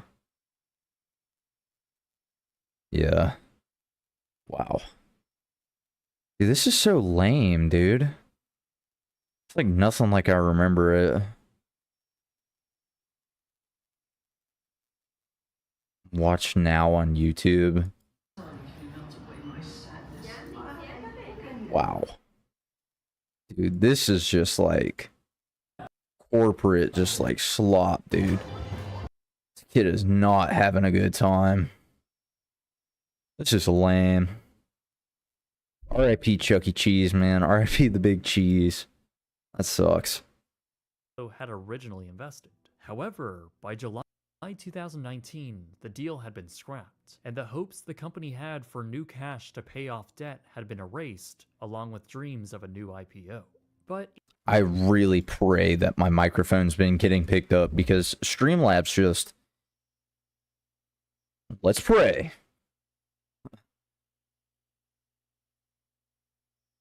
along with dreams of a new IPO.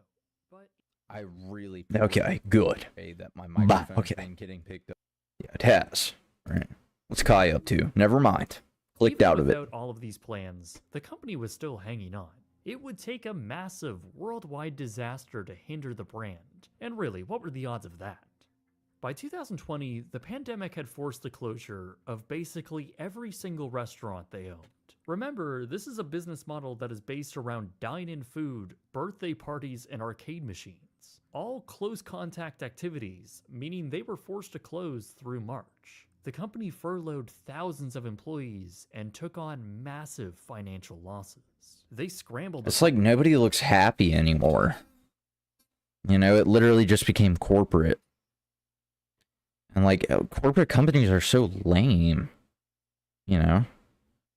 It's like even working in like retail, like, it's like, there's just like a feeling about working for a corporate company. It's like, ugh. Find uses for their idle locations, like utilizing their kitchens as ghost restaurants, serving under the name Pasquelli's Pizza on delivery apps. Eventually, the chain What, we got like a black market of like pizza operations going on? I feel like we need to divulge on the lore there. did reopen in phases, but with limited capabilities, focusing on their draw of pizza and other menu items to get people to dine in or take out. Unfortunately for them, most people don't visit Chuck E. Cheese just for the food. And Yeah. The corporation's liquid cash was running out. And it was very quiet, very dead. We had maybe like a handful of people all day. It just felt really weird. It felt like post-apocalyptic weird feeling to it. Yeah, it's like so empty. It's like just desolate. Like, I just know the vibe in there was just like so boring. Like, dude, you're just sitting there like that. This is one of those jobs you're just sitting there on reels. Like, somebody comes in, you just like, it's so like lame. Any revenue coming in, they had to meet. Dude, I'm not gonna lie though, Big Cheese dying like actually hurts my soul because I have a special place in my heart for Big Cheese, man. Make Love Big Cheese. Interest payments, among many other liabilities. They rushed to find outside funding and attempt to secure a large enough loan to keep enough cash. Yeah, I feel like COVID probably hit Chuck E. Cheese pretty hard, man. I feel like he's probably gonna talk about that though, but I feel like COVID really hit Chuck E. Cheese. On hand, but as they failed to do so, it became too late. On June 25th, 2020, CEC Entertainment had filed for Chapter 11 bankruptcy protection. Despite the company being almost an entirely different entity than it was in the 80s, this was the brand's... It's just like when they went corporate, they just lost the soul. You know, they lost the fun. And it's like, dude, who wants to go to Chuck E. Cheese and just not have fun? You know? Second insolvency. Like lame. Honestly, it kind of took all of this by shock. It sent the whole community, Chuck E. Cheese community, into frenzy. Everyone was like freaking out. Everyone was like, "Oh no, this is the end." Everyone. I mean, but at the same time, like, I feel like you kind of would know, right? Like, even working at my job, like, there's times where it's like, dude, we might get shut down. Panicking. For the next year, the company continued to reopen stores as they navigated their way through the Chapter 11 bankruptcy. By January of 2021, CEC actually made it through their bankruptcy as a new LLC entity, declaring they had successfully paid off over $700 million of their debt and had a stable $100 million in liquidity. This also meant that Apollo's majority stake in the company had been diluted, effectively making Monarch Alternative Capital the new owners of the company. With the dust settled from this bankruptcy and their restaurants... It's like it became private, man. Oh, yeah, Pro Cut. Dude. all across America... Yo, it's funny because cell phone repair unlock gadgets. Like gadgets? Are we serious? now open and once again It's like one of those really shady iPhone repair stores. CEC had also set their Oh yeah, your phone has a cracked screen. We'll charge you $2,000 for it. with sights set on the Middle East No. and South America. Domestically, the company still continued to operate over 550 locations, as well as 120 Peter Piper pizza restaurants, the latter also being an area of interest for the corporation, as they unveiled the Peter Piper Pizzeria, a more mature and modern take on the same formula, only this is more focused on the food and has a fraction of the gaming space inside. It's still kind of looking boring, but whatever. And that brings us to today. CEC Entertainment is a battered company, and one that is seen to have been on a noticeable decline for the past 20 years. But even before that, the corporate drama and the rivalries that ultimately formed the corporation that stands today is a testament on how great the idea really was. It was formed from a love of both video games in their earliest form and the unique programmable magic that animatronics could provide to a space. Going to Chuck E. Cheese Pizza Time Theater and later Showbiz Pizza Place was an experience that you couldn't replicate anywhere else. No, outside- I feel like it's one of those things where Chuck E. Cheese and like Showbiz Pizza, like it's such a unique idea. Like it was such like a revolutionary thing. It's just like the way they handled it was wrong. It was bad. Like I feel like Chuck E. Cheese could have been very successful if Showbiz Pizza didn't even open up. Like if he had just like shook hands with the other guy and just like did Chuck E. Cheese, Chuck E. Cheese would probably be booming right now. Of maybe the Disney parks. It was like having your own weird enchanted tiki room in your hometown, celebrating your birthday with your friends and these characters, and Yeah, it was really playing endless unique. fun that awaits you in their massive restaurant. And like that's one of the biggest things that like even like the videos we watch like today, like with Hypebeast and like Supreme and stuff, like they're unique. And you know, people like that unique sense to it. And then once like a corporate entity gets involved, it loses its uniqueness. It loses its like, you know, the what's the word? Like it just loses like the plot, dude. Like it loses like it loses like that unique sense that you get from it. Children and parents were both impressed and very often satisfied with the whole experience. Mhm. So even after the corporate battles and takeovers, once all the dust was settled and the two competitors became one, through the 90s and early 2000s, the bots inside Chuck E. Cheese were still a unique and novel show to go see Absolutely. for millions of kids across the country. They Yeah. became beloved by many and garnered I don't like that. We got the big cheese split in half. What are we huge doing? fan bases who remember them fondly. Some sharing their experiences and boasting praise for the brand, while others archiving, restoring, and tinkering with retired animatronics and getting them going once again. It really is such a cool and lasting concept. for so many Absolutely. people. But management was changing, and so was their priorities in what they thought the brand was. Yeah. Cost-saving initiatives were then implemented across the company. Those animatronics and the maintenance associated were expensive to keep around. Yeah. And I'll be honest, by the early Because I could 2000s imagine like the upkeep on like animatronics was probably like bad. You know, because like you have 1, 2, 3, 4, 5 animatronics, $20K to repair just one of these. You're already looking at 2, 4, 6, 8, 10. So you're looking at like $100,000 in repairs just for one place, right? Let's calculate this. You got, okay, so there's 750 locations. You times that by like 100, 1, 2, 3, like 100K, dude. You're looking at. There's no way. Whoa. I feel like my math's a little off here. No, that would actually probably make sense. Let's see how much was upkeep on animat.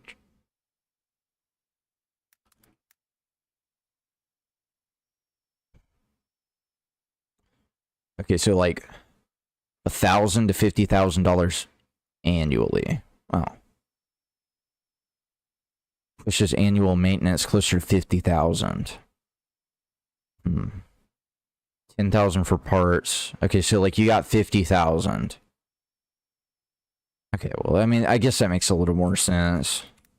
Because it's not like they're going to be breaking every time. So, okay.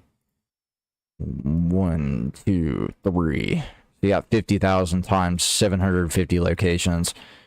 Yeah, I feel like there's a lot of profit loss there. I'm not going to lie. They were looking a little tired and ever so slightly creepy. But even today, there are still full bands that exist, like this location in the Toronto area. On one hand, it's cool to see this relic of the past, but on the Pretty other cool. hand, it's looking pretty outdated. Don't get me wrong though, I truly do appreciate this kind of stuff. The animatronics played a huge part in what made the brand so successful. It Yeah. was a quirky oddity that made them stand out. It was something you couldn't find anywhere else. It gave their locations character, literally. But the problem is that management never saw their long-term value. In fact, they saw them as liabilities and chose not to make them a part of the brand's long-term image and chose not to update them in any way. The animatronics were instead removed in many cases once the company pushed their 2.0 plan. The result was some of the most terrifying images of dismembered Chuck E. Cheese robots left Wow. That is horrifying. to rot in the desert. You probably remember seeing this Wow. That's sad. picture. And all of this likely didn't help the public image of their characters. No. Instead, their locations were stripped of all classic theming and have taken on a generic-looking, bland space that doesn't really stand out in the increasingly crowded markets. Remember, the animatronics set them apart and continued to be a novel concept for many of locations across America. When they removed them and created a generic-looking space, what's really the point of going to a Chuck E. Cheese over anyone else then? Tons of competitors doing basically the same thing as Chuck E. Cheese have sprouted up, not to mention their existing competitors like Dave & Buster's. So the future of the brand is a little unclear. Will their modern take on the brand's image be enough to carry them through the next decade? And will that powerful name be enough to see success in other global markets? Since Probably they're now not. a private company, it's hard to actually gauge their financial stability. I True. think the original appeal to North America's youth made sense, and positioned the brand as a unique experience you couldn't get anywhere else. But with kids today, I'm not really sure if you can say that anymore. That No, I feel like kids don't really care. I feel like the best thing to do for like kids nowadays is to just like have a movie night, you know, like at your place, like order some Little Caesars, you know, put on a new movie for the kids and just like spend time together at the house, you know. along with the number of negative Just how it is. stories, as well as the consistent stream of brawls that end up on YouTube, it really puts the brand in a depreciating state. But when you step back and look at all of this, it has been a fascinating and vibrant story thus far. Yeah. With lots of people passionate about where the company came from. Some have done incredible work on archiving the past, particularly ShowbizPizza.com, who's been an excellent digital resource if you want to find out more about the company and have been a great help for this video. That's pretty They, crazy. along with the rest of these communities, keep the passion of the original Chuck E. Cheese alive and well. And only because of that community are we able to relive the golden era for this unique and nostalgic company. Perhaps it's the only reason why the modern day audience and kids are so interested in the brand. So now, it's either a brand that confirms the beliefs of these private equity firms and sticks around for the foreseeable future, or it's the place where the kids that could be kids have finally grown up. If you follow my personal account on Twitter, then you'll know that I'm a big fan of walkable and master-planned cities, almost to an annoying point. I love master-planned communities and European cities that, in my eyes, are the best examples of what makes a great city.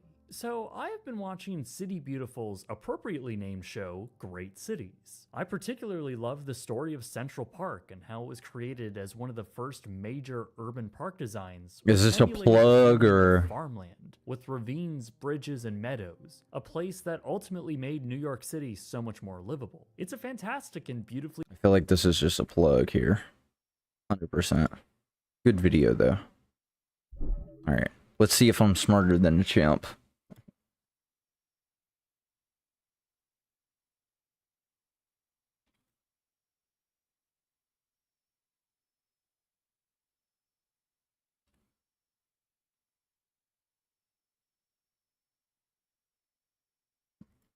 Alright, let's do this.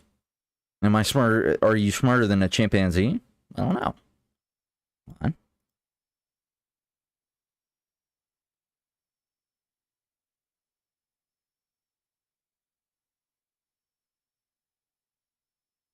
One, two, three. Oh. Whoa.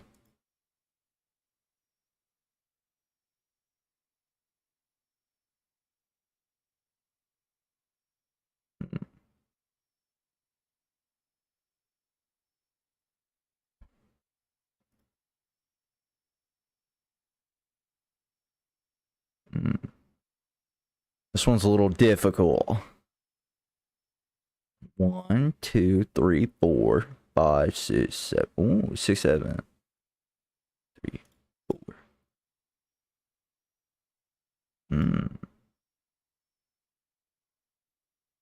One. Oh. Yikes. Big yikes. I'm not gonna lie. Boys, I might not be smarter than chimp, guys. Uh-oh. This is bad. Oh, no. Well, looks like I'm not smarter than a chimpanzee, guys. Whoa. Uh-oh. It's ISO bro trust? Nah, we got this. Hold on. Let's lock in. We got this. We're gonna be smart. We'll be smarter than chimp, bro. Trust. Yo, don't clip that. Yo, chill. Yo, what are we doing? What are we doing here? Yo, don't clip that. Yo, relax. We're smarter than a chimp. Trust. 1, 2, 3, 4, 5, 6. What'd I tell you? Nah. What'd I tell you? Hold on. Lock in. Hold on. We need music by Anthony. We need Anthony's music. Anthony's gonna grace us. We need non-copyright music for YouTube by Anthony _. He'll walk us in. Trust. Alright, let's do this. 1, 2, 3, 4, 5, 6. Ooh. That's alright. We tanked those.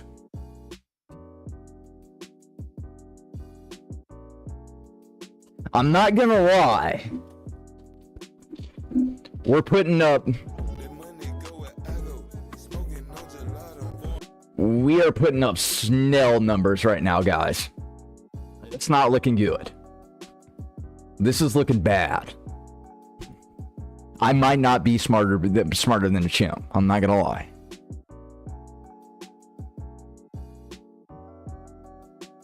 Okay, lock in. Time to get serious. Hold on. Assume the pose. Assume the pose. Assume the pose. Memorize it. Lock in. Here we go.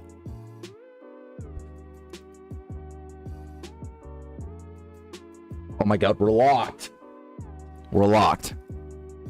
Alright, assume the position. Assume the position. Assume the position.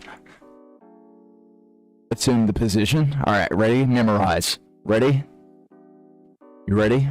Here we go. Hold on, I gotta lock in. It's chopped. Big yike. Big yike. Not gonna lie. We might be dumber than a chimp. Well, I might be dumber than a chimp. What are we thinking here? What are the statistics? You know, am I smarter than a chimp? Oh. Yeah, I'm not gonna lie. It's chopped. It's bad. Let's try it one more time. Let me lock in, right? 100%. We got this. We just gotta lock in. We gotta go for it. Dude, we're locked.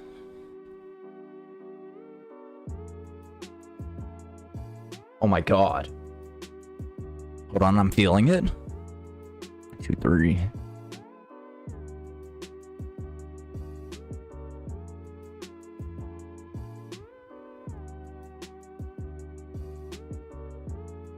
All right.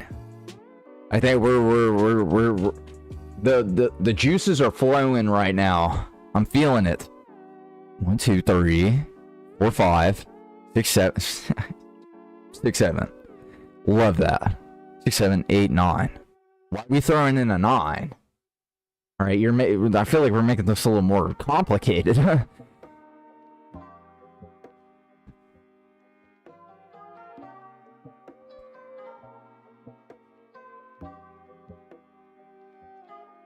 W. Oh my god. Dude, I'm smarter than a chimp. Dude, I'm feeling it.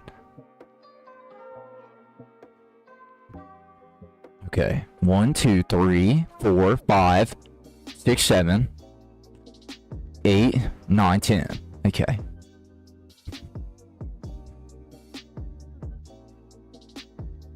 Wait, where was the 5? Where was the 5 at? Ah.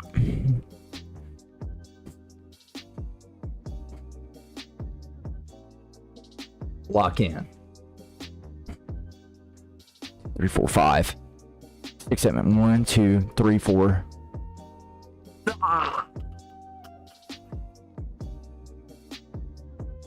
it's the 2. Oh, I see it now. 1, 2, 3, 4.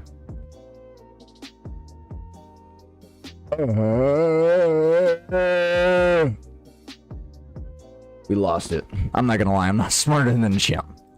Alright. Okay, let's ooh, aim trainer. DPI's a little high for this. We got this. We're locked.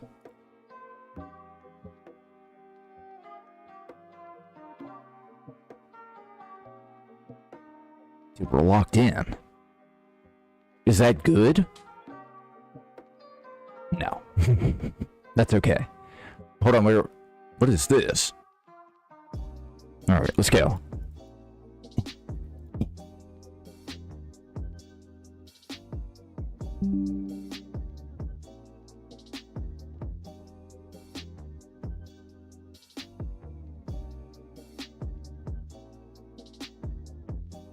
Yo.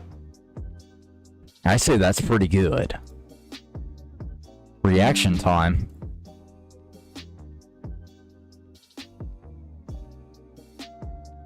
We're 95. That's not good.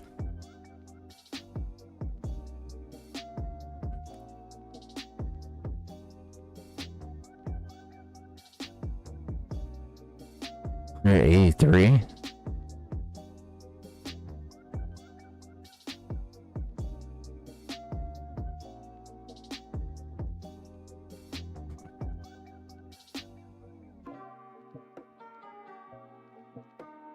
Okay. Number memory? Now. Visual memory?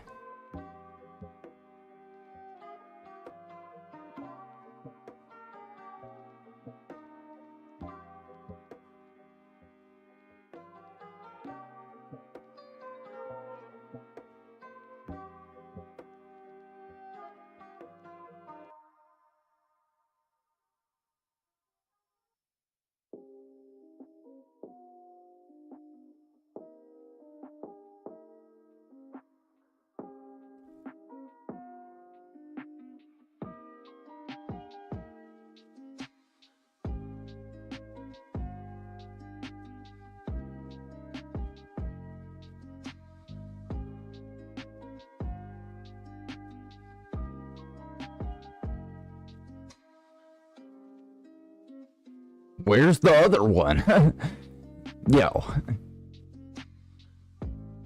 I didn't even see it. Yo, this is not there. Refresh. That's okay, we try again.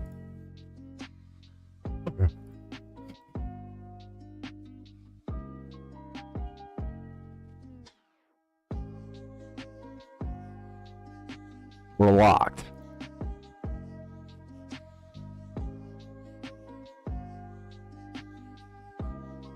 We're in there.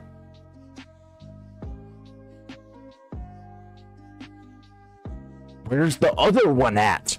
Huh. Yo. This has to be cheating. Yo.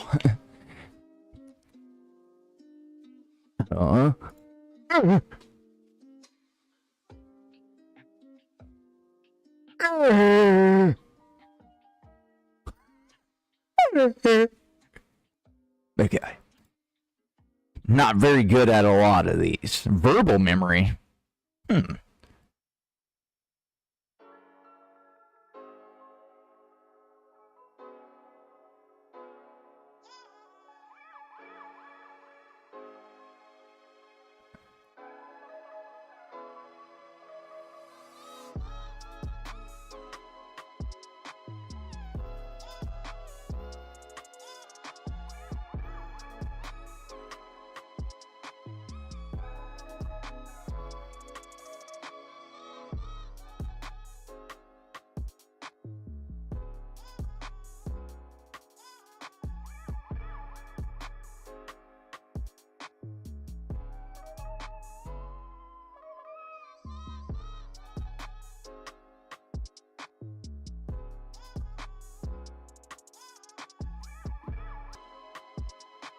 Like, Interesting.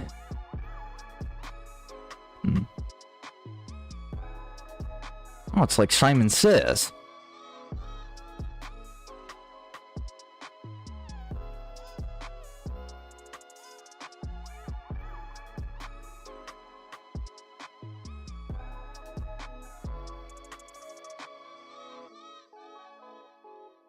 This hurts my head.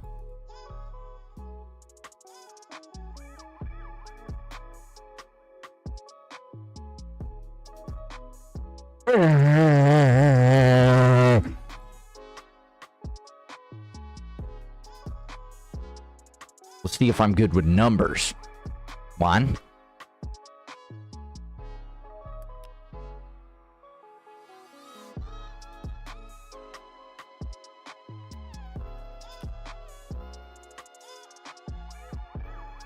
This is easy. This is easy. 6907.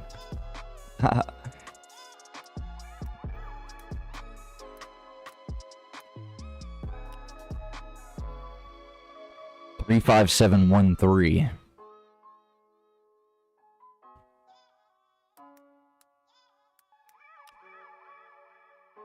One 88906. 188906.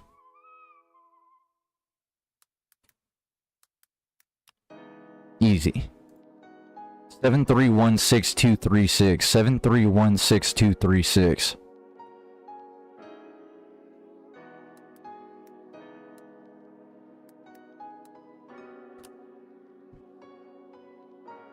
Four 4624-337. 4624-3337.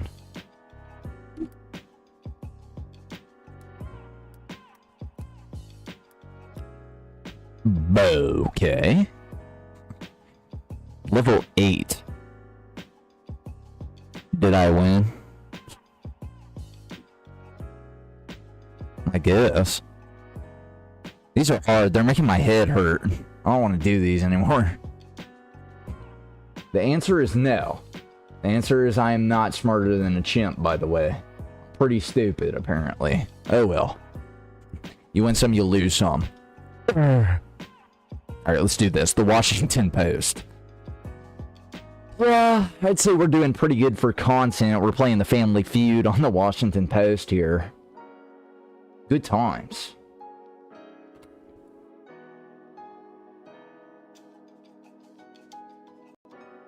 Uh-oh. What happened?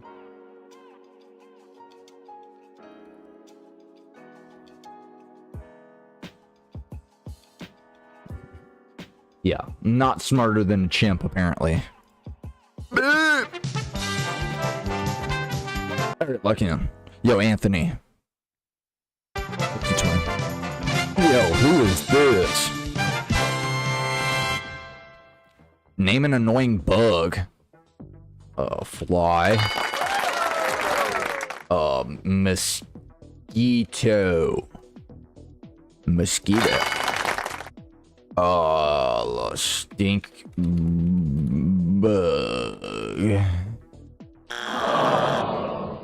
The spider. What?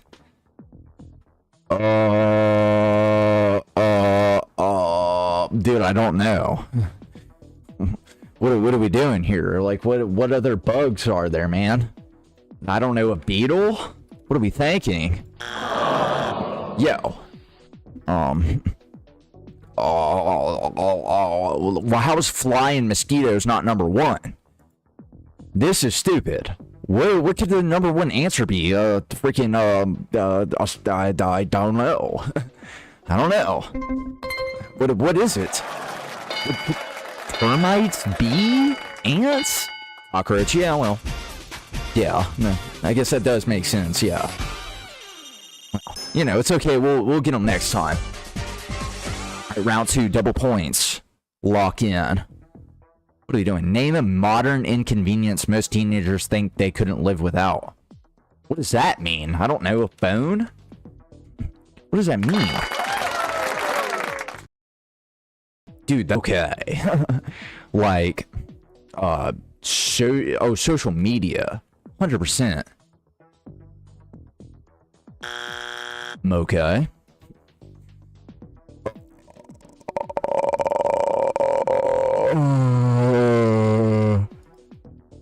Friends. Okay. Dude, what are we thinking here? Yeah, I need some ideas, guys. Dude, what? I'm getting freaking mollywops right now. Fortnite.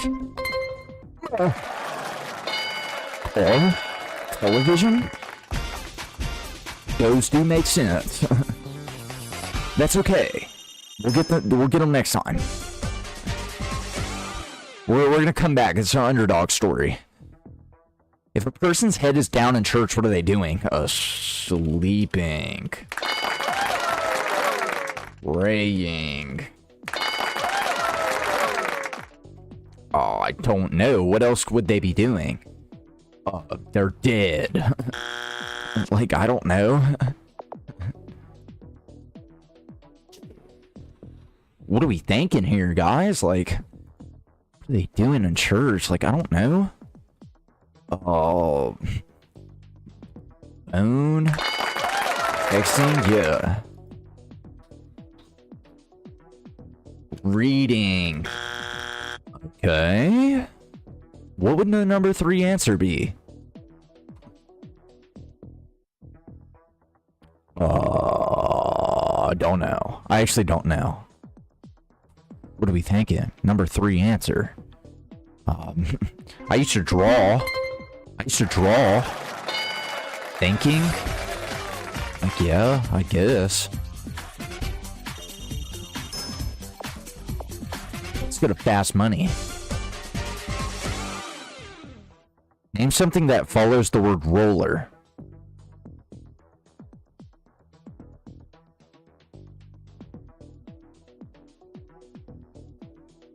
Name something you sit on.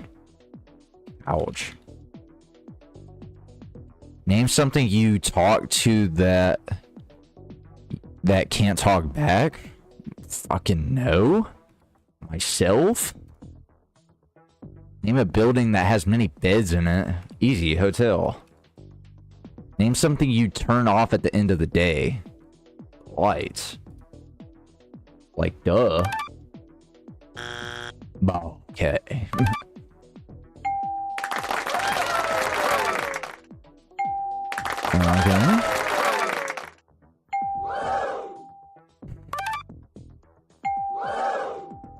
I feel like that's pretty good.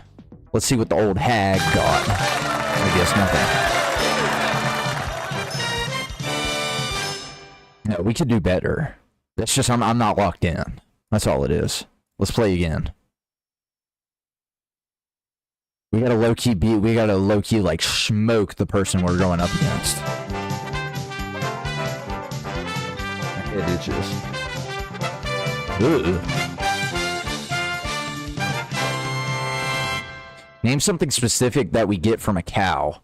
Beef. Freaking milk. Oh, dude, I'm smoking right now. Leather. Oh my gosh, I'm on fire! What are we thinking? What can a number 4 thing be? Leather. What else do you get from a cow, man? Like pet? Like it's a pet? I don't know. What do you get from a cow? She's catching up to me. What are we thinking? Number 4 is hard. What else do you get from a cow? What else do you get from a cow? Beef, steak, milk, leather. Oh. Like, I don't even know. Like, I don't. What would number 4 even be? What else could you get from a cow? Like, its organs? Its blood? Cheese. Yeah, but you're not really getting cheese from a cow, though. You know, you have to, like, take extra steps, but okay. I guess so. Couple points. Name the person you feel most guilty lying to. My mom. boss. Why? Lying to myself? I was up there. Friends probably.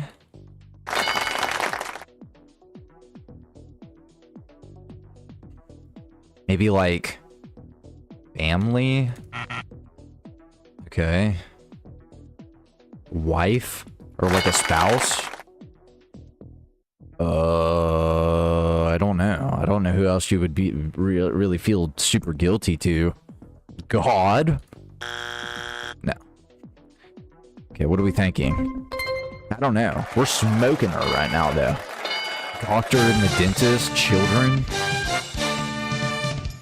Okay, I guess so. Triple points. Okay.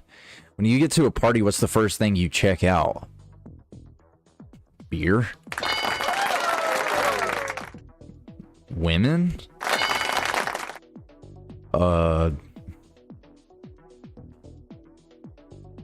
First thing you check out, dude, what all is like at a party, man? Like the music? What are you thinking, man?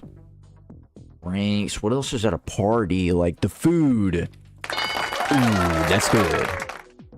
Okay. What else is at a party? What else is like a party? Like, I'm going to a killer party, dude. Like, we gotta like envision ourselves at this killer party right now. Like, friends. No, like I feel like that's people, is it not?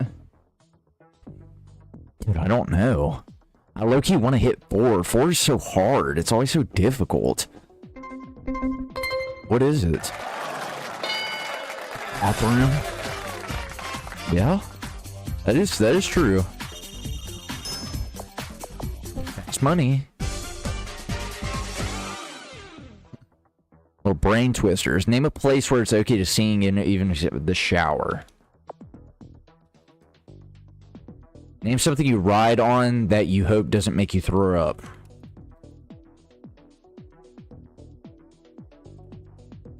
Name something you hope never crashes into your home. I don't know, a plane? Name something that only happens once every 4 years. Dude, what? I don't know, the Olympics? Dude, I don't know. What if, like, weird... Name something on your desk you shouldn't use to clean your ears. Lighter? I don't freaking know. A pencil? W? Ooh, that's huge. Oh my god. We're on fire. Leap year. I don't know. I feel like a lighter was a pretty good answer.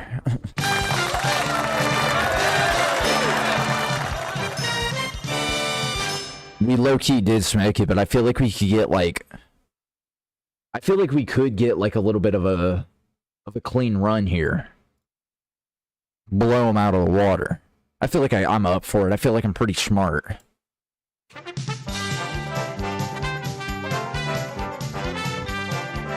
Oh, we're going up against Cassidy. Okay.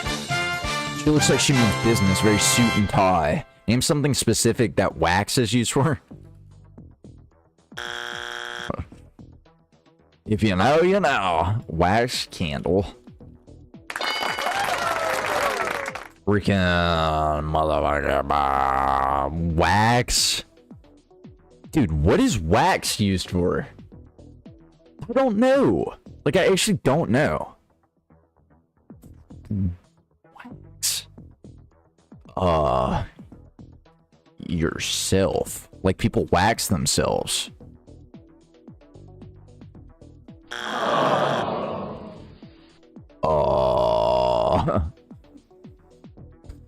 Got me kind of on a...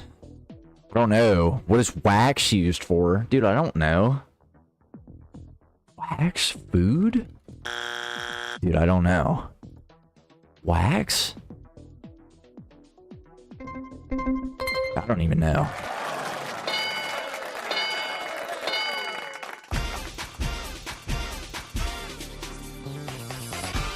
I feel like yourself should have counted. Because, like, your hair removal.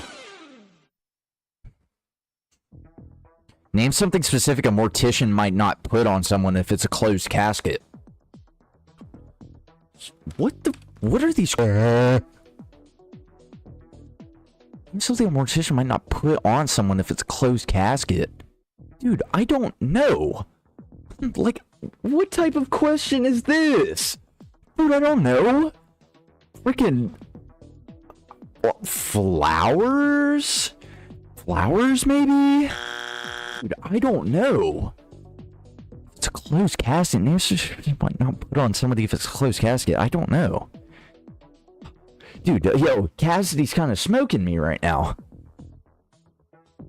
But I don't know.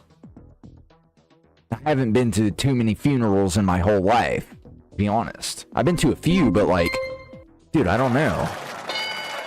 Smile? Dude, I said a suit. That should have counted. This is bad. We're not doing great. Name something magicians try to escape from. A box. A cage. Water. Handcuffs. Freaking rope. Okay, escape from. Dude, I don't know. I feel like I got all the big ones. What do they try to escape from? What do they try to escape from? Death? Okay. Water tank, trunk, box. Okay, I'm blanking. Dude, I don't know. I feel like we just stay where we are now. I don't know. I'm curious. Gray jacket, chains. I feel like did I not say chains? I feel like I did. Let's try again. Not gonna lie. That was a bad run. It's okay. We'll come back from this. Oh, dude, that felt good. My neck finally popped. Ooh. Oh, we're going up against Alfonso. Whoa. Big money over here. Name something that follows the word roller coaster. Oh, roller.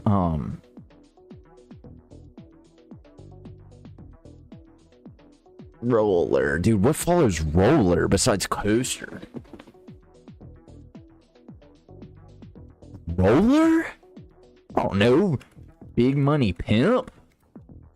Like, what are we talking about? Roller. Steamroller. Dude, I don't know. Like coaster. That's the only thing I think of here. I actually don't know. Alfonso might smoke me here. Roller. Oh, well, Alfonso's kind of cooking. Hold on. I'm getting nervous. Pin. Dude, I don't know. Blade. Derby. Skates. Yeah, I mean, yeah. That makes sense. This is fun. I like this. Because I'm stupid. Name something you sit on. Oh, easy. Chair. Chair. Couch. Oh. You sit on. Fucking no. No, let me stop. Uh-oh. What else do you sit on, man? A beanbag? Let me a good beanbag. Okay. You sit on. The floor. I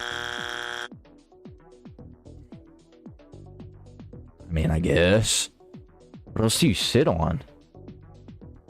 Bed? No, you don't sit on a bed. You lay down on a bed. don't know. I don't think Alfonso's got it either, though. I think we're okay. I don't like the way Alfonso's smiling at me. Bench. Butt. Yeah. Ooh.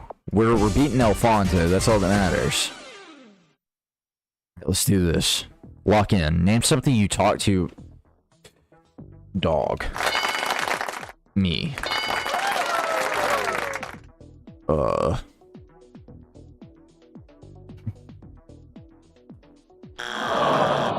What else do you... I don't know. Like, grandma? Like, my grandma's ashes? Like, what do we...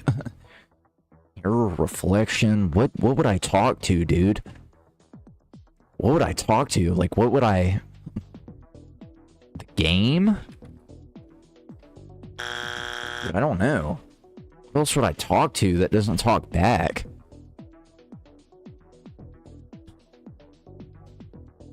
Dude, what are we thinking?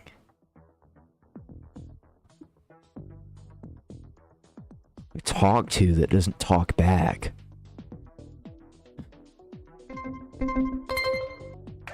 I don't know. Computer? What was that? That was my phone.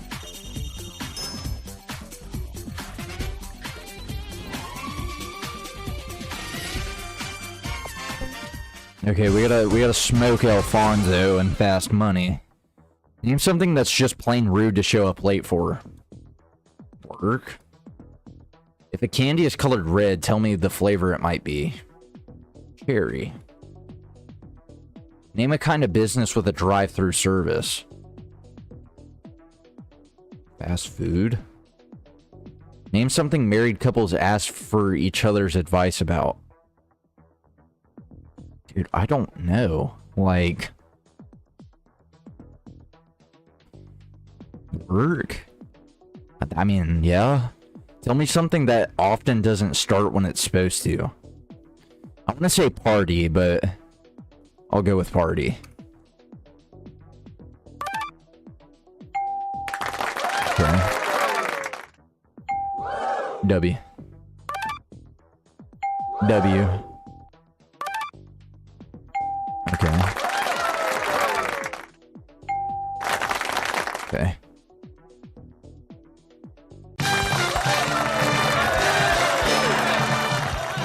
Yeah, that not the greatest score, not gonna lie.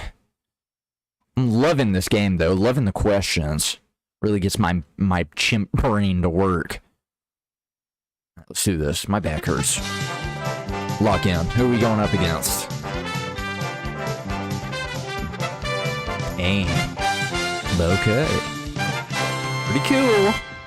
Name a building that has many beds in it. Easy. Hotel. Home. Building that has many beds in it. Dude, I don't freaking know. What else would have like a ton of beds in it?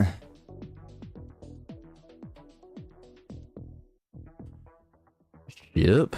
Ship's not really a building though. A casino?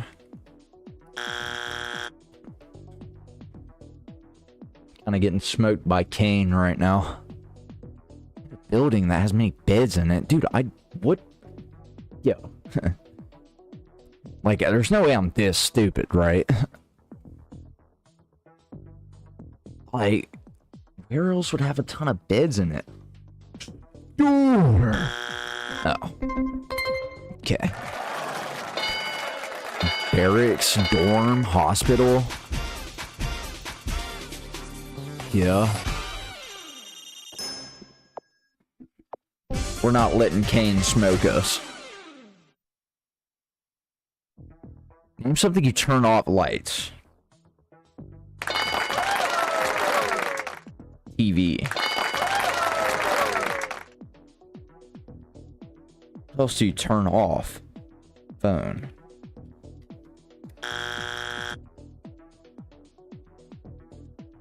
You turn off? Fucking no. What would you turn off at the end of the day? Your brain? I like that answer. That's a good answer. See, I'm thinking. What else would you turn off, though? Freaking your brain, lights, TV.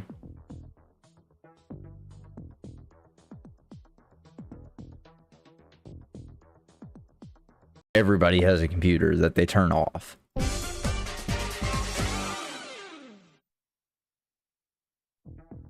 Name something on specifically that people grind.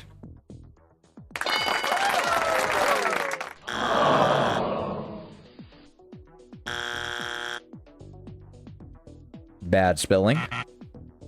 That's not the same thing.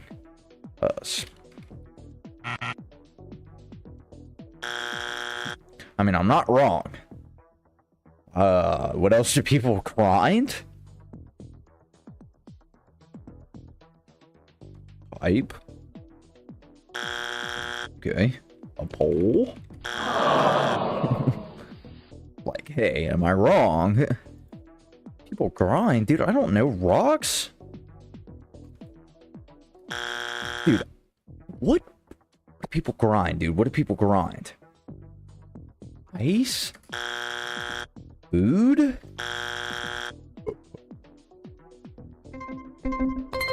What? What is it? Meat? Coffee? Teeth? Ew. Yeah. That'll do it. I'm not gonna lie. We just got smoked by Kane. That's okay, though. Alright, last thing we're gonna do today. And then we're gonna end stream off. Last thing.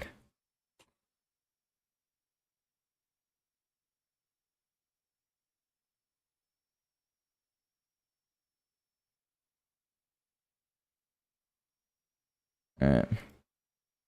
Let's finish it off on a good note. Alright, let's do this. W. Anthony.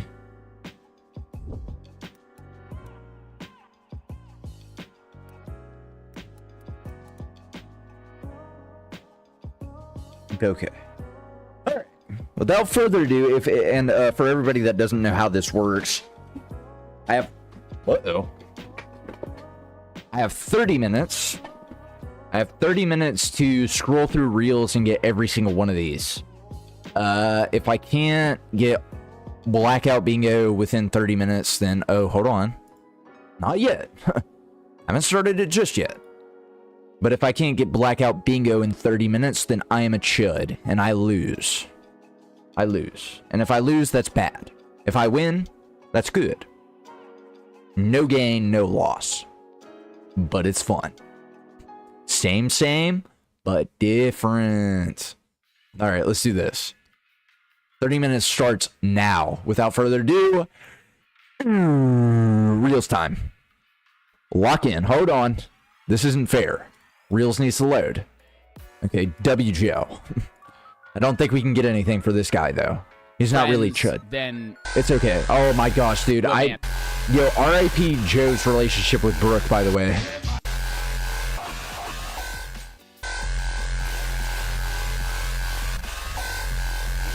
What can we get for this?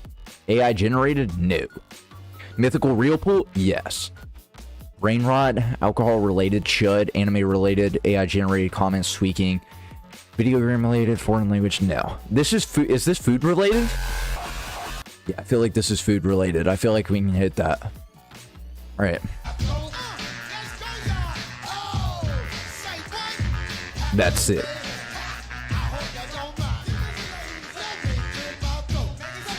No, Be cool. I don't want to play that. No, I don't want to play that. No, I don't want to play that. No, I don't want to play that. No. Video game related. Yes, sir. No, I don't want. This is looking good. Average fucking freezer tablet, bro. Big Blue is getting disrespected so hard right here.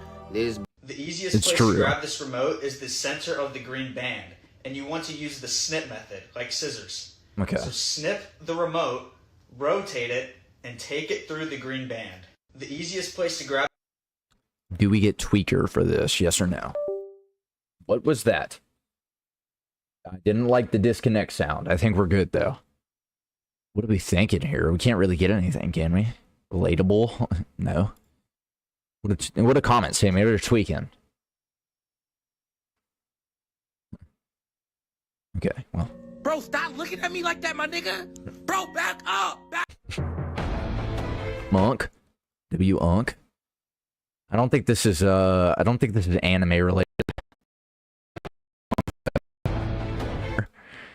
W-Tweaker. I feel like we could chill for a little bit, dude. I feel like we could kind of enjoy these reels.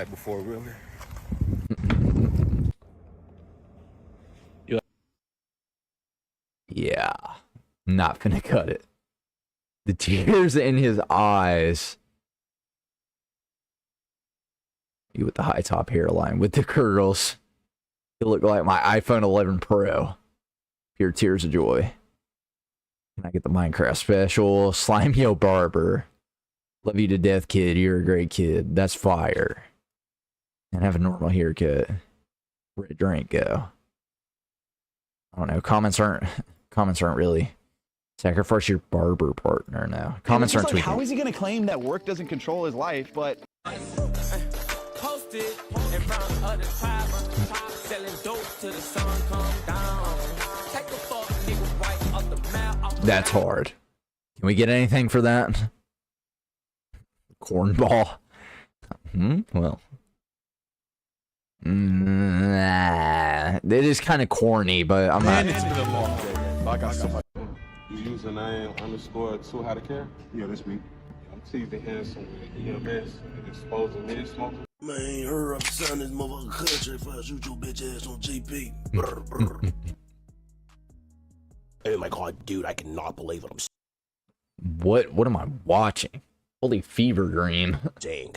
Guys, Pure Tasty is currently slamming out Gucci Mane. It appears they've got Big Draco and they've got Big Daddy blocking the door. Now, I'm messing with Gucci, I know. He ain't going for this shit. And I would know. Yeah. Some spot. What do we get for this? Maybe Chud. Chud. What else we got? I think we're good. Some sparkling ice peach nectar. This guy's not really Chud. Oh yeah, we can go ahead and hit that again.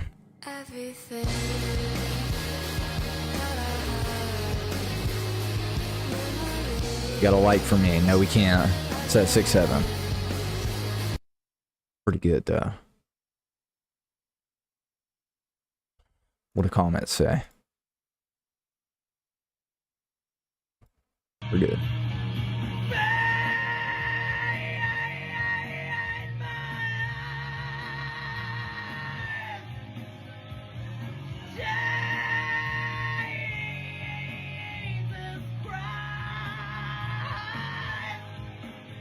Ooh. Mythical reel. Dude, I'm gonna unhit it and then hit it again. That is a gem. Dude, that is gem. Oh my gosh, amazing. 5 ways to have a bad day at work. Hey, what's up, man? I'm gonna be. We started. Bill Cosby? Our nature of fitness farmers too good for this good. Too good for this good. So good that it feel like you hitting it from the back. What? What? Yo. What? What's tobacco related?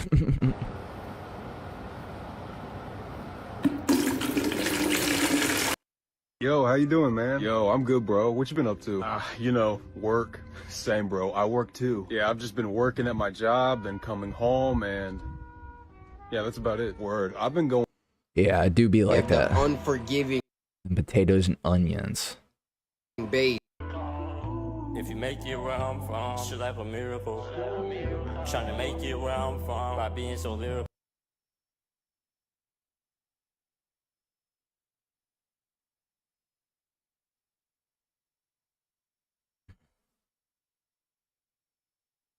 Comments aren't actually tweaking. We're doing all right.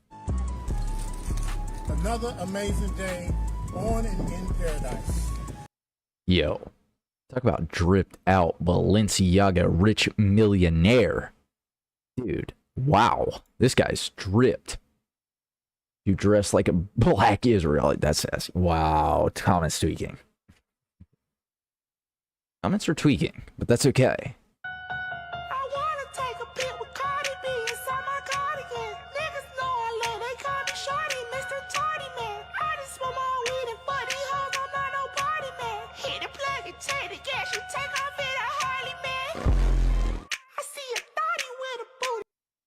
That was pretty hard. I don't think I can hit cornball. That was actually pretty impressive.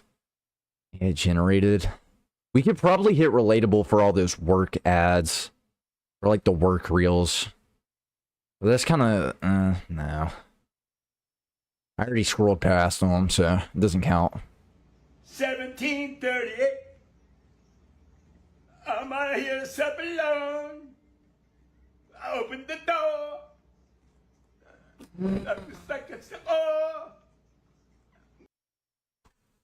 That Fetty Wap just touched on, didn't it? On my day, wow. Looky here, boys and girls. Yeah, baby. Down the hatch. Oh. Yo, chat. Yo, chat. Foreign language? Question mark. Relatable. Brain rot. Cornball? Nah. Yeah. Oh my god. Maybe pops open a Coors Light though. Looky here. No. Well, hello, buddy. Hello. How about some white chicken chili? I think I'll pass. Who else you know get to stepping like this? I used to think I loved you, now I know it ain't true, now I know it's... Dude, we can't get anything, dude. We're doing bad. We did good at the start, but we're kind of losing the plot here. Relatable, foreign language. Because now we need the hard ones. Yo, comments. Blessing my ears. No. Sorry, sir. Just check the back. We're all sold out. Relatable. Bill Cosby. Yo, relax. Pride is respect for yourself. Okay. The song. Relax. Clives and Cole. Okay. CC Music Factory. Hey, just. And the great. Hey, relax, man. The glove doesn't fit, man. Also redone with okay. The incredible, remarkable, one and only Aretha Franklin. Okay, I believe you. People, let me tell you. Okay, listen, I believe you. This is Bird Request Part 2.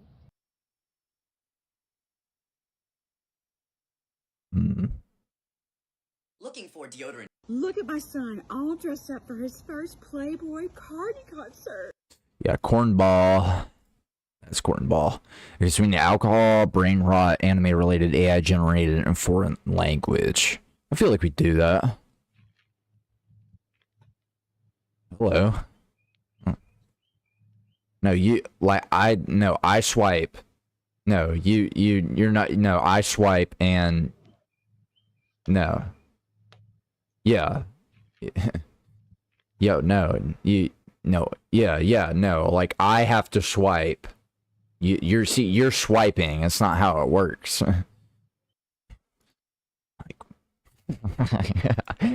Yeah.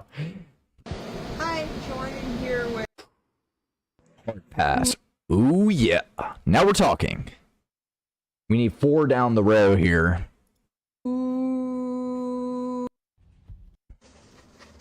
Rappers when they finally get I just signed. signed for my first $1 million. Let's kill a nigga. Yikes. Yo, Snoop Dogg. What's up, dude? Rap is a martial art. So true. One time will I ever say this shit to you nasty, smelly motherfuckers. Before you leave your house, make sure you wash your ass. Yo, listen, Hawk.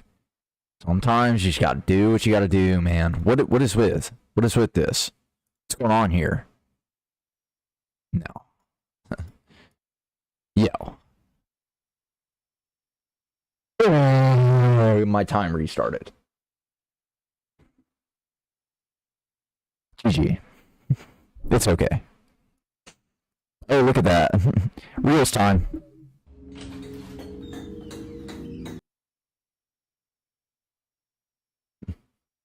Wow. What a waste of time. It's okay. Oh, that's what disconnected. That's what disconnected.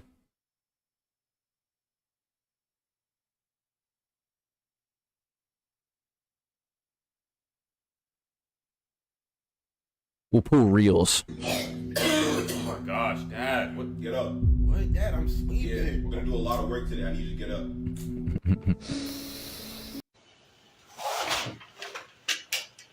Oh my god. Dude, he's a demon. Detroit's finest warrior. Is that Sakamoto? It's the top 5 gayest blue-collar jobs in the world. Or 5 H. Uh-oh. In fact, I heard these dudes love a tight squeeze. Bunch of grown-ass... 1738. Okay, so I guess my algorithm's like, yeah, I heard you like Fetty Wap for that one reel. Let's, just like spam Fetty Wap, am I right? No. That's actually not good. Yeah, I got you. I also get one. Yeah, I got you. I love that. Oh, three's a party. Yeah, there's... I'm just saying, I don't care if I... Yeah, a fat chud. Talk about some, hey, don't leave a guy hanging. I'm over here so I can tell by the grunts. Sounds like you're eating a kettle chip there. That's funny. Just act like they own the planet. They wait till all the lights out in your house before they walk in there. Got the nerve to run away when you cut the lights on. Bugs are out. He ain't wrong. They fucking mind. You have all of this outside. You can land on any tree you want. You can fly anywhere. You can eat anything you see. And your fucking bug ass wants to fly in my house. The hell are you doing here? I mean, hey, he's not wrong. That is true. 99% of bug deaths come from them not minding their business. Very true. Can you name me 2 countries in Africa that start with the letter A? That's a good question. No?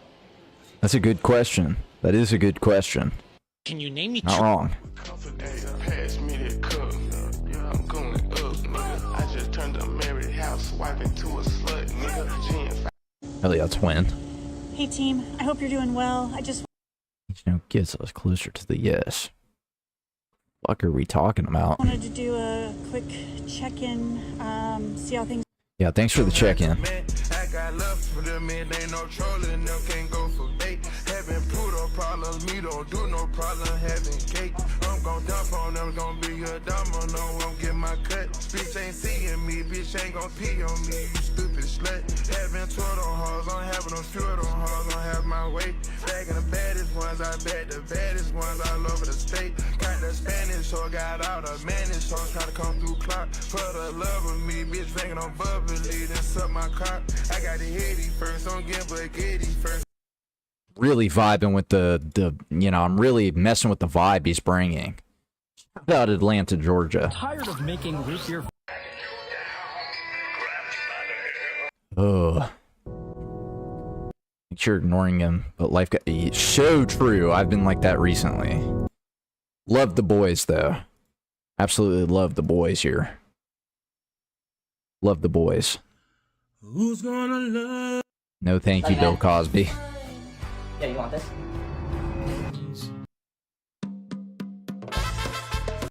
You speak English? I want to quit my job.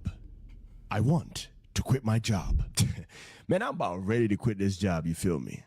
Man, I'm tired of this job. Let the decree of my weary soul be proclaimed before the heavens. And let every corner of the earth bear witness unto the solemn declaration. By the Almighty, who beholdeth both the burdens of kings and the toil of common men. That's pretty funny. Uber Eats, finally, man. It take us forever to deliver this. You think I'm here to work for you? You think I'm in this country working for you? I worked at a cafe for a little while after. I want 300 pounds.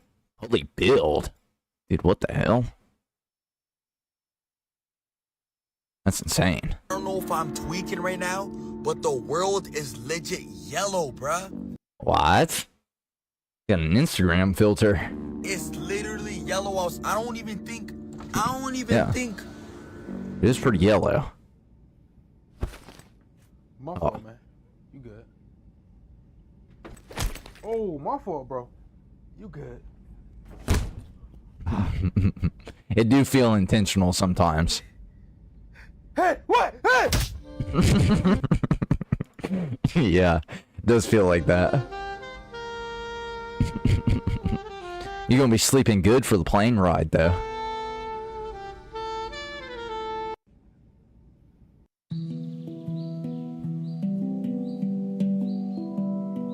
Got me locked in. Alright, you can... Alright, I'm... Okay. Got some of the boys to comment here in the chat. Love that. But I think that's going to do it for today's video. I have to go into work at 7 tomorrow, so should probably hit the hay.